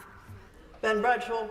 Has she seen today's very sad interview with Judge Victoria MacLeod, Britain's only senior transgender judge, who has been driven from her job because of anti-trans hate, and particularly the trend among some politicians and opinion formers to describe being transgender as an ideology? She has used the term ideology, as have a number of her colleagues, during this statement. Could you please clarify, for the benefit of this House and trans people, that she does not believe being transgender is an ideology? I genuinely thank the honourable gentleman for giving me the chance to re-emphasise that. When I've talked about ideology, it is the ideology influencing the provision of services, the assumption that any child or young person who is questioning their place, questioning their sexuality, questioning their identity and their future path in life, the ideology is that influenced those services which Dr. Cass has set out so very well. But of course, if an adult chooses to live their life in a transgender, as a transgender adult, then they must do so, and they must do so freely. And I would hope also with compassion and understanding from all of us, because I have always said, and by the way, I've been talking about this now for many years. When I was Minister for Women, I talked about this. We must deal with this issue in a caring and careful way, and that is what Dr. Cass emphasises in her report. Robin Miller. Thank you, Madam Deputy Speaker. I welcome this statement. The Cass report highlights the error of prescribing untested and irreversible drugs as puberty blockers to young people. But in Wales, the pathway for young people diagnosed with gender dysphoria includes referral to gender services in England. The Cass report also warns against teachers being forced into making premature and effectively clinical decisions about affirmation, such as social transitioning, and yet this is implicit throughout the Welsh Government's own LGBTQ+ action plan and their compulsory relationships and sexuality education curriculum. Does she agree that these findings then have relevance for the safeguarding of children in England and in Wales? And does she agree that parents, teachers and health workers across England and Wales can expect politicians to take heed of these findings? I very much agree with my honourable friend. He's always very, very good, if I may say so, at exposing some of the differences in treatment that patients in Wales receive compared to treatment of patients in England. I hope and expect that the Labour Party will be true to its word, given that the leader of the Labour Party has said that Wales is the blueprint for how they would plan to run the NHS in England. I hope and expect that the Labour-run NHS in Wales will be announcing their immediate adoption of these recommendations and the transformation to services that we in England are already undertaking. Stella Creasy. Thank you, Madam Deputy Speaker. Many of us recognise the value of the Cass report, as my colleague from Brighton set out, in its call for evidence, its call for a thoughtful approach, its recognition that the collapse of CAMS has contributed to the difficulties of children accessing services.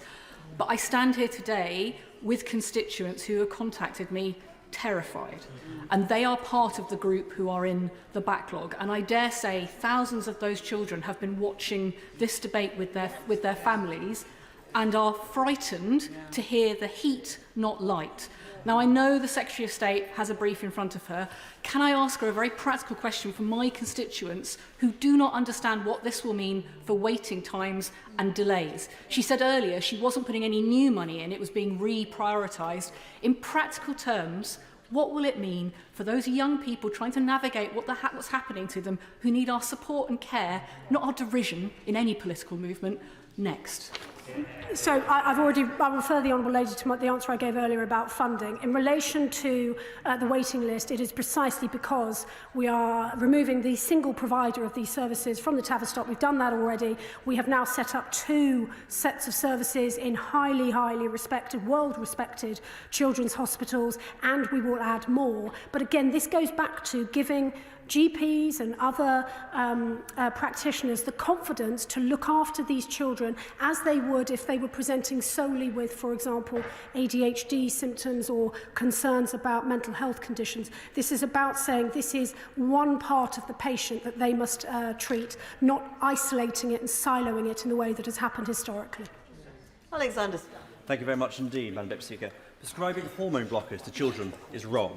Encouraging and giving cross-sex hormones to children is wrong, and encouraging breast binding for children is wrong. And I believe we'll look back on this scandal, and this is a scandal in the last few decades in the future, with incredulity of how we did this to our children, and especially our girls. We should all be embarrassed that this is the situation that we're in. But it's not just carrying on our hospitals and medical profession. This sort of ideology is going on in our schools. Does the Secretary of State share my concerns and many of my constituent concerns who have raised it with me, but in private, because they cannot say this publicly, that a school in Rother Valley is fundraising for mermaids, a charity that is accused of encouraging young people to transition simply because they do not conform to gender stereotypes, even though they are too young to understand the consequences? Does the Secretary of State share my belief that mermaids and other such charities have no place in our education school and no place to help to hinder our children? Well, I thank my honourable friend, and I'll just, if I may, just set out the practical steps NHS England has already taken, because this is important, and as I say, I hope other parts of the United Kingdom will follow. NHSE has banned the prescription of puberty blockers for gender dysphoria to children under the age of 18 years old. For cross-sex hormones, they can only be prescribed at the moment with extreme caution for 16-year-olds and older. That is on the advice of Dr. Cass, and no cross-sex hormones may be prescribed to under 16-year-olds for gender dysphoria. There are, of course, medical caveats to that for other medical conditions, and we need to be very careful of unintended consequences, which is why this is such a complicated piece of work. But we want to ensure that these drugs are prescribed to the right people, if indeed they should be prescribed at all. His point about campaigning organisations, again, this is part of, I think, our collective frustration that our public spaces have become politicised, and that there is, I would say, there is no space for that sort of campaign activity in any of our public institutions. I appreciate, of course, a range of views must be represented. People must be helped. Young people must be helped to discover, as I say, their path in life, their sexuality, all of the things that is such a wonderful part of growing up. But we have to do so in a way that is fair, that is rigorous, and that does not give way against the evidence into the realms of ideology, which sadly we have seen in some instances. Stephen Farry. Thank you very much. I do welcome the CAS review, and the recommendations merit proper and full consideration. Dr. Cass herself has called for trans young people, their families and clinicians to be treated with respect and compassion. And sadly, I don't think we have seen that today in terms of some of the comments and indeed some of the heckles that have been made during this session. Will the Minister commit to challenging the harmful culture of transphobia in the UK, which is growing, and indeed which was challenged in 2022 by the Parliamentary Assembly of the Council of Europe, placing the UK alongside Russia, Hungary and Turkey? If the honourable gentleman wants to work constructively with me on ensuring that we deal with this report, we deal with the evidence in a caring and careful way for the benefit of children and young people, but also the wider trans community, I will welcome his support in so doing. Zara Sultana. Thank you, Madam Deputy Speaker. While I welcome Dr. Cass's call for all young people, including young trans people, to be, and I quote, treated with compassion and respect, I share concerns about important elements of the review, particularly given the context in which it was published. Last year, transphobic hate crimes hit a record high, A United Nations report noted deep concern about the increase in harassment, threats and violence against LGBT people in the UK and blamed the toxic debate about sexual orientation and gender identity. So will the Minister join me in condemning the rise in transphobia, in acknowledging that trans rights are human rights, and in recognising that we will only deliver high-quality healthcare that everyone deserves when we respect the rights and dignity of all? Well, not only have I tried to espouse those principles in every ministerial role that I've held, but it is also the guiding light of this government that we want to ensure that we get the right healthcare and support to patients as quickly as possible. We also want to ensure that we're treating not just the condition, but we're treating the patient as a whole. And as some of the complexity of the debates that we've had this afternoon shows, the young people at the very heart of this, and I think this is the final question, Madam Deputy Speaker, so I'm going to end with the young people that we're concerned about. Oh, I'm so sorry, I've got one more go. But the children and the young people that that are the focus of this report have to be and will be the focus of our work going forward. We want to get the right services to the right children in the right time. No, I wouldn't like to say that the Secretary of State would ever be wrong, but on us judgment, the show is never over until the member for Strangford has spoken. Jim Thank you, Madam Deputy Speaker. You're most kind, and I know the Secretary of State already knows that anyway. Can I thank the Secretary of State very much for her fortitude, for her determination, and for Dr. Cass for all of her endeavours. Both ladies, honourable ladies, I believe have been incredibly impressive and very capable. Now, Dr. Cass's report is one that we should be taking on board for Northern Ireland. Indeed, I will make it my business, Madam Deputy Speaker, to ensure that the Minister takes this, and I'll send him a copy of the report as well. What help and support is available for all of those patients in Tavistock from its inception? And importantly, what steps can be taken by government to stop this malpractice, and what some have described as tantamount to abuse of the vulnerable from moving into private funded abuse, and how quickly can protection be put in place? Thank you. My sincere apologies to the honourable gentleman. I'm out of practice. I should have known he'd be the last question. I genuinely look forward to working with my Northern Irish counterparts on this, and as we have worked on other matters already. The point he makes about private practices, this is one of the areas that I'm working on at pace, because what we don't want is to have any idea forming that somehow people can get round, if you like, the NHS rules, very strict rules that they are setting the system in order to get these drugs to young people and children. I will come back, I'd make this promise, I will come back and update the House when I have more news on that, but he is right to identify that, and it shows perhaps the complexity and the real need for detail, and also a very clear principled approach to this issue in order to help reform our NHS to make it faster, simpler and fairer. Thank you. That does now conclude proceedings on the statement. Point of order, Mr. Gavin Newlands. Thank you very much, Madam Deputy Speaker. I rise to seek your advice on a matter relating to my constituent who, in a short break to Spain, was savagely beaten by a new, now ex-partner, resulting in significant bruising all over her body, several teeth knocked out and a broken jaw. Indeed, it's possible that the only reason she's still here is thanks to the intervention of 5 Newcastle men who incapacitated the perpetrator. My constituent has received excellent consular service, but that's more than can be said for the Spanish police, who, I'm told, have closed the case without taking statements from any of the 6 witnesses to the attack, allowing the thug to plead not guilty, as it is now a he said, she said, and we all know it's usually very difficult for convictions in such cases, meaning he may well now be free back in Scotland to harass and terrorise my constituent. This situation is unacceptable. So can I ask the Chair to advise me how best to proceed as an MP in this place to raise urgent casework like this with overseas governments? Well, I thank the honourable gentleman for his point of order. I'm afraid that there is not very much that I can say from the Chair, as it's not a matter for the chair, but may I express my own sadness at what has happened. What a dreadful thing for his constituent to have to suffer. I can understand his concern on her behalf about how the matter is being dealt with.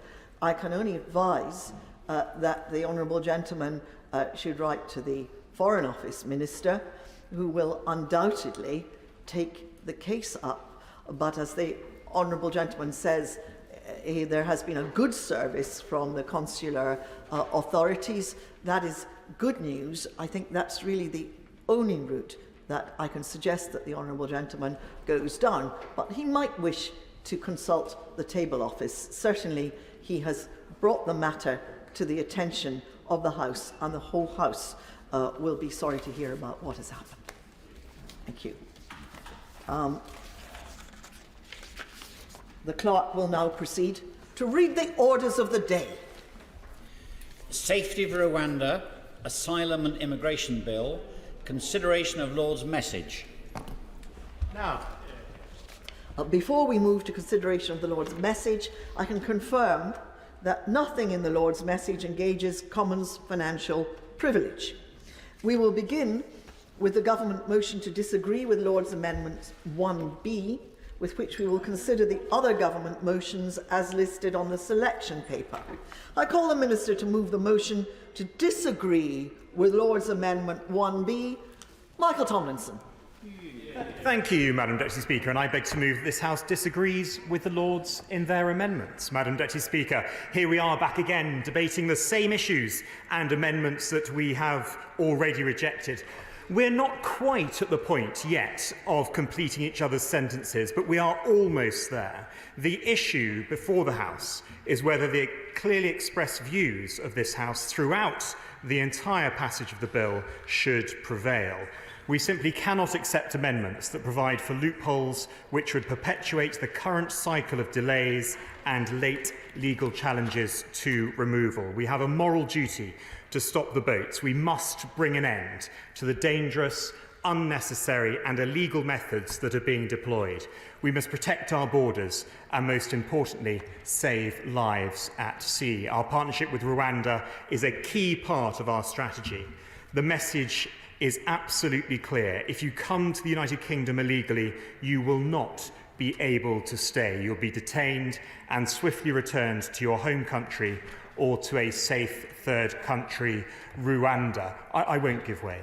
On the issue of Amendment 1, the use of a Section 19(1)(b) statement does not mean that the bill is incompatible with the European Convention on Human Rights. There is nothing improper or unprecedented with such a statement. It does not mean that the bill is unlawful or that the government will necessarily lose any legal challenge. These statements have been made in the past, including in 2003 under the last Labour government. We have a long-standing tradition of ensuring that rights and liberties are protected domestically and of fulfilling our international obligations, and we remain committed to that position. Our focus is on passing this legislation that will deter people from entering the country dangerously and illegally. Turning to the revised amendments on the implementation of the treaty and the role of the monitoring committee.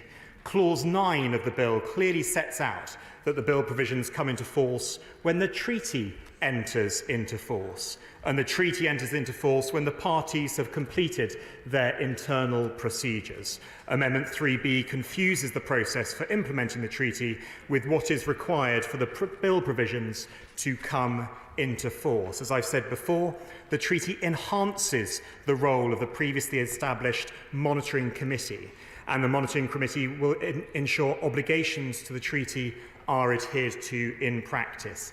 Madam Deputy Speaker, it was always intended for the monitoring committee to be independent. Maintaining the committee's independence is an integral aspect of the design of the policy, and Amendment 3C risks disturbing that independence and impartiality. The government will only ratify the treaty once we agree with Rwanda that all necessary implementation is in place for both countries to comply with the obligations under the treaty. That being the case, there is simply no need for this amendment. Despite the refinements made, Amendment 6B is still a wrecking amendment which seeks to reverse the bill's intent. The purpose of the bill is to invite Parliament to agree with the assessment that the Supreme Court's concerns have been properly addressed and to enact the measures in the bill accordingly. This bill reflects the fact that Parliament is sovereign and can change domestic law as it sees fit. The evidence that we have provided and the commitments made by the government and the government of Rwanda through this internationally binding treaty shows that Rwanda is in fact a safe country and enables the bill to provide for Rwanda to be deemed a safe country. Madam Deputy Speaker, as I'm sure those who support and vote for this amendment know, the amendment would render the bill utterly pointless and would not enable us to create the deterrent that we need to stop the boats and get flights off the ground. Turning to Amendment 7B, we know assessing age is inherently difficult, but it is important that the government takes decisive action to deter adults from knowingly claiming to be children. There are obvious safeguarding risks of adults being placed within the care system. It is crucial that we take steps to safeguard children and avoid lengthy legal challenges which prevent the removal of those who have assessed to be adults. This amendment would result in treating those who are to be removed to Rwanda under the Illegal Migration Act differently from those removed to another country under the very same act. There is simply no justification for this differential treatment. I won't. I'm going to make some progress. Amendment 9 undermines provisions in existing legislation and is completely unnecessary. It is vital that the government takes steps to reduce or remove incentives for individuals to enter the country illegally. These illegal practices pose an exceptional threat to public order, risk lives, and place unprecedented pressure on public services. As I have previously set out, under Article 13 of the treaty, the government of Rwanda will have regard to information provided relating to any special needs an individual may have as a result of them being a victim of modern slavery. Rwanda will take all necessary steps to ensure that these needs are accommodated, and to that end, the government has tabled Amendment A in lieu. This requires the Secretary of State to publish an annual report about the operation of the legislation as it relates to modern slavery and human trafficking provisions. And with that in mind, I would invite the House to reject the Lord's Amendments 9 and agree with the amendment in lieu. In relation to Amendment 10B, as I have previously set out, this government recognises the commitment and responsibility that comes with combat veterans, whether our own or those who showed courage by serving alongside us. We will not let them down. Once again, I want to reassure Parliament that once the United Kingdom's Special Forces ARAP review has concluded, the government will consider and revisit how the Illegal Migration Act and removal under existing legislation will apply to those who are eligible as a result of the review, ensuring that these people receive the attention they deserve. This is a commitment that both the Noble Lord, Lord Sharp, and I have made on behalf of His Majesty's government. Madam Deputy Speaker, the elected House has voted to give the bill a second and third reading and voted down each of the Lord's amendments. I invite all right honourable and honourable members to stand with the government in upholding the will of the House of Commons and to support the government motions. The question is that this House disagrees with the Lords in their Amendment 1B. Shadow Minister Stephen Kinnock. Thank you very much indeed, Madam Deputy Speaker. Well, it's just over 2 years to the day almost since the Rwanda scheme was first announced from that dispatch box. So it would be remiss of us not to take stock of progress to date. Well, hundreds of millions of pounds of taxpayers' money have been sent to the Rwandan government. Civil servants, courts, parliamentarians and journalists have spent countless hours, days and weeks discussing and writing about it. And not one, not two, but 3 Home Secretaries have been flown down to Kigali. But apart from that, I have to say there's not a great deal to report, Madam Deputy Speaker. The boats have kept coming, the backlog has kept growing, and the people smugglers are still laughing all the way to the bank. 2 years of headline-chasing gimmicks. 2 years of pursuing a policy that is fundamentally unworkable, unaffordable and unlawful. 2 years of flogging this dead horse. Madam Deputy Speaker, I am an inveterate optimist. So I truly believe that one day the benches opposite will come to understand that hard graft and common sense are always more effective than the sugar rush of a tabloid front page. And they will come to accept that they should have adopted Labour's comprehensive plan to restore order to our border by redirecting the vast amounts of money set aside for the Rwandan government into a new cross-border police unit and a new security partnership with Europol to smash the criminal gangs upstream. Analysis conducted by the National Audit Office has revealed that if the government manages to send 300 asylum seekers to Rwanda, which is just 0.5% of the 60,000 people currently earmarked for the scheme, then it will cost the British taxpayer a truly staggering £2 million per person. Now, it is crystal clear that the scheme is doomed to fail on its own terms because people who are prepared to risk life and limb crossing continents are not going to be deterred by a 0.5% chance of being sent to Rwanda. But, Madam Deputy Speaker, the mind-boggling costs of the scheme are quite difficult to grasp. So I've done a bit of homework, a bit of research into what else you could get for £2 million. Now, my honourable friend, the member for Bermondsey, who's not in his place this evening, got the ball rolling on this one by pointing out that during our last debate on this bill, the £2 million will get you 5 trips to outer space on the Virgin Galactic spacecraft. But I've calculated, Madam Deputy Speaker, you look impressed, and suitably so, but I've calculated that you can live for 3 decades on one of the world's most expensive cruise liners. You could charter the Lady M yacht for a year. That is, of course, the yacht that belongs to the noble Baroness Mones. It's her vessel of choice, as some of those on the opposite benches may be aware. Or you could even fly the Prime Minister's favourite helicopter to Australia and back. And speaking of the Prime Minister, I noticed that during the Easter recess, he found time to offer his services as a financial advisor to small businesses via Zoom. Well, I don't know about you, Madam Deputy Speaker, but I have to say I do have some concerns that the guy who's happy to pump billions of pounds into a failing fiasco like this Rwanda scheme is offering his services as a financial advisor to unsuspecting members of the public. Let's hope the Financial Conduct Authority will intervene as a matter of urgency. I will take an intervention. Very grateful to the honourable gentleman. He's proving to be most entertaining. But as this is consideration of Lord's amendment, is he going to actually get on to deal with the amendments? Which one?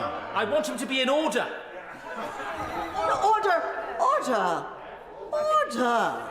If the honourable gentleman was not in order, I would not have allowed him to speak. He has been drawing some very interesting facts to the attention of the House. And I, for one, am likely to explore some of them, but not the yachts. Mr. Kinnock. Thank you very much, Madam Deputy Speaker. And I always enjoy taking interventions from a fellow Welshman, but I do feel he was well and truly put into his place by that particular riposte from Madam Deputy Speaker. From a non-fellow Scotsman. I will take an intervention. I'm grateful to him. I'm sure that he, like me, will have marvelled at the government's ability to legislate for Rwanda to be a safe country. And this, of course, is in respect of Lord's Amendment 2, Madam Deputy Speaker. So will my honourable friend join me in urging the government to use this amazing power that it has to legislate that CO2 emissions will no longer cause global warming and that sugar, fat and alcohol will no longer damage human health? Well, I thank my honourable friend for that intervention. I'm sure the benches opposite would be delighted to oblige, and perhaps we could also legislate that the sky is green and the grass is blue, or perhaps that the Welsh rugby team actually won the last Six Nations. I would love to pass a law to secure that objective. Turning now to the amendments that are before us today. Let's be clear. Not one of these amendments prevents flights from Rwanda taking off. On the contrary, they simply seek to place on the face of the bill what ministers have previously promised, namely that the bill is lawful, that the government will protect the most vulnerable, and that we will stand by those brave Afghans who have supported military efforts. Addressing each amendment directly, Madam Deputy Speaker, I'd like to first focus on Lord's Amendment 10B in the name of the noble Lord Brown. Now, we have spoken a lot about the unworkability and the unaffordability of this policy, but we should also talk about the unethical and frankly un-British nature of deporting Afghans who have supported Britain's defence and diplomatic efforts halfway across the world to Rwanda. That is not Operation Warm Welcome, Madam Deputy Speaker. That is Operation Cold Shoulder. And we should have seen it coming, given the Prime Minister halted flights from neighbouring Pakistan for an entire year for Afghans who had already been granted resettlement rights in the UK under APPROX, and only restarted them when the Pakistani government threatened to send those Afghans back across the border to meet their fate in the hands of the Taliban. We owe a debt of honour to the loyal to Britain Afghans who put their lives on the line. And of course, our moral duty is most strongly felt by British Armed Forces personnel who worked alongside them. In fact, this weekend, 13 senior military figures signed a letter to the Sunday Telegraph warning that any brave men and women who have fought alongside our armed forces or served the UK government overseas must be exempt from removal to Rwanda. The signatories included former chiefs of defence staff, as well as a former Secretary-General of NATO and a former Deputy Supreme Allied Commander Europe. They warn that if this exemption is not granted, it will do grave damage, I quote, do grave damage to our ability to recruit local allies in future military operations. And they explain, and I quote again, that they have seen firsthand the enormous courage and dedication shown by those who have fought alongside our armed forces and served British interests abroad, often at huge personal risk. And we take personally Britain's obligation to honour the debt we owe to that cohort. Powerful words indeed, Madam Deputy Speaker. And I would therefore urge the benches opposite to join us in supporting Lord's Amendment 10B this evening, which seeks to prevent this travesty. Kevin Foster. Minister for giving way. The key issue, as he and I will know, is not about Arab people coming via small boats, but unbunging the resettlement programme. In that sense, and given the remarks he's just made, how many spaces does he envisage ensuring are available for resettlement under that scheme?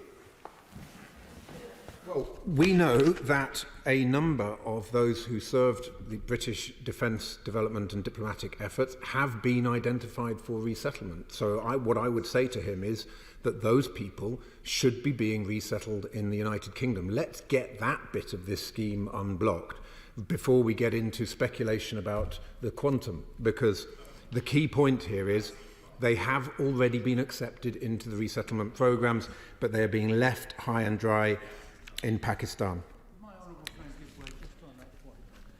Madam Deputy Speaker, my honourable friend was accused of levity earlier, but this House has so many things to discuss. There are good policies and sensible, workable policies to deal with unchecked migration. He knows that, I know that.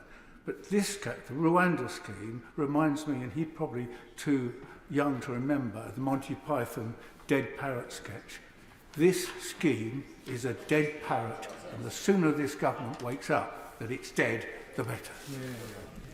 Well, I thank my honourable friend for that point, and he is right that there are so many practical, pragmatic and sensible measures that could be taken to deal with the crisis in the Channel, the Tory small boats chaos. But instead of focusing on those sensible, pragmatic measures, we are dealing with this white elephant of a programme that is never going to get anywhere and is costing millions of pounds of taxpayers' money and absorbing huge amounts of our time. I agree with him absolutely on that. Now, Lord's Amendment 9B, in the name of the noble Baroness Butler-Sloss, is also based on a moral imperative. as it would prevent the removal of potential victims of modern slavery to Rwanda until the individual's process under the national referral mechanism is complete. Now, it should go without saying that modern slavery victims should not be being sent to Rwanda, and we are disappointed that the government's amendment in lieu on this one is a profoundly unserious attempt to reassure the House, not least because we've been here before, and we know that these promised reports are rarely worth the paper they're written on. We on these benches are also deeply concerned about unaccompanied children being inadvertently sent to Rwanda. We therefore support the noble Baroness Lister's Lord's Amendment 7B, which recognises the government's reasoning for rejecting her previous amendment, by this time proposing that an age-disputed person who is appealing their decision can only be removed to Rwanda if a local authority has agreed and stated that this person is not a child. Now, the other Lord's amendments all relate to the rule of law, and we support all of these amendments, which simply articulate principles with which ministers have said from that dispatch box that they agree. The simple question is, Madam Deputy Speaker, if ministers believe that Rwanda is a safe country, then why is the government refusing to support these amendments? They say that this bill abides by international law, so why not just make that clear on the face of the bill? They say that Rwanda is capable of meeting its obligations under international law. So let's see the evidence and let's agree a trust but verify mechanism as set out in these amendments. I thank my friend for giving way. Would he agree that this bill is not only just inhumane, costly and unworkable, but despite the best efforts to amend the bill, the legislation, the Tories seem resolute in pursuing it rather than getting to grips with our broken asylum system? Just another indication to the country that this government is unfit to govern. Well, I thank my honourable friend for that intervention, and I think there's a very clear choice between the common sense and hard graft and positive international cooperation that is set out in Labour's plan to deal with this issue, and the headline-chasing gimmicks and empty gestures that are symbolised by this Rwanda policy. Politics is about choices. The government's taken its choice, and we have taken ours. So in this spirit, Lord's Amendment 1B is a Labour frontbench amendment which places a responsibility on the government to have due regard for its current obligations under domestic and international law. Lord's Amendments 3B and 3C, in the name of the noble Lord Hope, together state that Rwanda may only be considered to be a safe country if and when the measures set out in the Rwanda Treaty have been fully implemented and when the Monitoring Committee has established that this is the case. The government claims that the measures in the treaty address concerns in the Supreme Court's recent unanimous ruling. So there is absolutely no reason why ministers should refuse to accept Lord Hope's amendments. Finally, Lord's Amendment 6B, in the name of the noble Baroness Chakrabarti, allows government ministers, officials and courts to consider whether Rwanda is safe on a case-by-case basis.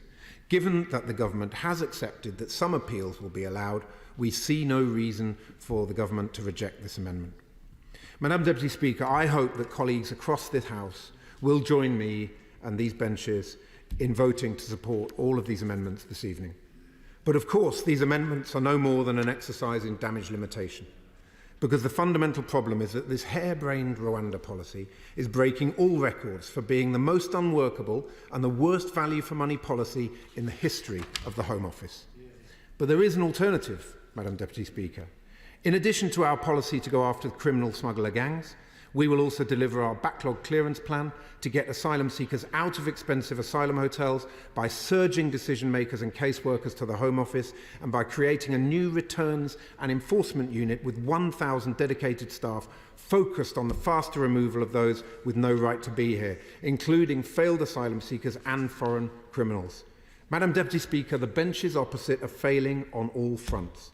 Despite their misleading boasts about progress, the Immigration Minister today admitted that there are still almost 300 asylum hotels in operation. They are returning 44% fewer failed asylum seekers compared to the last Labour government leaving office in 2010, and 27% fewer foreign criminals. The number of small boats crossings has gone up again, year on year, January to March, And they have no plan for the 99% who cannot be sent to Rwanda. So we need Labour's plans to smash the criminal smuggler gangs, save lives in the Channel and strengthen our border security. We need Labour's plan for faster processing, the end of hotel use and the removal of people who have no right to stay in the UK. And we need a Labour government to deliver a firm, fair and well-managed asylum system that works for Britain. Thank you. Sir William Cash. Madam Deputy Speaker, I don't really feel that there's anything terribly useful I can say at this stage. I've heard all this. I've heard all this before. The honourable member who speaks from the front bench is simply repeating what he said before. And not only that, perfectly apparent that these amendments are just wrecking amendments. And thirdly, the fact is that he doesn't even address the arguments about international law when he knows perfectly well, because he can't answer my questions on this, that we have a dualist system, and if we decide to legislate in our own legislative way, in our own courts, in our own parliament, the courts themselves will implement that legislation. So the real question now is, let's get this bill done. Let's get the House of Lords to calm down a bit. And let us also, at the same time, wait for what is inevitably going to be another claim, and then see what the judgment of the Supreme Court is on the wording, providing it is clear and unambiguous, of this bill. That's all I need to say. I may come back again, however, if there is another insistence by the Lords on these ridiculous amendments. SNP spokesman Alison Thewlis. Thank you very much, Madam Deputy Speaker. Well, here we are again debating this outrageous and unworkable bill. We're no further forward, and the government will fail to get any further forward, really, because this is a complete waste of time and money. It is a ruse only to get tabloid headlines, and I'm not even sure at this stage if they have any intention that this plan will actually work at all, given the incompetence that they've showed so far. They are scrabbling around this week trying to find airlines, because not one single responsible air carrier wants to be associated with the government's state-sponsored people trafficking plans. They've been trying to find other countries that they can try and send places to as well. Armenia and the Ivory Coast and Costa Rica or Botswana might be interested, but far, far more countries rather sensibly told them to go and get raffled. And I'm not convinced that even Rwanda believes that this plan will work or that people will be sent, because they've gone and sold off the housing that they built, that the former Home Secretary so admired. So, in fact, if they do send people, there's not even going to be the facilities to put them in, unless the government intends to stack them high, as they do often in hotels in this country. Treating people as human cargo that they can so easily dispose of, it is absolutely despicable. And so far they've sent Home Secretaries, they've sent civil servants, even the Joint Committee on Human Rights has gone to Rwanda, along with some hand-picked journalists, and yet no asylum seekers, and nor is there much prospect of them going. And yet, while all of this has gone on, dozens of Rwandans have actually submitted asylum claims here in the UK. And in Rwanda itself, there is still concern over Rwanda's sponsoring of the M23 rebels, who are engaged with in conflict with their neighbours, the Democratic Republic of Congo, last month, wounding UN peacekeepers in the DRC and controlling roads and mining sites in the DRC, displacing 1.7 million people. And Vava Tampa in The Guardian last week has questioned international support for the Kagame regime. Vava Tampa says, the UN, Human Rights Watch and Amnesty are clear that without Rwanda's backing, the M23 couldn't have killed, raped, tortured and displaced as many as it has. So I would ask the government why it wants to pursue deals with such a regime. It is quite worrying indeed. Moving to the Lord's amendments, and I will go through them in turn. And the first of the Lord amendments asks that the government have due regard for domestic and international law. Well, yes, that should be a basic of any legislation that this House wishes to pass, due regard to domestic and international law. Now, this waters down slightly the previous amendment about maintaining full compliance with domestic and international law. Clearly too hard an ask for the government, even having due regard to domestic and international law is too much for this government, clearly. Obligations like the ECHR, which is tied up with the Good Friday Agreement, with the devolution settlements in this country, international law, the Refugee Convention, the UN Convention Against Torture, the UN Convention on Civil and Political Rights. Now, why would the government not want to abide by these international agreements? I thank my friend for giving me for all the points that she's making. Isn't it a concern that if the UK government thinks it can just ignore all of these international commitments to which it has already been signed up, in fact, which it already helped to found, such as the ECHR, how on earth can it then turn around to other international? How on earth can it turn around to other countries who might be breaching their international obligations under international law and say that they should comply with these treaties? Hypocrisy goes even yet further than just that. They expect Rwanda to uphold all of its agreements internationally and domestically, and its laws internationally and domestically, while specifically setting out to breach its own laws here and its own obligations here in this legislation. It is absolutely ludicrous. Moving to the next of the Lord Amendments 3B and 3C, they ask that Rwanda will be a safe country when the arrangements provided for in the Rwanda Treaty have been fully implemented and for so long as they continue to be so. And I think this question of how long they continue to be so is just as critical as whether they meet the measures just now, because what this government is legislating is that Rwanda is safe forever, in perpetuity, in this legislation. Nobody can say that of any country in the world at any point. So to legislate specifically that this country uniquely should be safe forever and ever is really quite bizarre in this legislation. And I think it's quite reasonable, really, of the Lords to say that the Rwanda Treaty will cease to be treated as fully implemented if Parliament decides, in the advice of the Monitoring Committee, that the provisions of the treaty are no longer being adhered to in practice, and there should be a check on that. The government should not fear that. If it believes truly and deeply that the agreement will be adhered to, surely there is no harm in scrutinising that agreement. But yet the House of Lords International Agreements Committee has said that the treaty is unlikely to result in fundamental change in the short term. And the UK Supreme Court pointed out in its judgment at paragraph 87, I believe, that Rwanda refouled at least 6 people while the treaty was under negotiation. Now, if this does not raise alarm bells to the government about the ability of Rwanda to adhere to this treaty, I don't think anything will. Moving further to 6B, and I think this really is when it comes to actually some of the domestic law, and it's not about international courts and foreign judges as if that was a bad thing and we don't actually send people to sit on that court ourselves. It's about the integrity of our own courts and tribunals and of UK-based judges and decision-makers that the Home Office employs to do their job, which this legislation undermines. And the amendment says that Section 2 does not prevent the Secretary of State or an immigration officer from deciding whether the Republic of Rwanda is a safe country for the person in question or her groups of persons to which the person belongs. And I think that is quite reasonable. We should look at the evidence before coming to decisions. And this is asking for the courts and tribunals to be able to do their job, not to ignore the evidence, not to engage, as others have described, in a legal fantasy, that they cannot look at the evidence, they cannot see, that they cannot hear, that they cannot speak out about what they know to be true. And I think that is quite unreasonable. And if he thinks that our own domestic judges should not be allowed to make decisions on this, I'd be very interested to hear his point.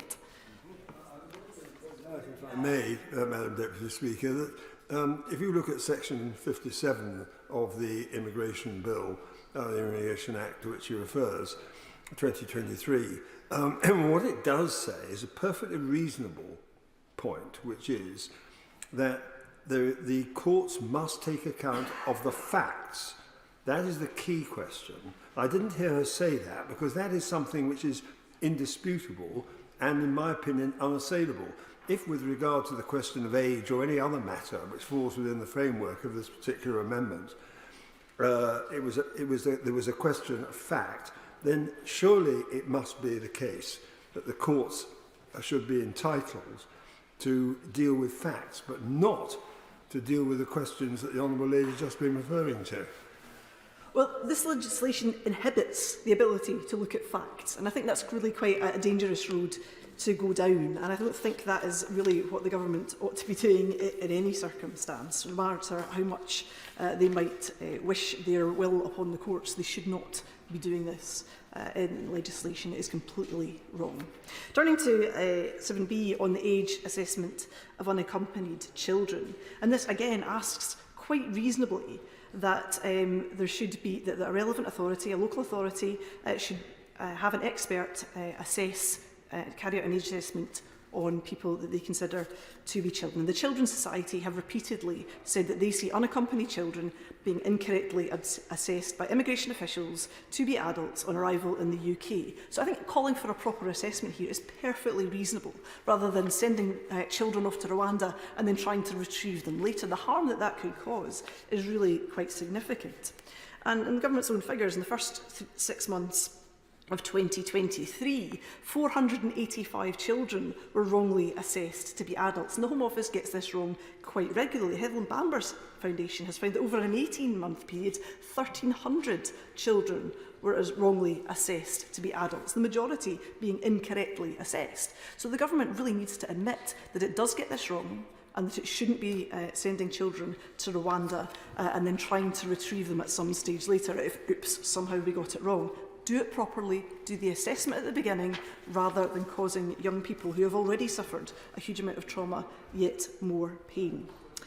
Moving to Lord's Amendment 9B and their insistence that 9B be considered again on the removal of victims of modern slavery and human trafficking. And again, this is hugely significant. This goes against our obligations on human trafficking, and we should not have a government sending people who have been trafficked away with a significant risk that they may be re-trafficked or going through yet further trauma, and the impact that that will have on their physical, mental and health and safety. And I think that is something that the government really ought to be considering. Why wouldn't you want to consider the risks of people who have been trafficked?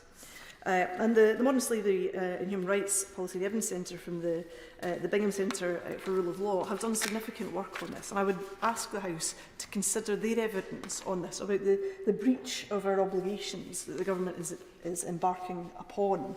I think it is absolutely wrong that they should seek to do this to people who have been already through so much. And finally, moving to... Of good points, because vulnerable people are already being targeted by the government on a voluntary basis. But I had a young man in my constituency recently with severe health problems who the Home Office tried to persuade to voluntarily go to Rwanda, severely traumatising for them. That for somebody who suffered previously in coming to the UK, from what the experiences they've had in their home country, to then have that degree of what they perceive as pressure, possibly bribery as well, happening in that sense, is extremely traumatising. If this is the way the government is going, then these amendments are essential.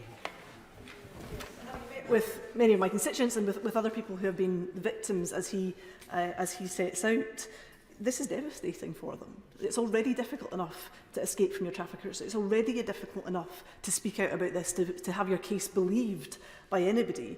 But Article 13 of the Rwanda Treaty, which will allow the UK to never conclusively determine whether a potential victim of modern slavery is indeed even a victim, would put the UK in breach of its Article 4 HCHR and Article 10 ECAT obligations to identify and assist potential victims of modern slavery and human trafficking.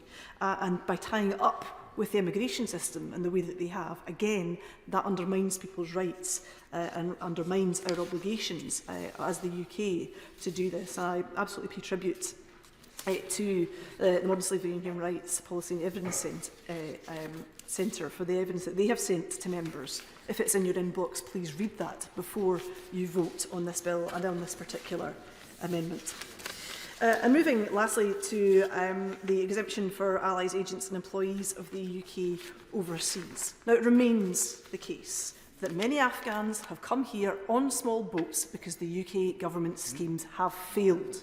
They have failed to protect people, they have failed to bring people who served alongside British forces in Afghanistan, people to whom they put their trust in the UK to protect. them and their families. They put their trust in the UK-US project in Afghanistan, and that trust has been thoroughly breached. And I get emails from people quite regularly who feel as though they have been deeply let down by the UK government. That trust has gone. And by putting in this exemption to the bill, that at least gives some prospect of there being some degree of trust in future. Because at the moment, if I was in some country that the UK became involved in, the last thing I would want to be doing now is getting involved with UK forces, because as soon as the UK ships out, you're on your own. Too bad. Tough. It is a death sentence for those people that put themselves forward to help and support UK objectives overseas. And it is disgraceful the way in which this government has treated those people and their families.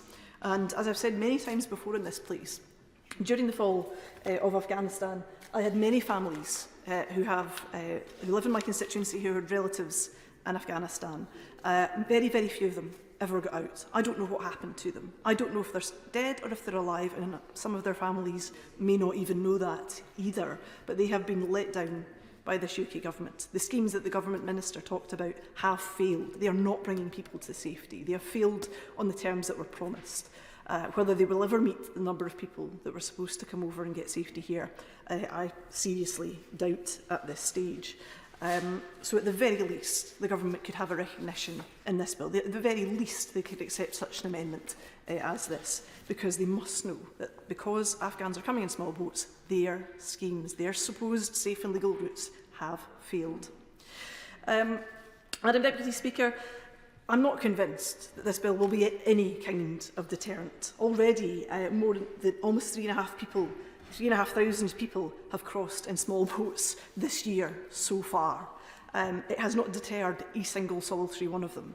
But what it has done, and what it has made incredibly difficult, is those people that are now considered inadmissible to the system. And I asked the Minister what is going to happen to those, because we know that the very small, tiniest proportion of people, if the government even actually ends up sending them to Rwanda, will be at the tip of a massive iceberg of people who are just swimming around in the system now with no rights. And I have constituents coming to my surgeries now who say that they are waiting, that they cannot be dealt with, that they cannot have their asylum claim processed because this government has deemed that they are inadmissible. What happens to them? Where do they live? How do they continue to exist in this country if the government will not process their applications, will not listen to their claims, whether that is through human trafficking or modern slavery, whether that is people who have been victims of torture, whether that is people that have, I'm just coming to the end of my remarks, but the government will not even listen to these people's stories. So what will happen to them and where will they live? Because this government seems to have no consideration for the trauma that people have gone through, and now they leave them in immigration limbo forever in this ridiculous, expensive, unworkable system. The asylum system is broken. We know who broke it. We know that an independent Scotland would treat people far more humanely than this government ever will. Hear, hear, hear. David Simmons. Thank you very much indeed, Madam Deputy Speaker. Very grateful to the Minister in his opening remarks for setting out in detail the changes and amendments that the government has made, both in terms of what is on the order paper and what is a matter of approach in response to the concerns that have been raised by many and the points that have been made by many in earlier stages of this debate. So I'd like, Madam Deputy Speaker, in particular to address the points made around Lord's Amendments 1B and 7B, and then just to briefly touch on a couple of other points which have arisen in the debate, which, certainly from my experience in the world of local government, continue to have a relevance and which will need to be addressed in due course if this is going to take effect in the way that we wish to see it take effect. Madam Deputy Speaker, I'm a great enthusiast for the European Convention on Human Rights. And I think it is important to acknowledge in the context of this debate that since this House previously considered and debated this particular piece of legislation, there has been further development in respect of the Rule 39 interim orders. In fact, the various bodies that are concerned with the operation of that convention, including the court, have recognised the concerns that were caused to the UK government and other member states of the ECHR by the way in which those judgments had been handed down, and have confirmed that they will be updating their procedures to ensure that the operation in future is different and in a way that reflects the concerns which were expressed by many in this House. And I see that as evidence both that the ECHR remains a living document, but also that the concerns which the UK government has expressed are being taken seriously. I think many members will have been slightly alarmed, I think, by the recent judgment that was handed down in respect of environmental legislation. I note that the British judge Tim Icke, whose commentary on that particular judgment, which was a dissenting commentary, has been publicised very widely. And he set out in a great deal of detail why many of the issues that have been raised by members of this House in respect of this particular piece of legislation were also relevant in that context, that the risk of perceived overreach, of developing a living document to the point where it went beyond the level of consent which the original contracting parties had in mind, that remained something which the court needed to be alive to. And I'm very conscious that because of the way the Convention operates in practice, that it is an accountable process, accountable to the Parliamentary Assembly, to the Congress, to the Council of Ministers, ultimately to the Member States, that of course. Prime Minister and the former Home Secretary and various others on his benches to continually refer to the European Court of Human Rights as a foreign court. Deputy Speaker, I know the Prime Minister has made the point that given that the court is based in Strasbourg, certainly in a technical sense it can be described as that. But from my perspective, having served on the Congress, I'm very much aware that it is a court to which the UK, partly through its role in the creation of the Treaty of London, which set up the Convention in the first place, has always been an enormous supporter. And we need to ensure, through the input that members of this House, amongst others, have, through the Parliamentary Assembly and the Council of Ministers, and other parts of the British political family, through things like the Congress have, that we continue to play a part in ensuring it develops in the way that we would wish to see it develop. Of course. Well, I'm a member of the Parliamentary Assembly of the Council of Europe, and I'm not aware that I'm a foreigner. But it has many difficulties, but I think we're missing the essential point. What concerns me is that in the absence, and I support this bill for what it's worth, but in the absence of these people who land here being detained, if they are threatened with being deported to Rwanda at some stage in the future, they're simply going to bugger off into the community. Perhaps the honourable gentleman means they might disappear into the community. I think that would be preferable. I'm using rather colourful phraseology just to make my point, Madam Deputy Speaker, but I take my ticking off. I'll forgive the right honourable gentleman on this occasion. They will disappear into the community. Mr Simmons. Well, thank you very much indeed, Madam Deputy Speaker. I'm grateful for my honourable friend for highlighting that in a way that I'm sure many of our constituents would choose to highlight it as well. But just in order to finish, Madam Speaker, the point around the Convention itself and Amendment 1B, I think it is absolutely clear, as the Minister said at the dispatch box, that when we cannot be certain of a future potential legal challenge, that it is appropriate that the statement is made as it has been made in respect of this. But it remains my view, and I think the view of many others, that we have many channels of influence, both diplomatic and political, that this is a living convention. We know that it is embedded in many different parts of our constitution, not just the Good Friday Agreement, but our withdrawal agreement from the European Union, and therefore our adherence to it remains incredibly important, but that because it is a living document, it is able to flex and evolve to recognise that the world that we see today, the world of asylum and the international context of that, is different from how that existed when the Treaty of London was very strongly championed by Winston Churchill in the 1950s. And therefore I am very much persuaded that the Minister is correct in the way that he seeks to reject these amendments, but to acknowledge the spirit and the tone of what is being said behind them. Madam Deputy Speaker, I'd like to move on to address some of the issues that arise in Amendment 7B. And again, I am persuaded by what the Minister has said about that. But I do think that there is an issue which is a long-standing one in respect of the way in which unaccompanied children are treated. The Children Act 1989 sets up the legal framework, and that sets out in some detail that a child who is not accompanied by a person who has parental responsibility for them by operation of law becomes the responsibility of a local authority. And whether that local authority goes through any process at all to bring that child into the care system formally, for example by seeking a care order or not, it remains the responsibility of the local authority where that child arises to take care of them. And if they return later on in early adulthood and are able to make a case that they have been present in that local authority as a child, then they are also entitled to care leaving responsibilities from that local authority under the Leaving Care Act 2000. And the reason why that is significant is that it does set a potential conflict between the impact of immigration legislation and the impact of Department for Education Children Act legislation. Now, we know that this has been an issue, and I know there's at least one other member who represents the same local authority which sits in a substantial part of my constituency, where Heathrow Airport means that a single local authority has had very large numbers, the London Borough of Hillingdon, of unaccompanied children coming in over the years, has been responsible for carrying out age assessments, and often challenged by those young people and their advocates in a way that can result both in judicial reviews going in one way or another, with significant cost implications to the public purse and safeguarding risks both to children and to others that they might be with where those may arise.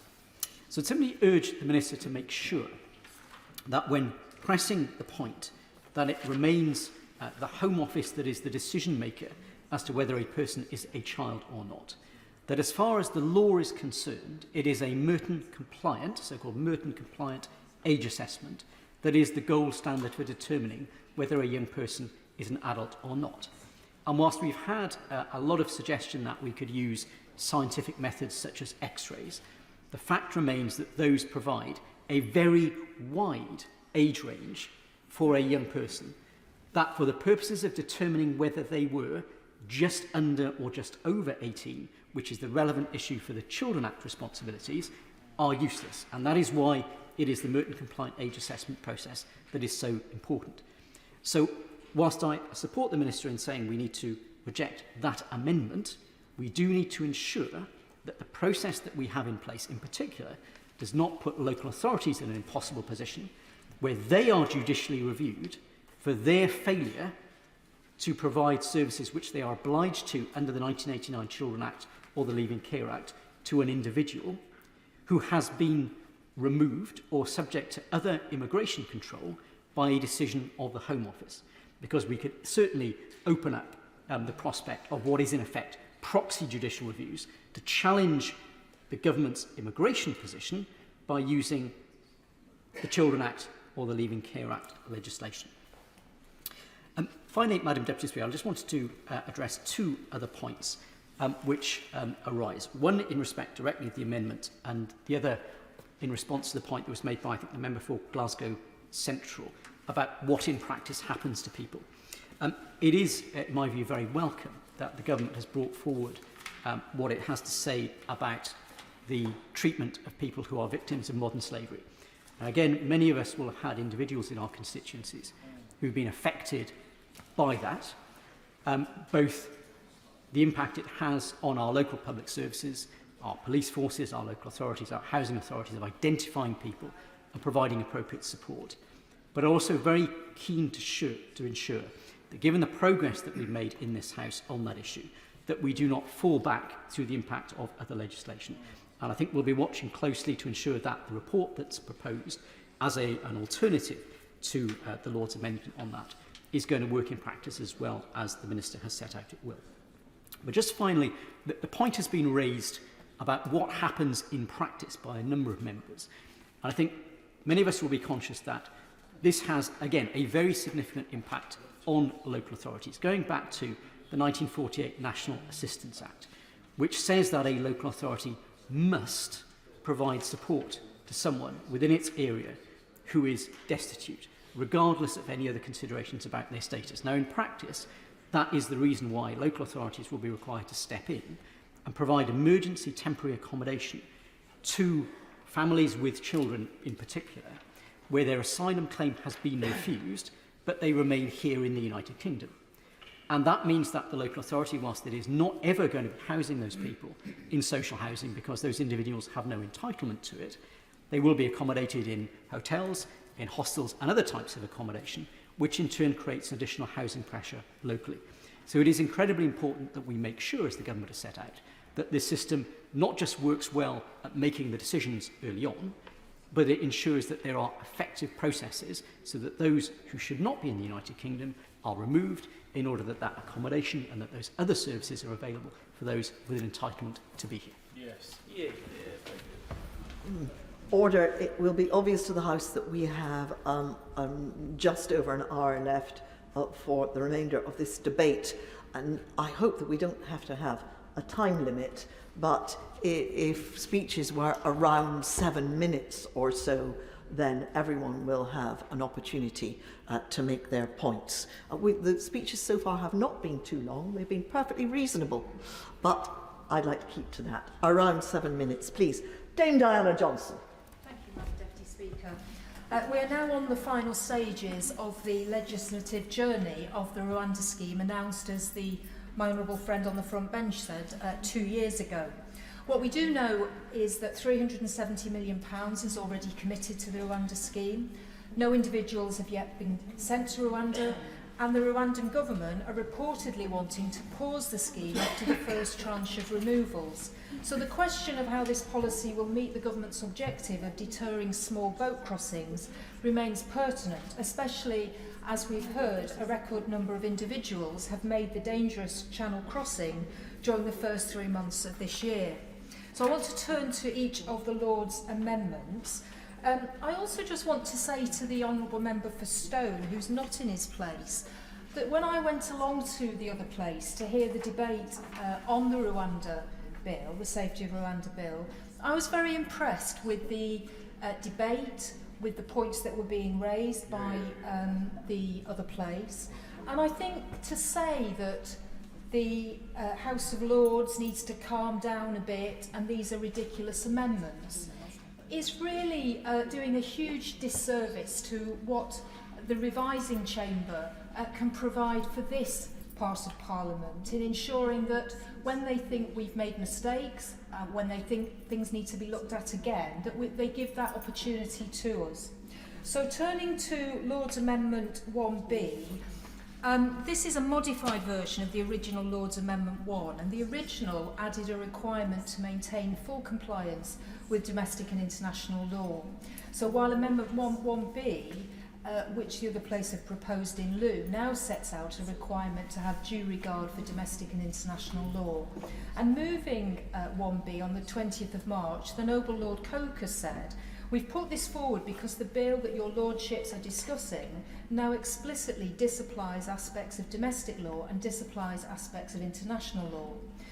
As I made plain in the previous debate on the Lord's Amendments, if the government is so confident that the Rwanda scheme will be fully compliant with domestic and international law, it should really have no objection to this amendment. And turning to Lord's Amendments 3B and 3C, which are around treaty implementation and monitoring committees, Lord's Amendment 3B and C are modified versions of the original Lord's Amendments 2 and 3 respectively. Amendment 3B, like the original Lord's Amendment 2, states that the Rwanda will be a safe country when the arrangements provided for in the Rwanda Treaty have been fully implemented and for so long as they continue to be so. The wording has changed slightly and there's no longer a reference to the arrangements in the treaty being adhered to in practice, but the effect is the same. Lord's Amendment 3C, like the original Lord's Amendment 3, sets out what full implementation would look like and gives the Independent Monitoring Committee a significant role. Unlike the original Lord's Amendment, there is no requirement on the Secretary of State to consult the Monitoring Committee every 3 months. Instead, Amendment 3C states that the treaty will cease to be fully implemented if Parliament decides, on the advice of the Monitoring Committee, that the provisions of the treaty are no longer being adhered to in practice. So in moving Amendment 3C, the Noble Lord Hope of Craighead said it was an attempt to respond to a point made by the Right Honourable Member for Kenilworth in the Commons debate on the 18th of March, and he said that my Amendment 3C in lieu does my best to make it clear that the authority lies with Parliament and not with the committee. Now, the Home Affairs Select Committee has argued that the House of Commons be given an opportunity to debate the treaty prior to ratification in light of how critical its implementation is to the Rwanda policy. Given that this opportunity to scrutinise the treaty was denied, Amendment 3B would at least provide some reassurance to members that its provisions will be implemented and applicable to anyone relocated to Rwanda, while Lord's Amendment 3C would enable Parliament to review the treaty's implementation and respond to facts on the ground if and as they change. These Lord's amendments speak to the practicalities of implementing the Rwanda policy and how too often, sadly, the government have sought to skate over them. So take the issue of an airline. For this policy to function, the government has got to be able to transport people to Rwanda, yet ministers have still not confirmed they have secured an airline, with Rwanda's own state-owned airline reportedly declining a request to use their planes. Then there's the issue of where migrants will live if they're deported to Rwanda, if they're sent to Rwanda. Recent reports suggest the majority of homes on a new Rwandan housing estate, initially earmarked for migrants relocated from the UK, have been sold to local buyers. And these are not moot points, these are the kind of practical details that will determine whether the scheme works and whether it works safely. So in the absence of prior scrutiny of the treaty, the House of Commons, I think, must be allowed to assess its implementation and act on the findings. Now just turning to Lord's Amendment 6B around legal challenge, this is a modified version of the original Lord's Amendment 6, and like the original, it deletes clause 4 of the bill, allowing much wider grounds for legal challenge. Like the original amendment, it says that a court or tribunal may prevent or delay the removal of a person to Rwanda, but unlike in the original, it adds, providing such prevention or delay is for no longer than strictly necessary for the fair and expeditious determination of the case. The Home Affairs Select Committee has always recognised that the opportunity for appropriate legal challenge is a necessary part of an effective and fair asylum system, which is why I believe this amendment has significant merit. Turning to Lord's Amendment 7B, this is a modified version of the original Lord's Amendment 7.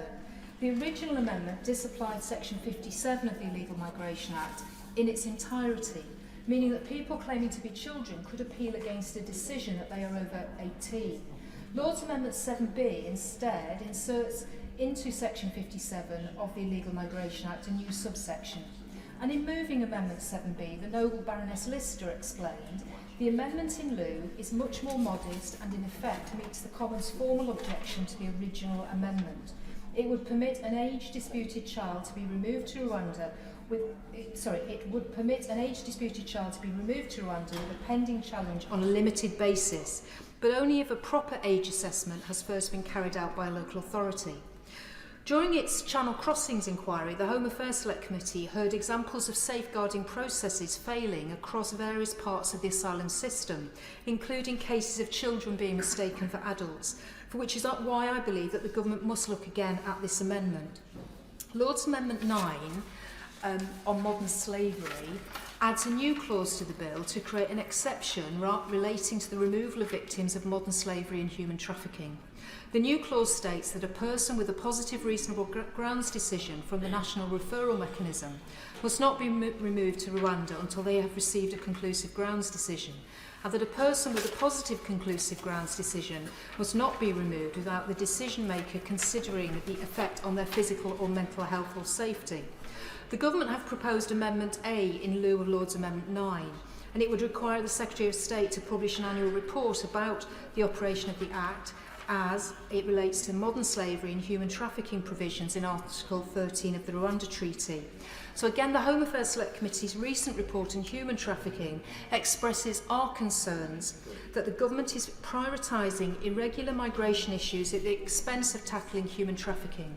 Human trafficking is not an immigration offence, it is an exploitation offence, and the two must not be conflated. Lord's Amendment 9 would provide a vital safeguard for victims of human trafficking, and I hope again the government will look at that. Finally, Lord's Amendment 10B. This is a modified version of Lord's Amendment 10, and like the original amendment, it provides an exemption for people who supported our armed forces overseas or who have otherwise been agents or allies of the UK overseas. Lord's Amendment 10B includes a new subsection which states that a person who intends to rely on this exemption must give the Secretary of State notice as soon as reasonably practicable to allow prompt verification of available records. In moving Amendment 10B, the noble Lord Brown said, "We are told that men who brave death courted injury and are forced into exile as a result of assisting our armed forces in fighting the Taliban are now to be published for arriving here by irregular routes, even where, owing to wrongful refusals on our part or possible malfeasance on the part of the Special Forces, they have been compelled to take these routes in the first place. And we know that currently families from Afghanistan who helped our armed forces and subsequently fled to Pakistan are at imminent risk of deportation back to Taliban-controlled Afghanistan. This is despite ministerial reassurances that a route for eligible separated Afghan families to come to the UK would be established. It seems to me and many others that the UK has a moral duty to offer sanctuary to those brave Afghans who put their lives on the line to support our troops and who are now face persecution as a consequence. The idea that we would attempt to outsource this duty is frankly shameful. The Lord's Amendment before us today would go some way to providing safeguards and assurances that the UK will uphold its moral and legal obligations in the implementation of the Rwanda policy. Sir Robert Buckland. Thank you, Madam Deputy Speaker, and I will try and beat the record, the extraordinary record of my honourable friend, the member for Stone, who spoke for a princely 2 minutes today. I'm grateful to him for setting that new record, his personal best, I think.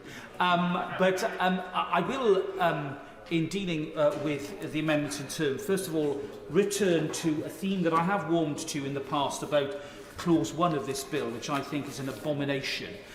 It's exactly the worst sort of legislative drafting that we should be discouraging, because it at best is declaratory legislation, which I think is never helpful, and at worst sets up all sorts of potential legal arguments. I think the attempt by the Lords to amend it further probably makes the situation even worse, which is why I will not be supporting Amendment 1. Having said that, I will give way to my honourable friend. Back especially to hear my right honourable friend, and I was delighted to hear what he just said. At last he's seen the light. I've always walked in sunlight, Madam Deputy Speaker. It is others, perhaps, who have walked through a veil of shadows. But we will draw a veil over that. What I would say to my honourable friend, in the spirit of his helpful intervention, is that on a previous occasion I mentioned to him how I thought that Clause 5 of this bill was unnecessary. It's even more unnecessary now because the reforms that I referred to in a previous speech on this bill about Rule 39 have now, of course, been clarified by practice direction. And the threshold that the European Court will apply will be, again, a much higher one. And I think, therefore, the occasions where we could see it invoked in the Rwanda case will be vanishingly small, because, in fact, non-existent, because it seems to me that any harm that might be judged to have been caused is clearly revocable in the form of a return of those individuals from Rwanda in the first place. That, frankly, should have been the position last time round. I think that the reforms of the European Court make it even clearer. But that makes, I think, a very powerful general point which supports the excellent arguments made by my honourable friend from Rise Up Northwood about the direction of travel of the court. And I agree with him strongly about the recent climate change decision. I think it was a wrong turn. I think we should be going back very much to fundamental human rights, not talking about socio-economic rights or trying to create everything into some form of right. Surely it is better to legislate in the form of statutory duty and obligation by public bodies rather than creating nebulous rights that then become the province of the courts. But herein lies the difficulty I think we still encounter in the second batch of amendments, namely the amendments that now form in the form of the Lord's Message, amendments 3, B and C, which I am still minded to support. Whether we like it or not, the Supreme Court was in a position where it assessed evidence and substituted its own view for that of the decision makers. Now, the noble Lord Howard of Lympney made a very powerful speech in the other place about the wisdom or otherwise of going down that road. I agree with a lot of what the noble Lord said. I do not like it when I see courts of higher record, in effect, relitigating matters of evidence, which is what the Supreme Court did. But that is the situation that we live in. That is why this bill has come forward. And my abiding concern about a deeming provision, although it is not unprecedented, I accept, is that it should be matched by reality.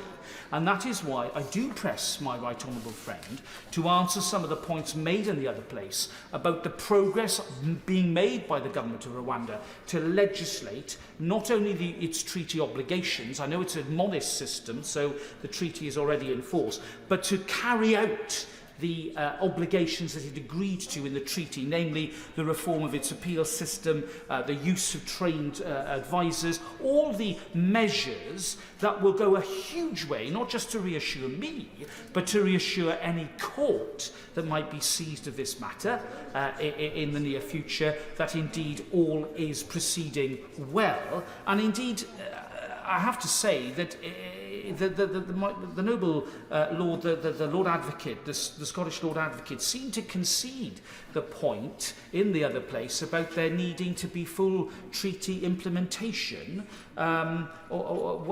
before the treaty itself is ratified. And if that is the case, then I really think we're arguing over very little at all here, which is why I still commend those particular amendments. Now dealing then with the next questions, Madam Deputy Speaker, which relates to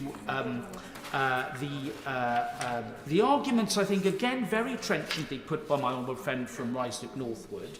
I agree with him about the danger of proxy judicial reviews based upon the Children Act and care legislation. I do think we need to take very great care about that, but I, like him, am not persuaded that there is merit in supporting the Lord's amendments on that particular issue. And I am also encouraged, though still concerned about the modern-day slavery position. I'm encouraged that the government here, alone amongst its response to the other Lord's amendments, has come up with an amendment in lieu, which I am prepared to support, bearing in mind the very sensitive and important nature of this legislation, the need to avoid us riding a coach and horses through the progress that we've made in terms of this country's leadership on modern-day slavery. But I am prepared to give him the benefit of that doubt and to support it. But latterly, I still have concerns about a class of people who served our country, who endured great danger in Afghanistan, who still find themselves in danger in a third country, namely Pakistan, and who may well fall foul of, I think, an entirely unintended consequence, but one that could occur as a result of this legislation, however well-intentioned it may be. And my abiding concern about those people who have made a sacrifice for our country, I'm afraid, remains, which is why I'm still not persuaded on 10B. I do think the government has moved. This is the iterative process that we are in with the Lord's messages, and I agree with the Honourable Lady, the member for Hull North, in reminding us of the invaluable role that the deliberative chamber has in making sure that legislation is tested and that it is up to the level of events. And I don't think we should ignore what was said in the Lords about the evidential situation in Rwanda. That is the reality. And that is why I think that when we pass legislation here, we should do everything we can to avoid legislative fiction. It's not good law. It creates a glass jaw, frankly, that can be broken by litigation and by judicial challenge. And once again, the courts are back in a position where I don't think any of us, least of all Conservative constitutionalists, want to see them put. Let's legislate with care on this matter, and let's get it right. Thank you. Just to just to remind the House that due to the pressure of time, the debate on hospices is now not taking place tonight, and I know that there's a lot of interest in that, so we will hope that that will be reprogrammed as soon as possible. And also that just to remind everybody that we're trying not to put a time limit on, but Madam Deputy Speaker did encourage 7-minute contributions, no more, so please could you tailor your speeches accordingly. Beth Winter. Speaker.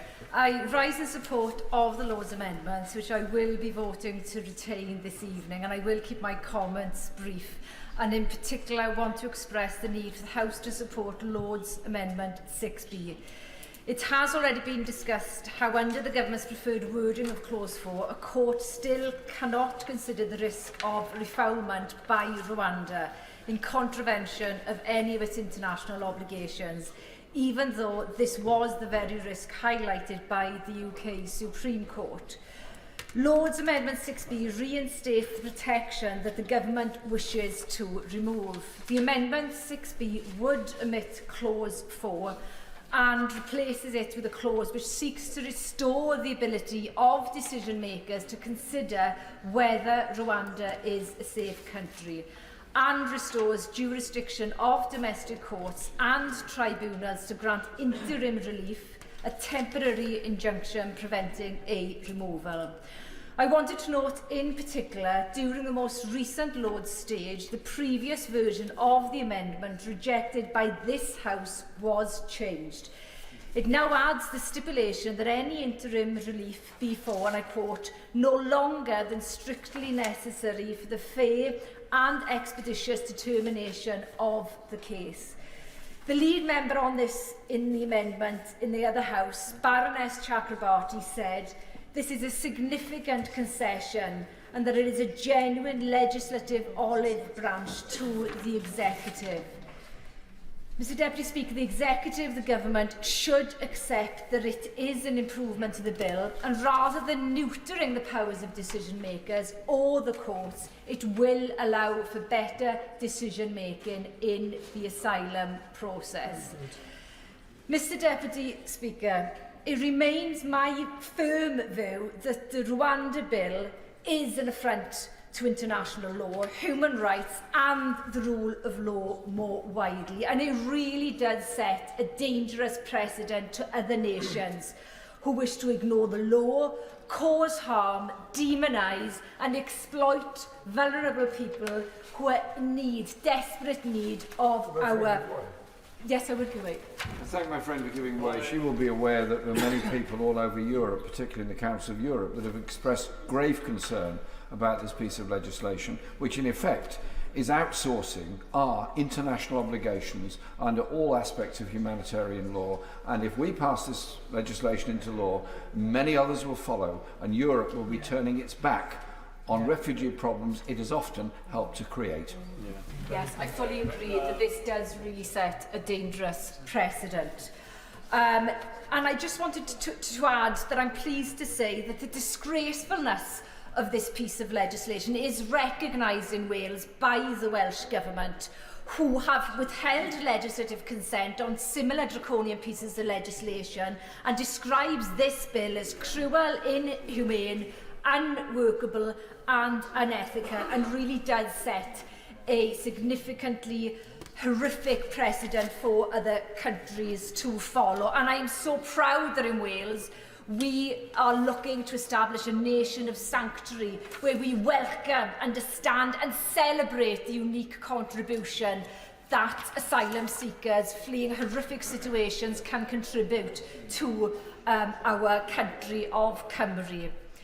So this bill is an assault on our checks and balances, on our scrutiny of those powers, and quite frankly is unamendable and should be thrown out wholesale. But given that that is unlikely to happen, in a true attempt to make a bad bill less bad, I will support Amendment 6B and the other amendments before the House this evening. Diolch yn fawr. Tim Farron. The Deputy Speaker. I rise to support the amendments that the Government is seeking to overturn from the other place this evening. The issue of mass migration of people, refugees, people fleeing from the consequences of climate change, people maybe seeking just a better life themselves, people fleeing from war and persecution is a huge and serious global problem, and this bill is a deeply unserious response to it.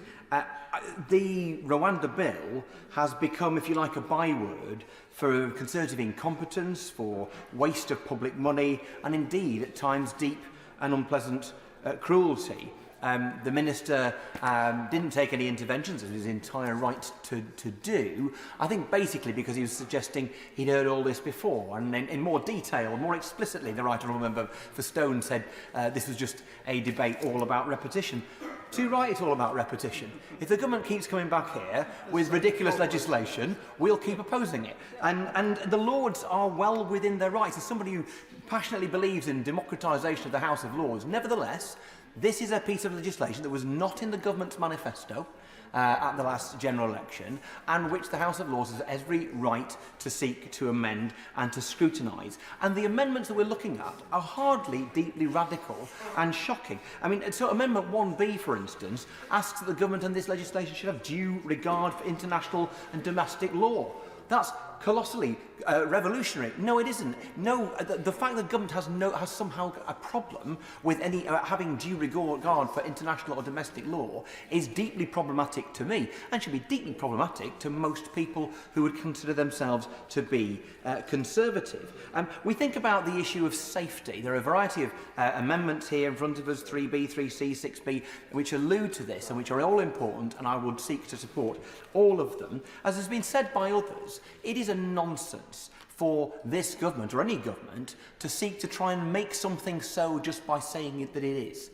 We've had many other colourful examples as to what other things we could just will to be the case. I declare Blackburn Rovers back in the Premier League and Chris Sutton and Alan Shearer both back in their 20s. This is not how the world works. And we must recognise that if the government now believes it has evidence to suggest that Rwanda is a safe place, fair enough. Present the evidence to the court. That's what you do if you're behaving like a normal, constitutional, conservative, or indeed a constitutional Democrat of any other kind. With regard to Amendment 9B, which talks about the issue of protecting victims and potential victims of modern slavery, the former Prime Minister, the Right Honourable Member for Maidenhead, is rightly proud, and this government should retain some pride in the modern slavery legislation. This is an amendment that would not actually prevent the Rwanda programme taking place. It would just prevent those people who are potentially at risk of modern slavery from being part of that deportation. There is no reasonable justification for any reasonable government to object to Amendment 9B and 10B, like other people in other honourable and right honourable members in this place and outside of it at this moment. I have spoken to people who escaped Afghanistan, who had been helping the police against the Taliban, and indeed helping UK armed forces against the Taliban, but were left behind. And the only way they could seek safety was via irregular routes and eventually to cross the Channel and end up in the United Kingdom. 10B allows the individual I'm thinking of that I met in Barrow a few months ago, who, by the way, is being well served by my honourable friend and neighbour, his member. It would allow him the right to be here and not to be removed. It's about Britain doing the right thing and maintaining its obligations to people who put their lives on the line to protect us and to protect our forces. But I said this is a deeply unserious bill to deal with a massively serious problem. The least serious thing that was said today by the Minister was that this bill constitutes any form of deterrence. The simple fact is that 1 in every 200, if the government gets its own way and everything goes absolutely perfectly, 1 in every 200 asylum seekers here might just get sent to Rwanda. What nonsense. The idea that someone has fled the murderous tyrant Isaias Afwerki in Eritrea, left that country because they were going to be conscripted to murder their own people. They've crossed the hellhole that is Libya. They've been across the Mediterranean, for pity's sake. They've got across the rest of Europe. They're faced with what? A relatively small body of water to cross to get to the United Kingdom and a 0.5% chance of being sent to Rwanda. That deters anyone. Who is the Minister trying to kid? This is a ridiculous waste of money. The money spent on Rwanda so far could have done many things, one of which would have been employed more than 6,000 caseworkers to help remove those people who are not genuine asylum seekers. That would actually be a deterrent. Instead, we have this nonsense. I better not, because I'm taking up much time. I'll simply finish with this. I'm sure I'm going to agree with whatever the honourable gentleman would have said. I simply want to say this, that this is a bill riddled with pretence. The pretence, above all, that this would be a deterrent to anybody. A ridiculous waste of taxpayers' money, deeply uncruel. If Rwanda is a safe place, it will deter no one from coming here and then being sent there. If it is an unsafe place, no decent government would ever propose to send anyone to it. You cannot have it both ways. You have it neither. Thank you very much, Deputy Speaker. This bill casts a shadow over the reputation of this place and over our country as one where the rule of law is valued and respected. It is a matter of grave concern that the government seems determined to ignore the many legal experts and human rights organisations that have voiced serious and fundamental concerns about this bill. As Lord MacDonald of Salford, a crossbench peer and former Permanent Secretary at the Foreign Office, set out clearly in the press over the weekend, the bill declares as fact that Rwanda is safe enough to provide shelter for vulnerable people fleeing persecution in their home countries, and that not only must British courts accept that Rwanda is safe, they cannot question that assertion, even in the light of new evidence that Rwanda may no longer be safe. Surely all of us in this place know how quickly political change can arise in any state. It is nonsensical for the government to make such a declaration about the safety of Rwanda, but to do so when the impact on vulnerable people has the potential to be so severe and affect their fundamental human rights and their safety is irresponsible and reckless. Yeah. Amnesty International UK are among those urging the government to drop this divisive and dangerous piece of legislation. They have called the bill an affront to international law, human rights and the rule of law more widely. And they have warned that, if passed, it will leave the UK in serious conflict with its international human rights obligations, send a dangerous signal that other nations are free to show similar disdain for their obligations under international law, and harm people who are powerless, vulnerable to demonisation and readily and cruelly exploited. The Law Society has described the bill as flawed and that it undermines important British values such as the rule of law and protection for victims, damages the UK's constitutional balance and will ultimately prove unworkable while costing the UK taxpayer a great deal of money. They have also highlighted research which suggests that 61% of people think the government should either accept some amendments to the Rwanda policy or scrap it altogether. Liberty has described this bill as a constitutionally extraordinary piece of legislation, adding that in several places its provisions advance into some potentially dangerous positions. For a government to get to this point, to try to put through legislation that human rights experts describe as potentially dangerous is truly shocking. Why is it that the government thinks that it can ride roughshod over international law and human rights? The amendments that we are considering today would, among other things, require the government to give due regard to domestic and international law, a most important principle that no one could dispute, allow ministers, officials and courts to consider whether Rwanda is safe on a case-by-case basis, and remove the risk of unaccompanied children being inadvertently sent to Rwanda. Amendment 6B, for example, would allow the court or tribunal to grant an interim remedy that prevents or delays, or that has the effect of preventing or delaying, the removal of the person to the Republic of Rwanda, providing such prevention or delays is for no longer than strictly necessary for the fair and expeditious determination of the case.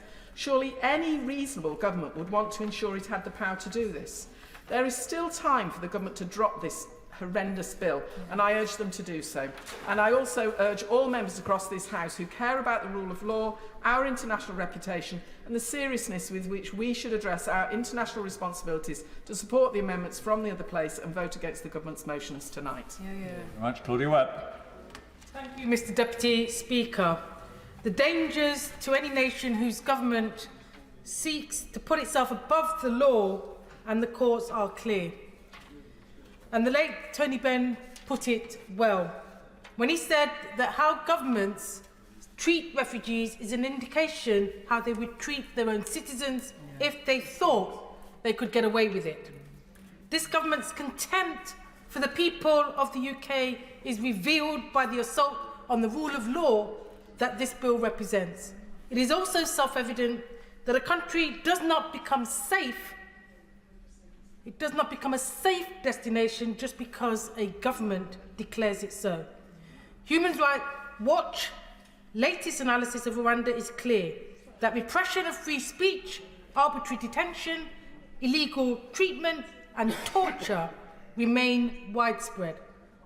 The Noble Baroness Chakrabarty's amendment is an attempt to remove one of the most damaging aspects of this bill and restore the primacy of law above the whims and ambitions of politicians in asylum applications, and to prevent the government simply declaring blanket fashion that Rwanda is safe because they wish it to be and want to deport those fleeing terrible dangers who reach our shores, including, let's not forget, children. By denying access to a court to challenge the safety of the Rwanda bill as not being compatible with the UK's international obligation is to shame our country. As I have said before, the only real solution to this malignant and discriminatory bill is actually to scrap it altogether. But at the very least, its worst aspects must be mitigated, and that includes the need to restore the jurisdiction of the domestic courts as to the safety of Rwanda and the power to grant interim injunctions, and, at the very least, to look at matters on a case-by-case basis. I therefore support Amendment 6B and all other amendments from the other place, and I urge all honourable and right honourable members in this House to do the same. Thank you, Mr Deputy Speaker. And following John McDonnell, with leave of the House, the Minister will respond. John McDonnell. I only want to make 4 brief points, really, and it's based upon my experience in my own constituency. I think at the height of the number of asylum seekers being placed in hotels, I think I had the largest number, and I think I still have. I had 2,500 asylum seekers in my constituency, and I welcome them. I welcome them into our community, and our community as I think, as always in Hayes and Harlington, they've risen to support people in need. So I was proud of the local community. And the lessons I've got from dealing with those asylum seekers, touring around the hotels, dealing with casework. In fact, one of the hotels was actually next to my constituency office.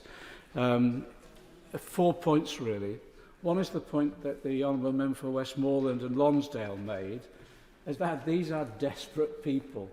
They are desperate people, and they will not be deterred to coming here, but having experienced what they have experienced back in their home country, and also in the way in which they've travelled here, and the desperate circumstances that they're in both instances. They will not be deterred by this legislation. And it just, for them, they know the same as we do, that this is a political stunt rather than anything else. Certainly. I thank my friend for giving way on this point. It's been my privilege to visit Calais on a number of occasions over the past few years. I've had many conversations with people there. They're desperate, they're poor, they're hungry, they're homeless, they're victims of war and human rights abuses, and they're being treated as though they're enemies of the whole community here. They're not. They're people trying to survive in a very difficult world, and our message seems to be the opposite of all the humanitarian law that's been passed into common parlance over the past 70 years. Sort of follow what my friend has said. The other lesson I've learned from meeting this wide range of asylum seekers is what skills they can bring to our country and how desperate they are to make a contribution. And all they want is for their case to be processed, because the vast majority of them, even those detained in the 2 detention centres in my constituency, the majority will actually win their cases and then be received into the community. The problem that they have is the processing situation means that they have to travel here not through the normal processing, and secondly, when they get here, they're waiting anything up to 2 years just to have their case heard. So I don't think in any way this will deter desperate people from coming in that way. The second point I make relates to the amendment with regard to the assessment of children. The honourable member for Ruislip Pinner and Northwood is not here, and he made reference to both of us because we're both members of Parliament representing the London Borough of Hillingdon, that has accepted more unaccompanied children than any other borough itself, because of the proximity of Heathrow within our constituencies. We've had a problem with age assessments, and the problem has not been the one that the media hone in upon, which is elderly people being assessed as children. It's the other way around, children being forced through the process of all of this, which actually can be really demeaning and can impact upon their mental health, and then eventually being found to be children, as all the statistics demonstrate. So it's a brutal system, and all this amendment is doing is making sure that assessment is done by those who are experienced in that assessment process, which is local authorities.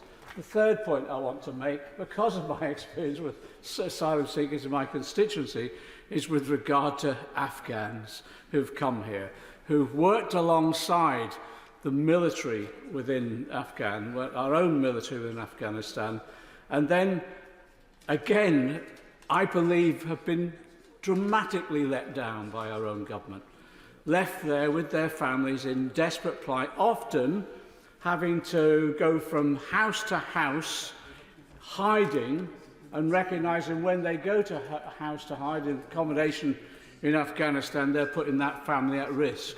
And then some of them, the advice that they were given is get to the nearest border. And so they get to the nearest border, one of which is Iran, then they get sent back, or Pakistan, and then they get sent back again. And if they can break through that system and get here, then what happens is they're treated almost like criminals, even though they've often put their lives at risk in supporting this country. Now, the Minister has said today he'll be reviewed. There's a review of the APPROX scheme going on, and that will be taken into account, and that seems the solution. All I can say is that review needs to be undertaken immediately, but whilst it's going on, can I urge the government to exempt those people who've served us in Afghanistan from this process, at least whilst that review is taking place. Otherwise, we'll be sending people back, sending people to Rwanda who I think we deserve some loyalty to, but also who have experienced quite traumatic dangers to their lives in serving us. Final point I make is this. I heard one person on the radio this morning, a Conservative MP, justifying this overriding of domestic law and the courts themselves as though this was some rebalancing between the executive and the courts. It's not a rebalancing, it's riding roughshod over the system of law that we have in this country, of respect for the decisions of the courts themselves. And I just say, I give a warning to the government and the party opposite. This actually places an awful lot of power, sets a precedent of placing an awful lot of power in the hands of the executive. Just think what a government with a huge majority could do in using that precedent in the future. And you know, that unbalancing that's happening at the moment is one in which it places the ultimate decisions between what is reality and unreality in the hands of a government. I think people will live to regret setting that precedent if we're not very, very careful. This bill is a rubbish bill. It should be thrown out. And I congratulate those members in the House of Lords and the other place that are doing their best to at least bring some sense towards it.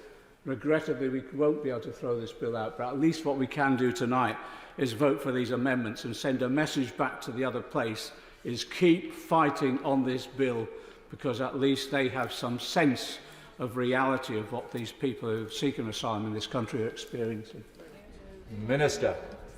Mr Deputy Speaker, with leave of the House, I would like to remind the House that I opened by saying that we were not quite at the point of completing each other's sentences, but perhaps Mr Deputy Speaker, we are there now. My honourable friend, the member for Stone, hinted that I might be in danger of repeating myself, and so I'll make sure that I keep my remarks to the point. Can I thank honourable and right honourable members for their contributions? I thank, as always, the honourable member for Aberavon for the way that he conducts himself. He reminds us that he is an inveterate optimist, as perhaps you have to be sitting on the Labour benches. But it's right to say that it has been a good-natured debate, despite some uncharacteristic heckling from the Shadow Secretary of State. And I had some gentle chiding from the honourable member for Westmoreland and Lonsdale, who gently chided me for not giving way. But I was pleased that I didn't give way to the honourable member for Brent North, not least because he said his intervention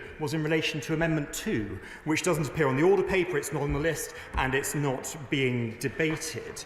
The honourable member for Glasgow Central, I thank her as always for her contributions. She'll be pleased to know that we disagree again. That will reassure her, but I'm sure her campaign will continue. My honourable friend, the member for Ruislip, Norwood and Pinner, as always, made some serious points. Just on his point in relation to local authorities, and it's also relevant to the right honourable gentleman, the member for Hayes and Harlington's point. I met recently with the leader of Hillingdon Council, Councillor Ian Edwards, and I discussed some of these issues and some of these pressures. I'm very grateful to my honourable friend, the member for Ruislip, Norwood and Pinner, for his contributions. He tempted me to go down a certain path that's unnecessary, Mr Deputy Speaker, in relation to the ECHR and a recent judgment. And indeed, my right honourable learned friend, the member for South Swindon, also tempted me to go down that certain path. But I'm going to resist that temptation for the time being. The right honourable lady, the chairman of the Select Committee, she mentioned a desire to debate the treaty, but Mr Deputy Speaker, may I just gently suggest to her that we've had ample opportunity to debate the treaty, not least as part of the proceedings in relation to this bill. But may I respond to my right honourable learned friend's points in this way? He mentioned a temptation for amendments, and a liking indeed, for amendments 3B and C, and he asks me what progress has been made. Can I reassure him that progress has been made? And can I reassure him once again that the government will only ratify the treaty once we agree with Rwanda that all necessary implementation is in place for both countries to comply with their obligations under the treaty. He also rightly asked, as did other members, honourable and right honourable from across the House, about Amendment 10B. And I merely repeat the point that this government recognises the commitment and responsibility that comes with combat veterans, whether our own or those who showed courage by serving alongside us. We will not let them down. Mr Deputy Speaker, I invite all right honourable members to join us in the government lobbies. This will allow us to get flights off the ground, to disrupt the business model of the people smugglers who are exploiting vulnerable people. I beg to move. Thank you very much. I'm expecting several divisions. The question is that this House disagrees with the Lords in their Amendment 1B. As may that opinion say aye. Aye. Or the contrary, no. No! Division, clear the lobby.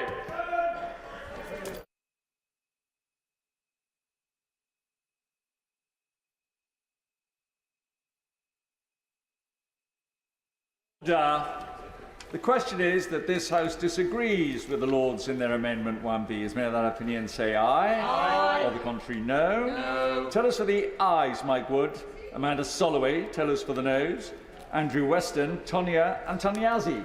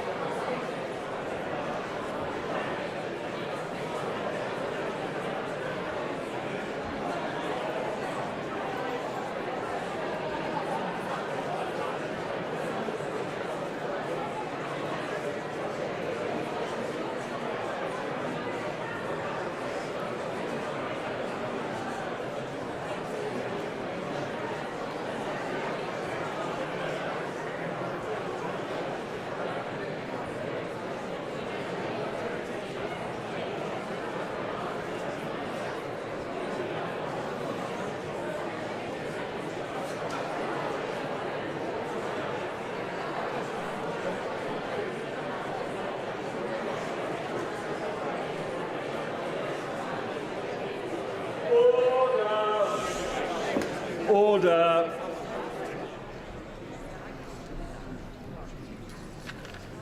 The ayes to the right, 315. The noes to the left, 250.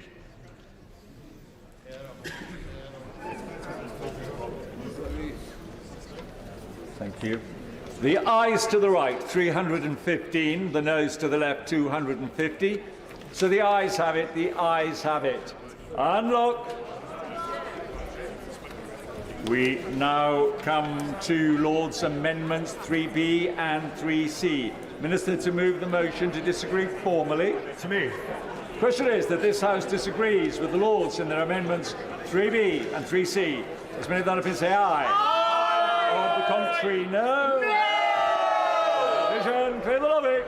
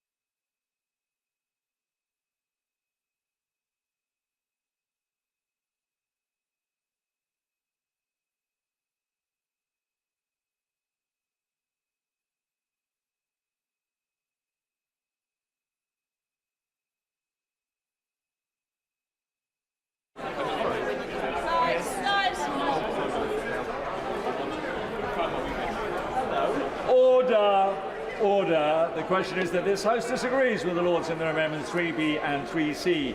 As many of that have been say aye. Aye. Contrary, no. No. Tell us for the ayes, Amanda Soloway, Mike Wood. Tell us for the noes, Tonia Antoniazzi and Andrew Weston.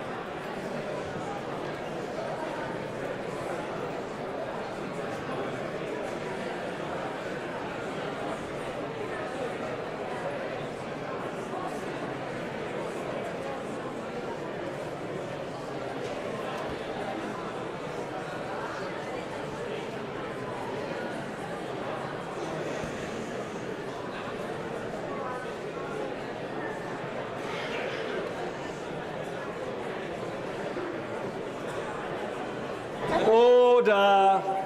Order.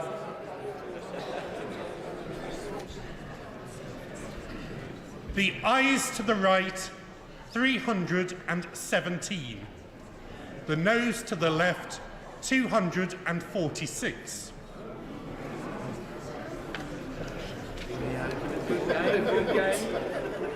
Thank you. The ayes to the right, 317. The noes to the left, 246. So the ayes have it. The ayes have it. Not. Order. Order. Under the programme order of the 18th of March, I must now put the questions necessary to bring to a conclusion proceedings on the Lord's message. We now come to Lord's Amendment 6B. Minister to move the motion to disagree formally.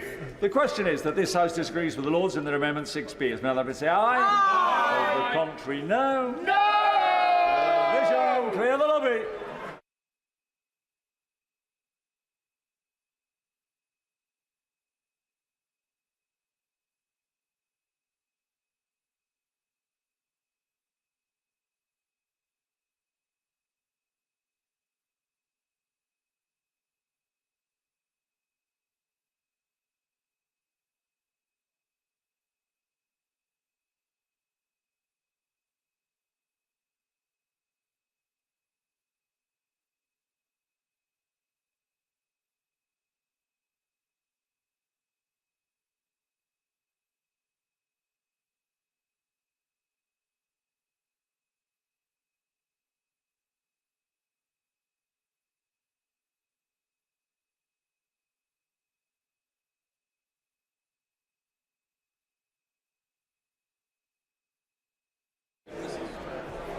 Order.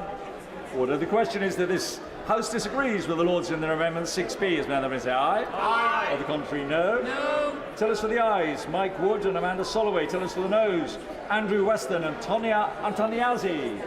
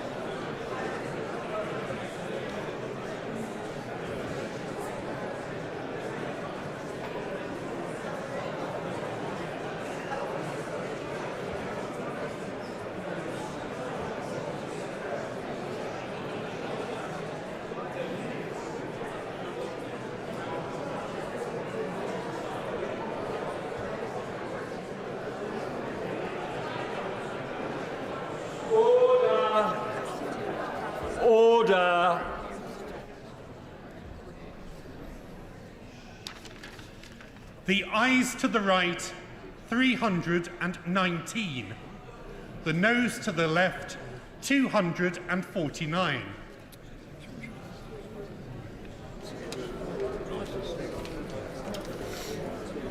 Thank you.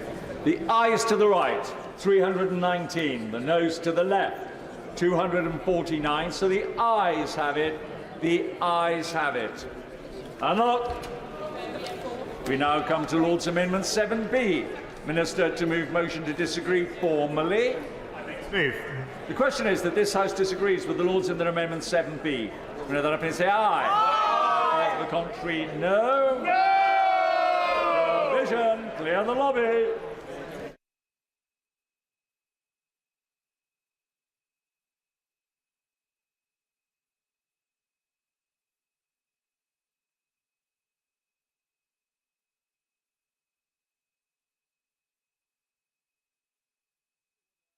The question is that this House disagrees with the Lords in their Amendment 7B. As many other members say aye. Aye. Contrary, no. No. Tell us for the ayes, Amanda Soloway, Mike Wood. Tell us for the noes, Tony Antoniazzi and Andrew Weston.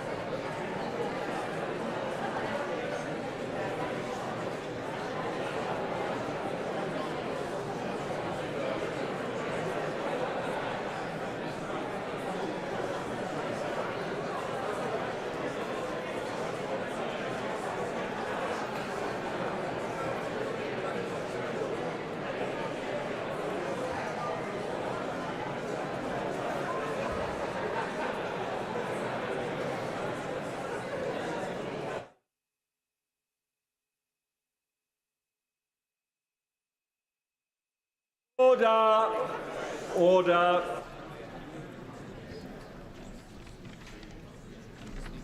The ayes to the right, 319. The noes to the left, 249.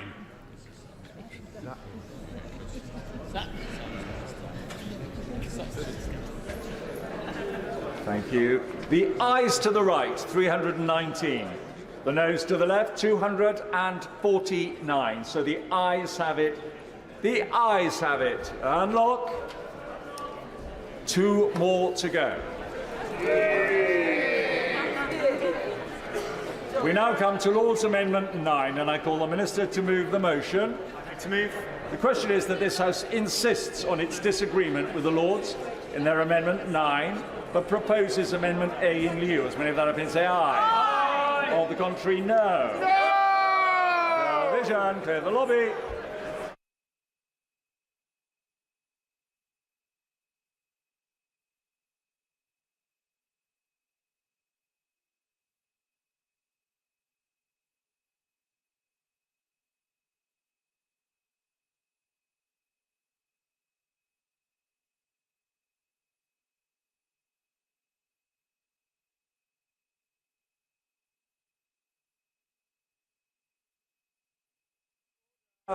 Order.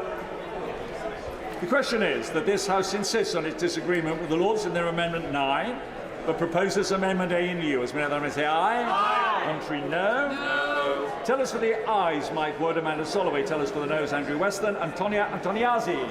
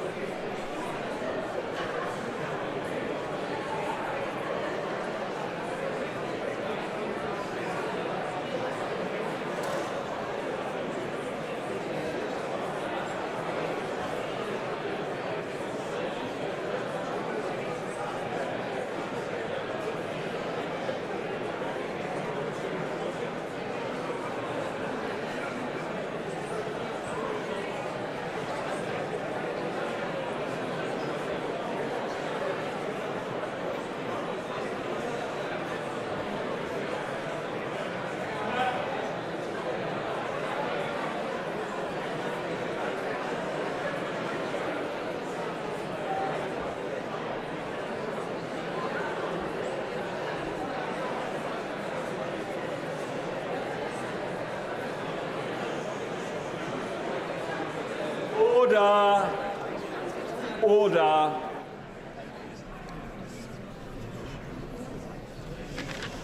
The ayes to the right, 320. The noes to the left, 246.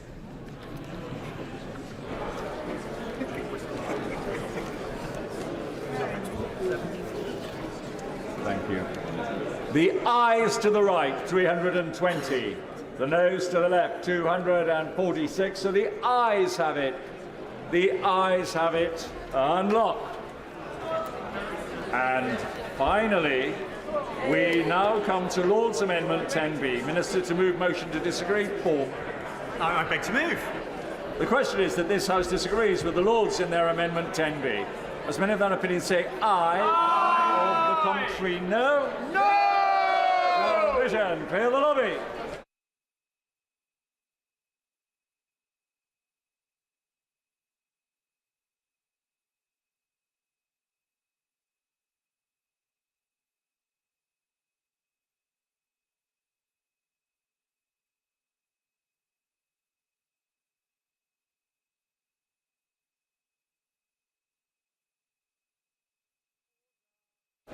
Order. Members could resume their seats, please. The question is that this House disagrees with the Lords in their Amendment 10B. As many of say aye. Aye. Of the contrary, no. No. Tell us for the ayes, Amanda Soloway, Mike Wood. Tell us for the noes, Tony Yazzie and Andrew Weston.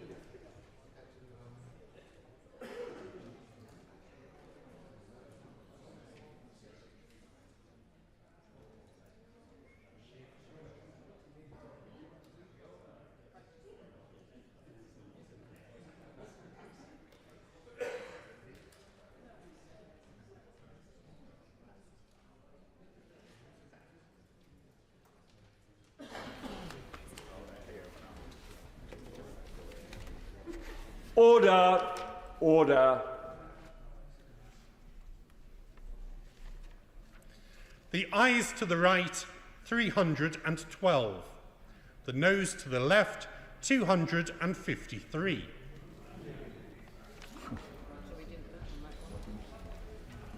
Thank you. The ayes to the right, 312. The noes to the left, 253. So the ayes have it. The ayes have it. Unlock. Minister to move that a committee be appointed to draw up reasons. I beg to move that a committee be appointed to draw up reasons to be assigned to the Lords for disagreeing to certain of their amendments. That Michael Tomlinson, Scott Mann, Kieran Mullen, James Sunderland, Stephen Kinnock, Colleen Fletcher and Alison Thewlis be members of the committee. That Michael Tomlinson be chair of the committee. That 3 be the quorum of the committee. That the committee do withdraw immediately. The question is that a committee be appointed to draw up reasons to be assigned to the Lords for disagreeing to their amendments 1B, 3B, 3C, 6B, 7B and 10B. That Michael Tomlinson, Scott Mann, Kieran Mullen, James Sunderland, Stephen Kinnock, Colleen Fletcher, Alison Thewlis be members of the committee. That Michael Tomlinson be the chair of the committee. That 3 be the quorum of the committee, and that the committee do withdraw immediately. As many other people say aye? Aye. I no. I think the ayes have it. The ayes have it. That concludes consideration of the Lord's message relating to the safety of Rwanda asylum and immigration bill. I beg to move that this House do now adjourn. The question is that this House do now adjourn. Neil Hanley. Mr. Deputy Speaker, this debate, the subject of this debate has been thrust into the spotlight in recent weeks. On the 4th of March, Michael Sallenberger's WPATH Files report by Mia Hughes was published, swiftly followed last week by Dr. Hilary Cass's eponymous report. Both make this clear. Gender identity and sex are completely different things, but ideological capture has blurred the lines. Early in the 90s, I was asked a question by a relative who was volunteering for the Samaritans, and she was speaking to a transvestite male who was struggling with his mental health, and did I, as a gay man, have any advice? And I was bemused by the question, because the only advice I could muster was that I had absolutely no insight whatsoever into cross-dressing behaviours, as most transvestites were heterosexual males. The notion that there is such a thing as an LGBT person is ludicrous. Homosexuality is an innate sexual orientation centred on one's natal sex. I am neither lesbian, bisexual or trans. I'm a gay male. Working with others who are same-sex attracted on shared LGBT rights has always made sense to me. As I've illustrated, there was a time in the not-too-distant past when heterosexual cross-dressers were confused with what it meant to be a gay male. There is little evidence of any T in the LGB. As they were then, what we now call gender identity and sex remain completely unconnected concepts, and they must not be confused. I started working in the NHS when I was 19 years old, and since then I have had a continuing responsibility for child safeguarding, which continues to this day. In 2019, I assumed that professional knowledge and academic experience would have been of value to my then political party, the SNP, as it attempted to grapple with gender recognition reform legislation. But I was wrong. I was an SNP candidate and the chair of Fife Pride back then, when I then met my then friend Shirley Ann Somerville for a coffee to discuss my safeguarding concerns over gender recognition reform. In addition to her Cabinet Secretary role, she was also covering the Equalities Brief. This was someone who I had known for years, someone who knew my family. I covered all the bases, emphasising exemplar cases like local sex offender Lenin Dolatowski, also known as Katie, who had been accused of sex offences in Miss Somerville's constituency and convicted of sexually assaulting a 10-year-old girl in the constituency Kirkcaldy and Cowdenbeath, which I was contesting. Despite assuring me throughout that conversation that she fully understood the concerns I raised, she concluded telling me in no uncertain terms this was Nicola's priority. So I would have to keep my views to myself. In other words, I was being told to be silent on safeguarding. I told her that's not something I would be able to do. I couldn't be silent on the matter of safeguarding children. Soon after that meeting, the attacks from the gender radical wings of the SNP, the Greens, Labour and the Lib Dems began. Since 2019, and indeed before that, people who have had concerns about LGBT rights and safeguarding of children and young people have been systematically silenced, and not just by the SNP. As recognised by the Secretary of State for Women and Equalities, and again today in the Chamber by the Secretary of State for Health, there has been a deep-rooted capture within our institutions, with senior leaders ignoring the actual law and ideologically captured groups like Stonewall who misrepresent it. I will give way. Can I commend Honourable Gentleman Caldy and Cowdenbeath for bringing this forward? And it is an issue we touched upon in a statement earlier on today. Does the Honourable Member not agree that we have a duty, I believe, to protect children of all backgrounds from the lobbying groups who abuse the system to promote a harmful ideology, and that multinational companies like Starbucks, as an example, who have supported charities such as Mermaids? It is time that these and those types of charities advocating for those as young as 14 years of old should rethink their charitable endeavours, and they should sow instead into charities that help protect our children, and they must be left alone to let kids be kids. I thank the Honourable Gentleman for that intervention, and I made this point earlier today during the statement, but the tentacles and influence of Stonewall need to be rooted out of every institution across these islands. It has been my long-held view that the agenda Stonewall have pushed has seen queer theory-based policies insinuate their way into every public body, into policing, education. Order. We just have to go through the choreography, I'm afraid, because we've hit 10 o'clock. Can you move the agenda? I beg to move this House to now adjourn. The question is that this House do now adjourn. Please carry on. I wonder why the mics were cutting out, Mr. Deputy Speaker. So I'll go back a step. So Stonewall have pushed queer theory-based policies into every public body, including policing, education, health, and even onto the floor of the House of Commons, where straight women tell gay men to get back in their closet. The decision by Stonewall to add the T and incorporate cross-dressing heterosexual males under the wide banner of trans, or the more recently added Q+, was directly responsible for the elevation of concern amongst LGBT people, women and transsexuals. The damage done by Stonewall has been immeasurable. LGBT people, women, transsexuals have all been subjected to vitriolic attacks from queer theory activists who hide their vicious and vindictive mob behaviour behind hashtags like Be Kind. I could give a roll call of those who've stood up to this mob or been dragged through the media and the courts for vexatious purposes, but I would be on my feet all week.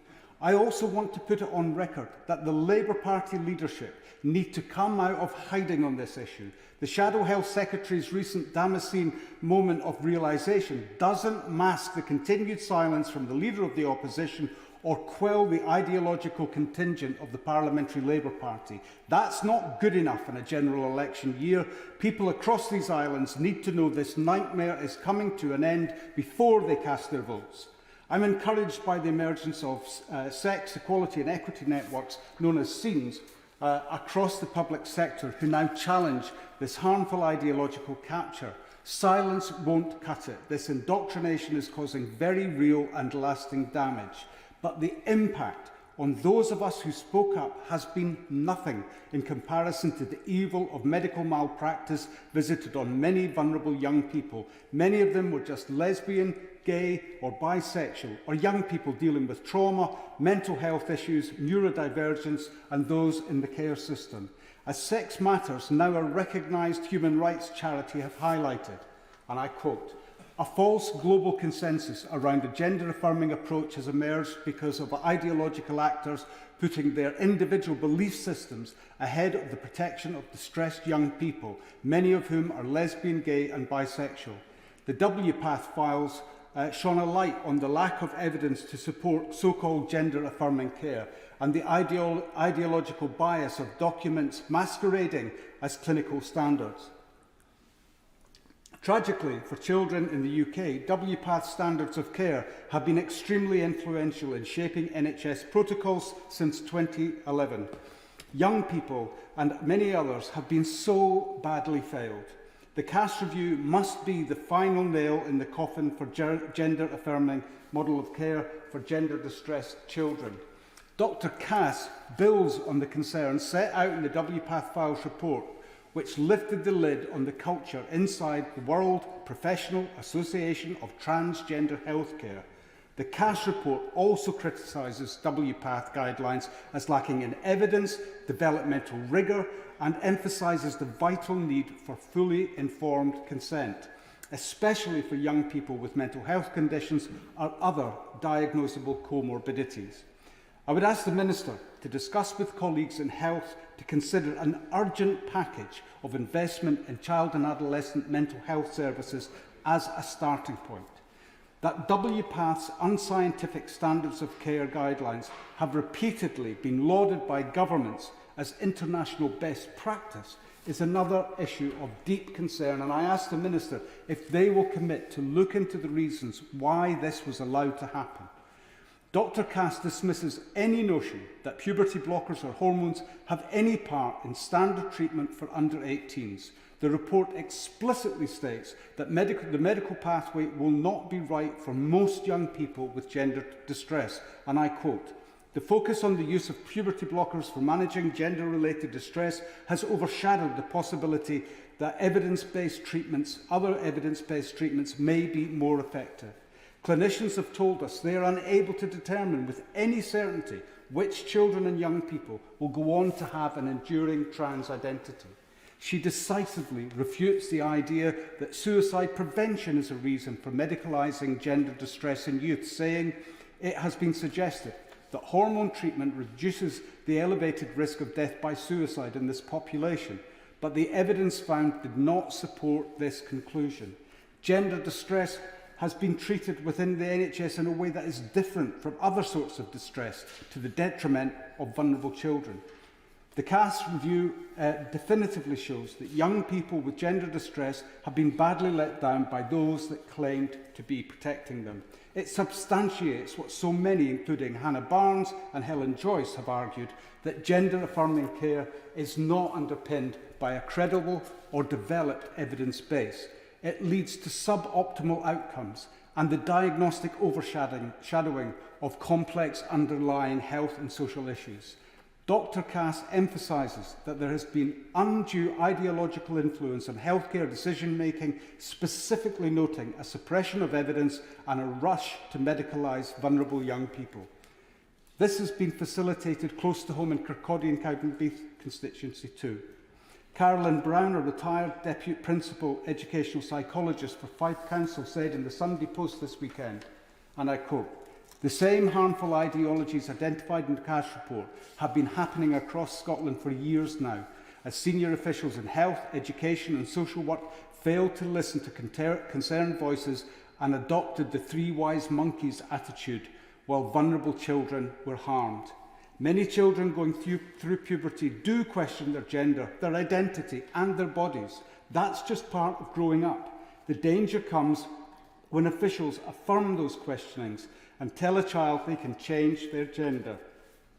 This is ethically and morally irresponsible, as well as psychologically harmful, and more likely to compound the mental health issues the child already has and reinforce the child's self-perception that he or she is really trans. According to queer theory extremists, these children were born in the wrong body. Once again, I commend the bravery and strength of those who have detransitioned and have had the courage to tell their stories. Ciara Bell, Richie Herring, Sinead Watson, and also to those yet to find their voice. It's a double scandal that we do not know how many other young people have been affected and lives irreversibly altered by medical malpractice. These young people were exceptionalised and subject to life-altering treatments without due regard for safeguarding and denied the necessary follow-up expected in every other sphere of clinical practice. The cohort of GIDS patients were disproportionately made up of girls. Prior to the publication of CAS, Tavistock whistleblower Dr. David Bell spoke of young LGBT people, especially lesbians, having their sexuality transed away.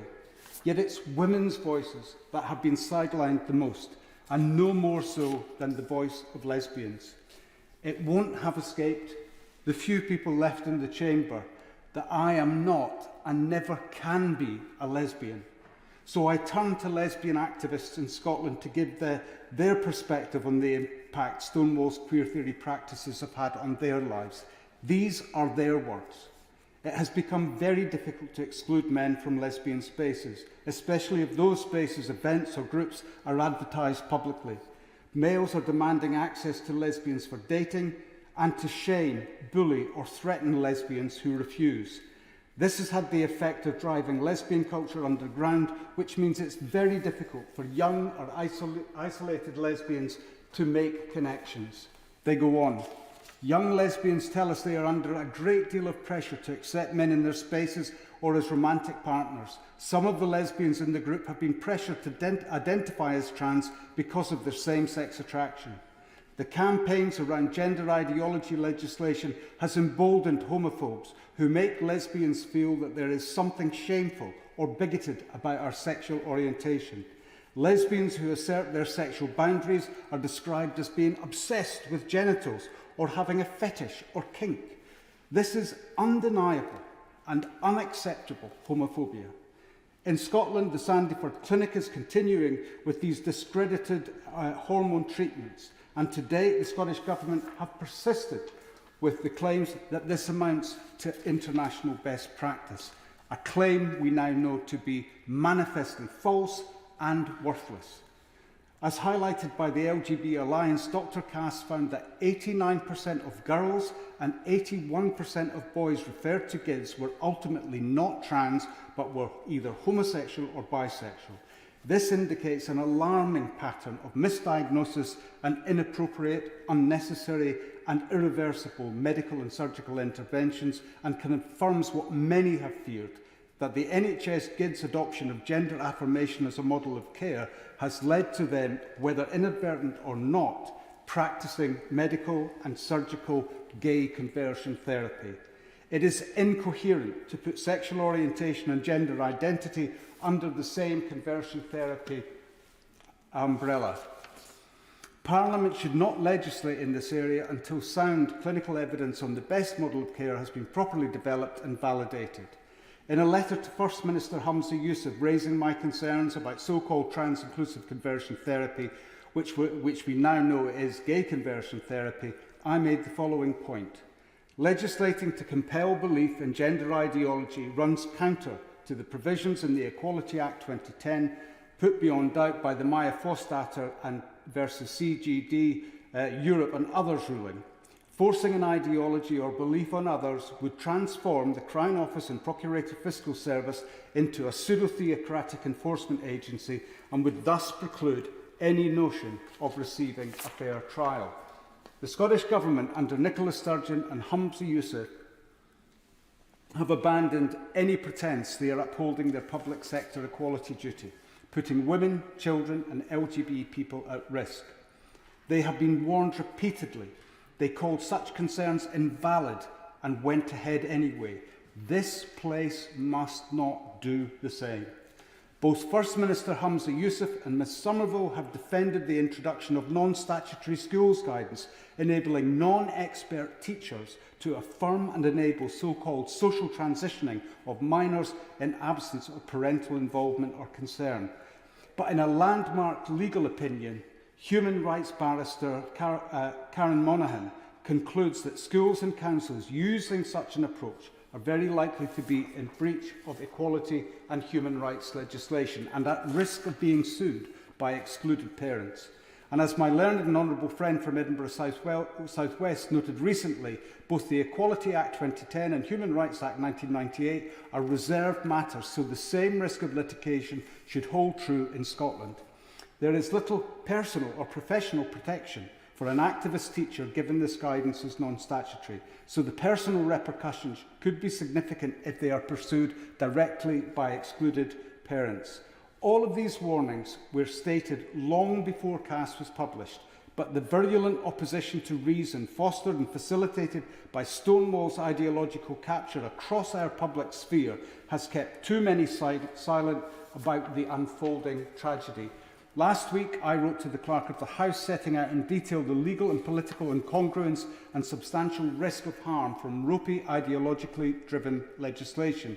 Therefore, I am seeking confirmation from the Minister that any such legislation will be excluded from the up-and-coming Criminal Justice Bill, namely New Clause 37, given the weight of evidence Dr. Cass has published about the dangers of embedding such practice in statute.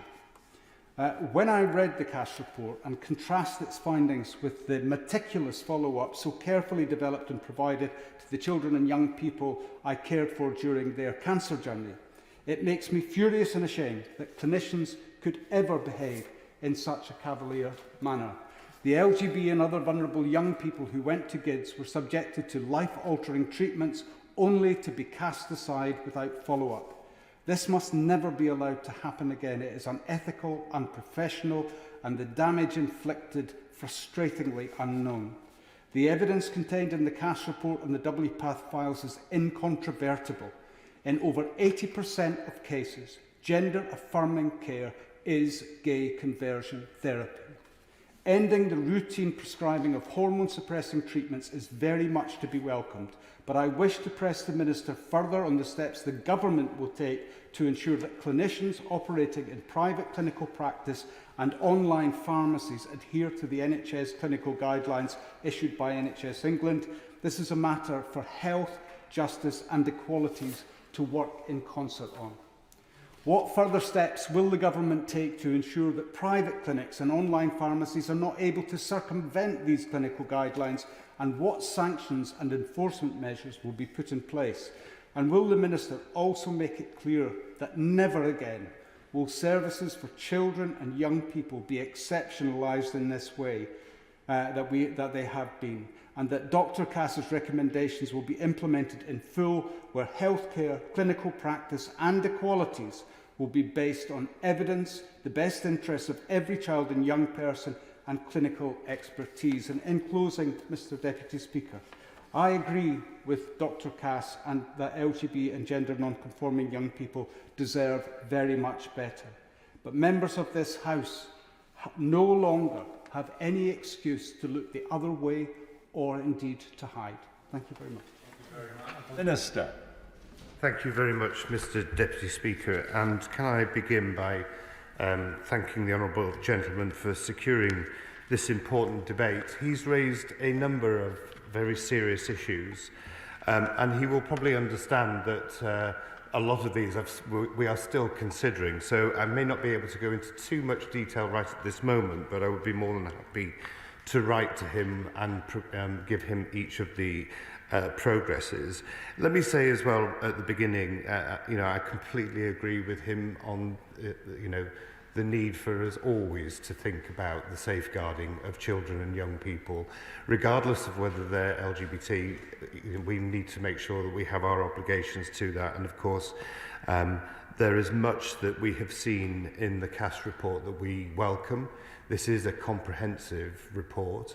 And as my right honourable friend, the Secretary of State for Health and Social Care, mentioned to the House earlier today, there's a lot that we'll be considering and responding to in due course.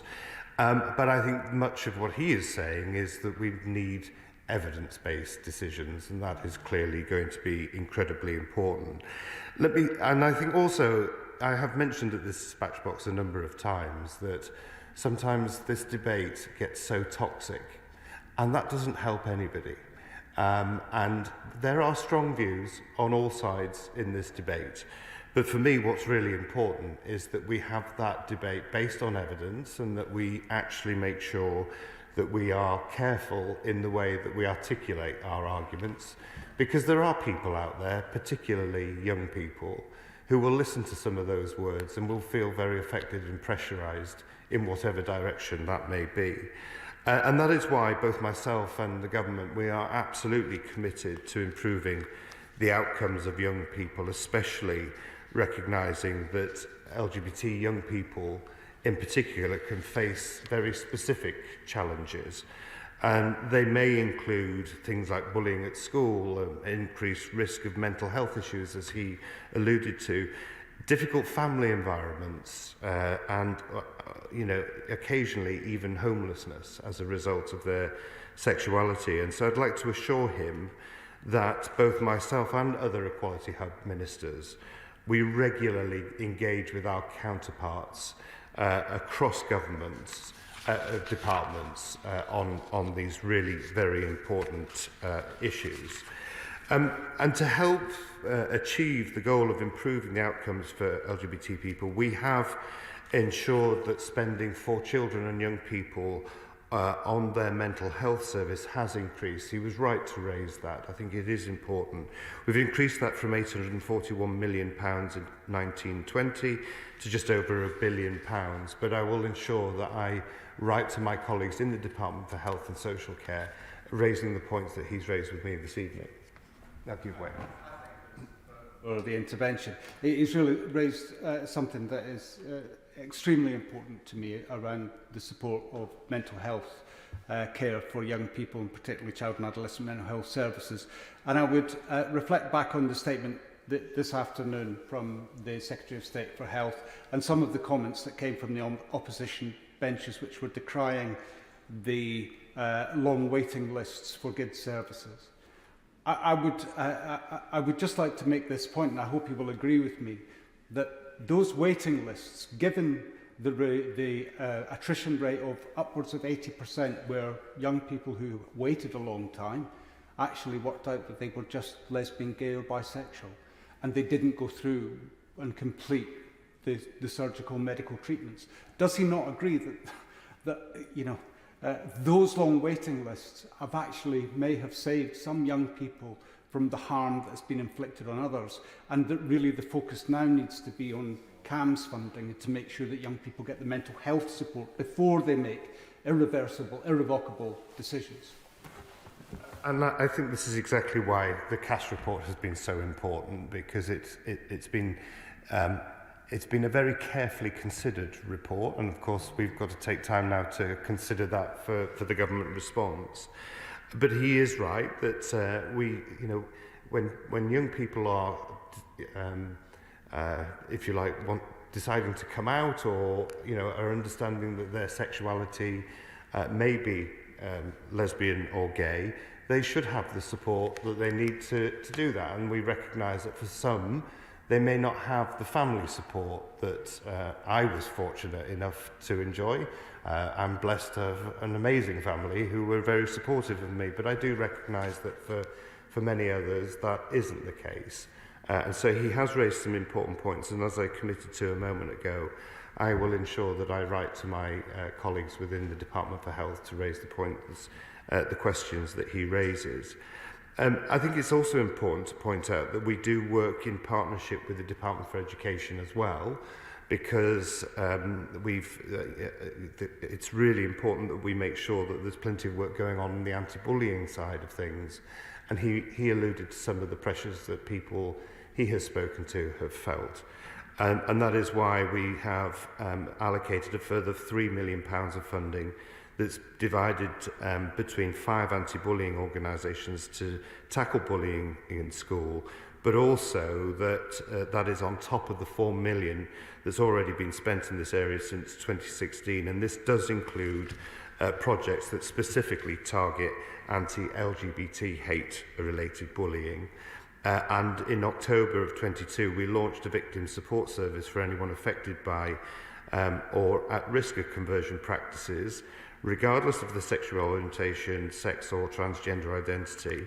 and the helpline is there to provide support and information to anyone over the age of 13. And as I've said on many occasions, conversion practices are not a one-way street.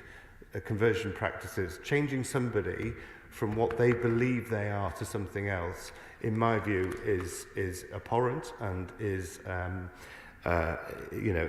clearly wrong. And that, as I say, it can go either way. So it's really important that we do acknowledge that.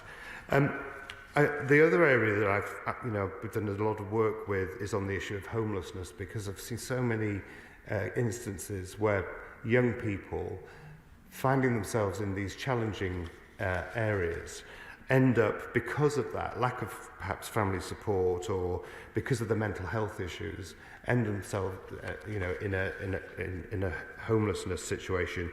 And so that's why last year both myself and the Minister for Homelessness, we convened a round table for local authorities and for charitable organisations to ensure that we are trying to do a very tailored support for those people who are LGBT, and we do take those issues incredibly seriously. I also want to point out, he mentioned the issues in Scotland. Well, of course, it wouldn't be responsible for me to answer on behalf of the Scottish Government. I don't want to do that. But in terms of what we're doing here, of course, we want to ensure that children are prepared for life in modern Britain, and they need to understand the world in which they're growing up in. And that's why the statutory guidance states that all pupils should receive teaching on LGBT contact during their school years, both and in secondary schools. I can see he wants me to give way, so I'm happy to do so. It's a good sport, as always. Just to clarify on the issue with Scotland, I think the fundamental question is about the implementation and observation of the responsibilities within the Equality Act and upholding the Human Rights Act, which are both reserved matters, and particularly the public sector equality duty, which has been an issue across a whole range of public bodies, and not least the Scottish Government, who seem to have their own perhaps stonewall view of how that should be interpreted. And I think it's really incumbent on all of us to refocus on the fundamental principles contained within that duty. Absolutely right to raise the issues of the Equality Act, and I'm again happy to, because it can get quite complex, and I would be terrified of saying the wrong words at the dispatch box. But if he will allow me, I will write to him with a few more details on those important points. And I was talking about the processes within the statutory guidance. Of course, our colleagues in the Department for Education is currently reviewing the statutory guidance that we have, and we expect that to go out to public consultation later this year. The review has been informed by independent expert panel, which brought together input from health, curriculum and safeguarding. So we hope that that will be a good piece of work that will provide updates on the guidance there.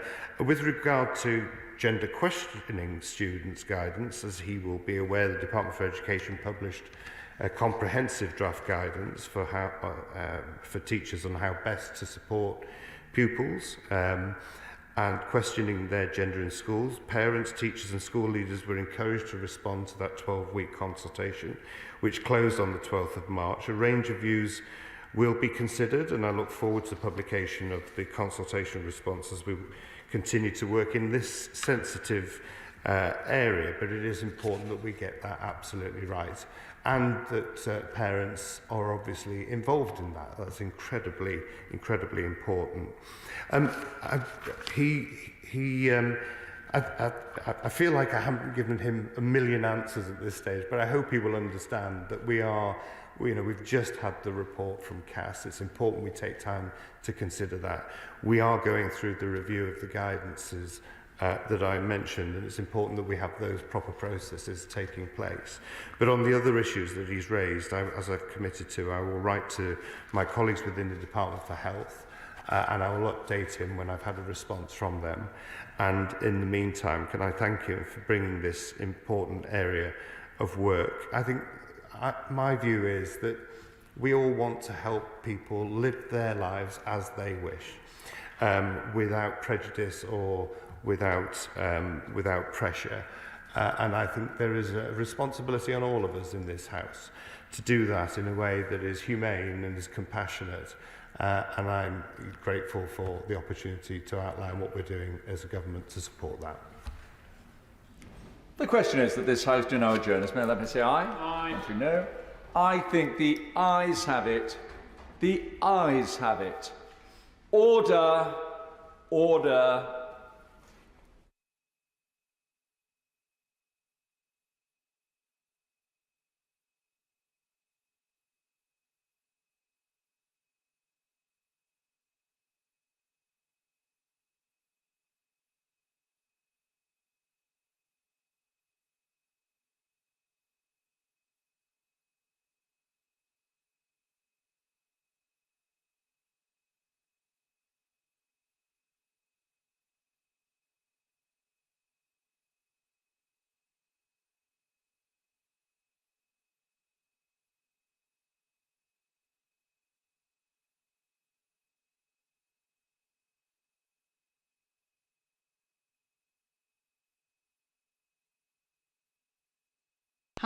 And sound.